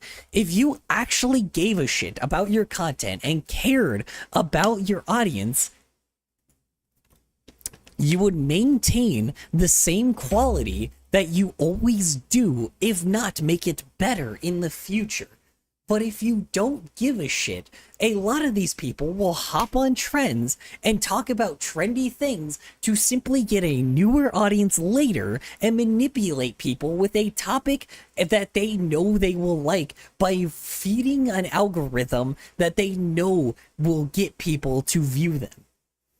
And they give people echo chambers rather than giving people an alternate perspective on what their life is, right? Like, or not alternate perspective, an alternate perspective on what maybe the topic that people have talked about is, right? Like, this is why I do not like political content creators, because the problem is they are so biased on their political opinion that they don't actually try to they don't try to take other opinions from the other side because they don't want the other side to look like they actually have an argument going on. Do they have an argument? Honestly, I do not think so sometimes. But at the same time, I do still want to talk to a person like I am having a conversation and respecting the person for being a person and not just some fucking number. That is the issue with content creators nowadays, that they look at people like they are numbers rather than people. Even the people that don't even fucking seem like it, that seem like they are grateful for it, a lot of people are so good at faking a personality. And don't get me wrong, it could be their real personality, but they are making a YouTuber version of their personality. Because a lot of times, content creators... I've heard some people say do not be a statistic. Yeah, exactly. No, and that's a perfect thing to tell viewers, right? Because that is the perfect thing. Do not just become a statistic. Well, content creators need to not be a statistic, right? That is the problem. They just want money. A lot of people just want money, and I can tell through their bullshit. I've been doing this for 17 years. I can see through their bullshit so fucking easily. I can see through their bullshit so fucking quickly because of how long I have been doing this. But the problem is, you want to know what they do? They send their fucking fan base after me to send a fucking hate mob because they know I'm fucking right. Because unlike most of the other people that have criticized them, I have actual criticism that scares the absolute fucking shit out of them. And they fucking know what I'm saying is right.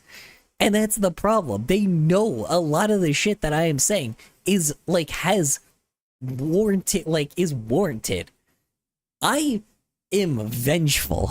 And they know I'm vengeful. They know what has happened to me. They know the scars that I have gotten from being stabbed in the back countless goddamn times from these motherfuckers, from seeing everything behind the scene.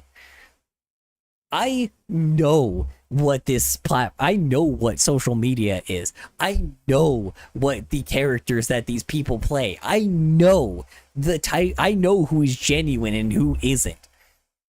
I know so much more than people think I know.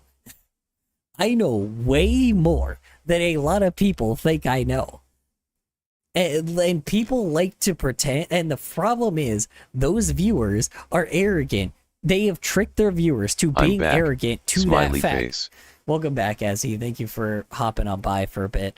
Yeah, these people know what being, like, they know what they are doing to their audience, and they know that they are trying to put these fucking rose-tinted glasses in front of their content creator, or like in front of their viewers, so they always stay on the content creator's side because they're all wholesome and they have the correct opinions and the correct facts, when in reality that is not the case. You should never ever trust what content creators have to say. You should never trust them, ever. I don't care how right they are. You know, if they're educational, good. They're just showing facts and that is it.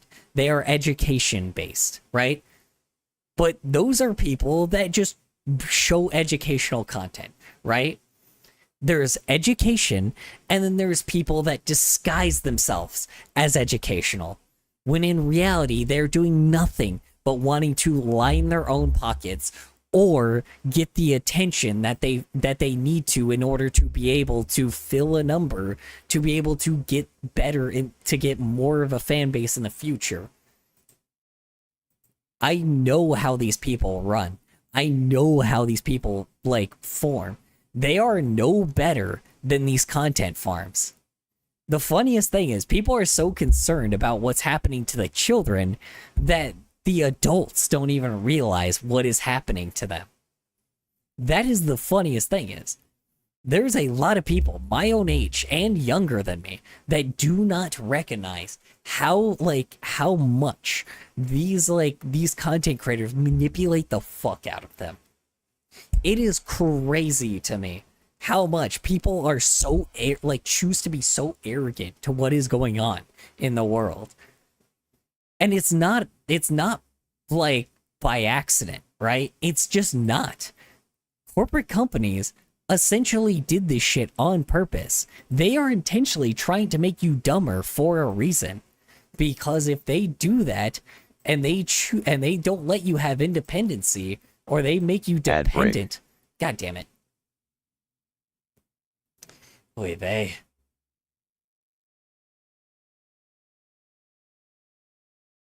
Ad is over. Okay, cool.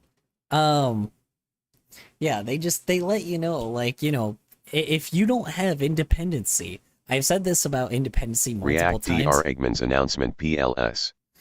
I am probably I'll probably do that another time because I'm actually getting close to ending the stream. So I apologize. I will definitely do it the next time. Put it in, on Discord, put it in submit videos to watch and I'll watch it. I'll put it in the playlist because I didn't even get through all the videos today. Yeah, I don't know, man. Yeah. Content creators. Don't trust them. Ever. I do not care. Do not trust them. Kids are even worse. It is even worse with what they do to children. They are even worse with children. You know, who knows what that content creator could be teaching them? Who knows, right? I'm not saying don't ever, I'm not saying that, like, you know, they can't be entertaining your child, but they definitely need to have a good fucking, they need to have a... Does that also mean do not trust you as a content creator? Yes. I'm done fucking watched it. Don't take my word as fact. That is the thing is, do not take it as fact. Take it as an opinion piece, right? You know, Do not take it as fact, ever. Don't take it as fact.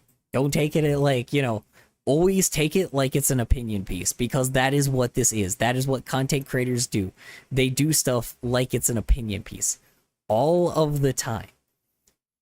That is how it is, right? Fortunately, I am a shitposter, so there is not much that there is. Fair enough. Yeah, I am a shitposter, right? So fortunately, I am not someone that fortunately I am not someone that is trying to manipulate you with anything other than just being like, hey, check this out, this is funny, right? I am an old school content. I'm old school. So a lot of the stuff that I do is not manipulating anyone. I just fuck around and have fun. It's like I fuck around and have fun. But even then, by that point, just, make sure that you recognize, make sure that, I have to always clarify that, hey, I am fucking around, right? Because 9 times out of 10, a lot of times, me shitposting is not something that you should, me shitposting is something that is goofy, but again, it shouldn't be taken as fact, because I do say a lot of jokes. I do bring up a lot of jokes. I talk a lot about a lot of jokes. You should always do your own research, It's if I do something for humor's sake, it is for humor, right? You should not be taking it as factual evidence and actually do your research on it, for what actually happened. Because when I make animatics, when I make things that are when I make animatics and when I make entertainment, or when I make goofy jokes, it's always glorified to high hell, because it's funnier that way. It's a lot more funny that way if I make it more goofy than it actually is, right? If I overblow it to high hell and make it sound insane, right? I try my best to be as trustworthy as possible, but again, there's something that clearly I don't show that that I'm not doing on purpose, but something I clearly don't show. He was not expecting it to be mooring already AI. Oof. That's unfortunate, phones. Why didn't you sleep? Yeah, I mean, that's the thing is, Everyone is wrong at some point, and everyone has opinions. Well, that's the thing is, I don't like when I'm right. There is a lot of times when I am right way more often than I should be. It is annoying how much I have proven things right, and I don't like that. I don't like that I'm being proven right, because there is so many times that that I have. No, I did sleep. I'm just like, WTF, why is it light out? Oh, okay, cool, good, glad you slept then. Yeah, I mean, yeah. I'm just saying, I do my best to be as honest as possible, but I am on the internet. There's something that I definitely don't show in online that I show or something that I am in real life that I don't show online. I don't know what it is. Unfortunately, I am arrogant to it myself, but that is what but that is the thing is, there's something that is on the internet that I definitely have a glorified version of myself on here. I don't know what I am doing that is glorified, but there's clearly something that is glorified. Don't look at me like I am some celebrity. Don't look at me like I'm some role model. Don't look at me like I am someone to be to look up to, right? Because I'm not. I'm a content creator in the end. I'm not somebody to be oh yeah, well, this guy I can massively trust. You can't. Because I don't know if that's entirely true myself. I'm not trying to be like a Debbie Downer to anybody. I know this is probably like everybody's like very confused because it's like, oh, well, you seem to give like, I don't give good advice either. People have said that too, where it's like, oh, yeah, well, you give good advice. No, I don't. I clearly don't. I say what's on my mind, but the advice that I give could be very dangerous. And I don't know exactly what exactly, you know, what is right and wrong, you know? There's clearly a lot of things that I say is incorrect, and I am glad when I am proven incorrect. The unfortunate scenario is there is some things that I do get right, and I don't like that I get that shit right, but there are some things I do get right, and when I do get them right, unfortunately, that shows that I have credibility, and I don't like that. Because then it makes me look like, oh yeah, well look at this really credible person. No, I just got lucky. Like content creators just get lucky when they say something that is correct. You know, we're not very smart. I'm not very smart like myself. Hating on transphobic PPL is right. Hating on transphobic. Well, yeah, I hate transphobic people. Of course. I hate transphobic people. Of course, no shit, that's a good thing to have, you know. It's totally moral to do that shit, right? You know, but that, like, again, I am my own ally, right? Like, I am an ally of trans people. So, you know, obviously I hate transphobic people. That is me protecting my own community. I am always going to be on the side of the LGBTQ plus people because duh, I am a part of that community no matter what.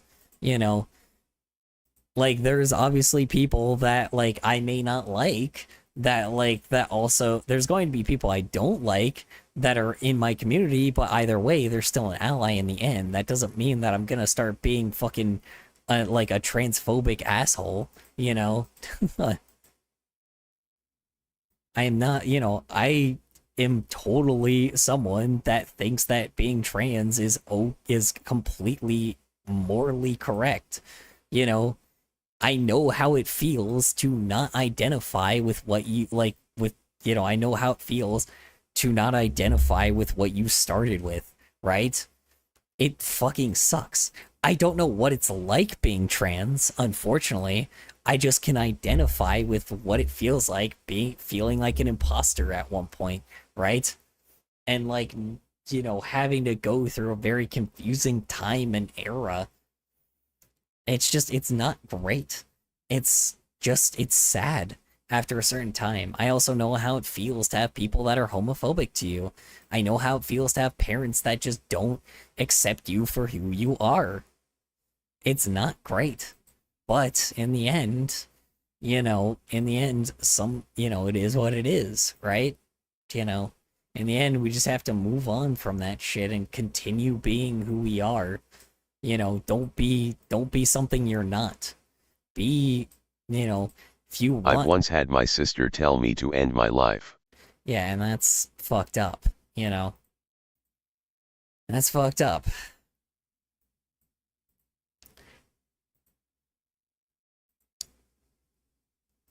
Yeah, I don't know. You know.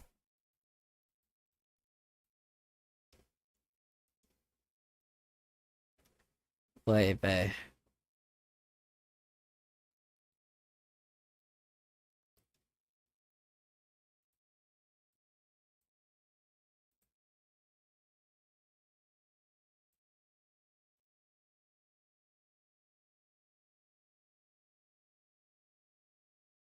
I guess long story short, phones. Yeah, the answer is yes. Like I said, sometimes I'm right.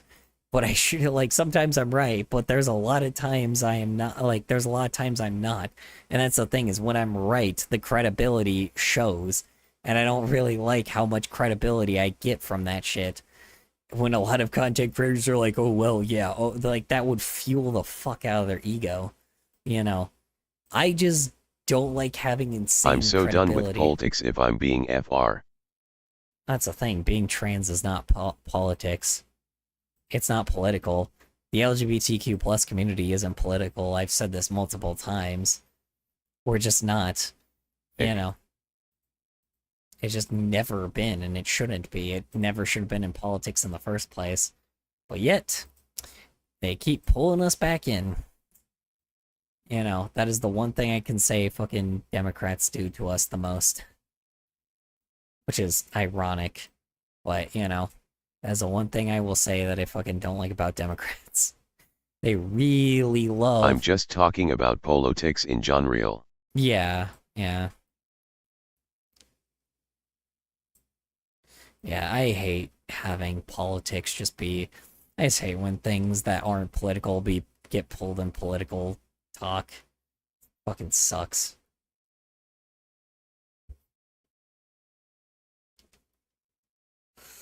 I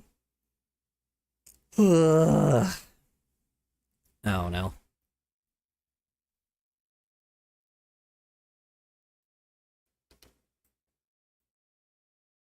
Sometimes I wish we could just be Spain. Forget life, become Spain. Ugh. They seem to fuck. They seem to have shit figured out. Not completely, but they seem to have quite a bit of good...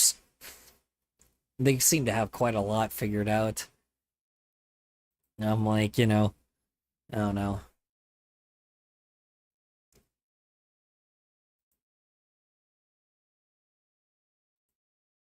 God damn it, not... That outfit isn't skimpy enough. I need to be more skimpy. How the fuck do I make this outfit skimpy?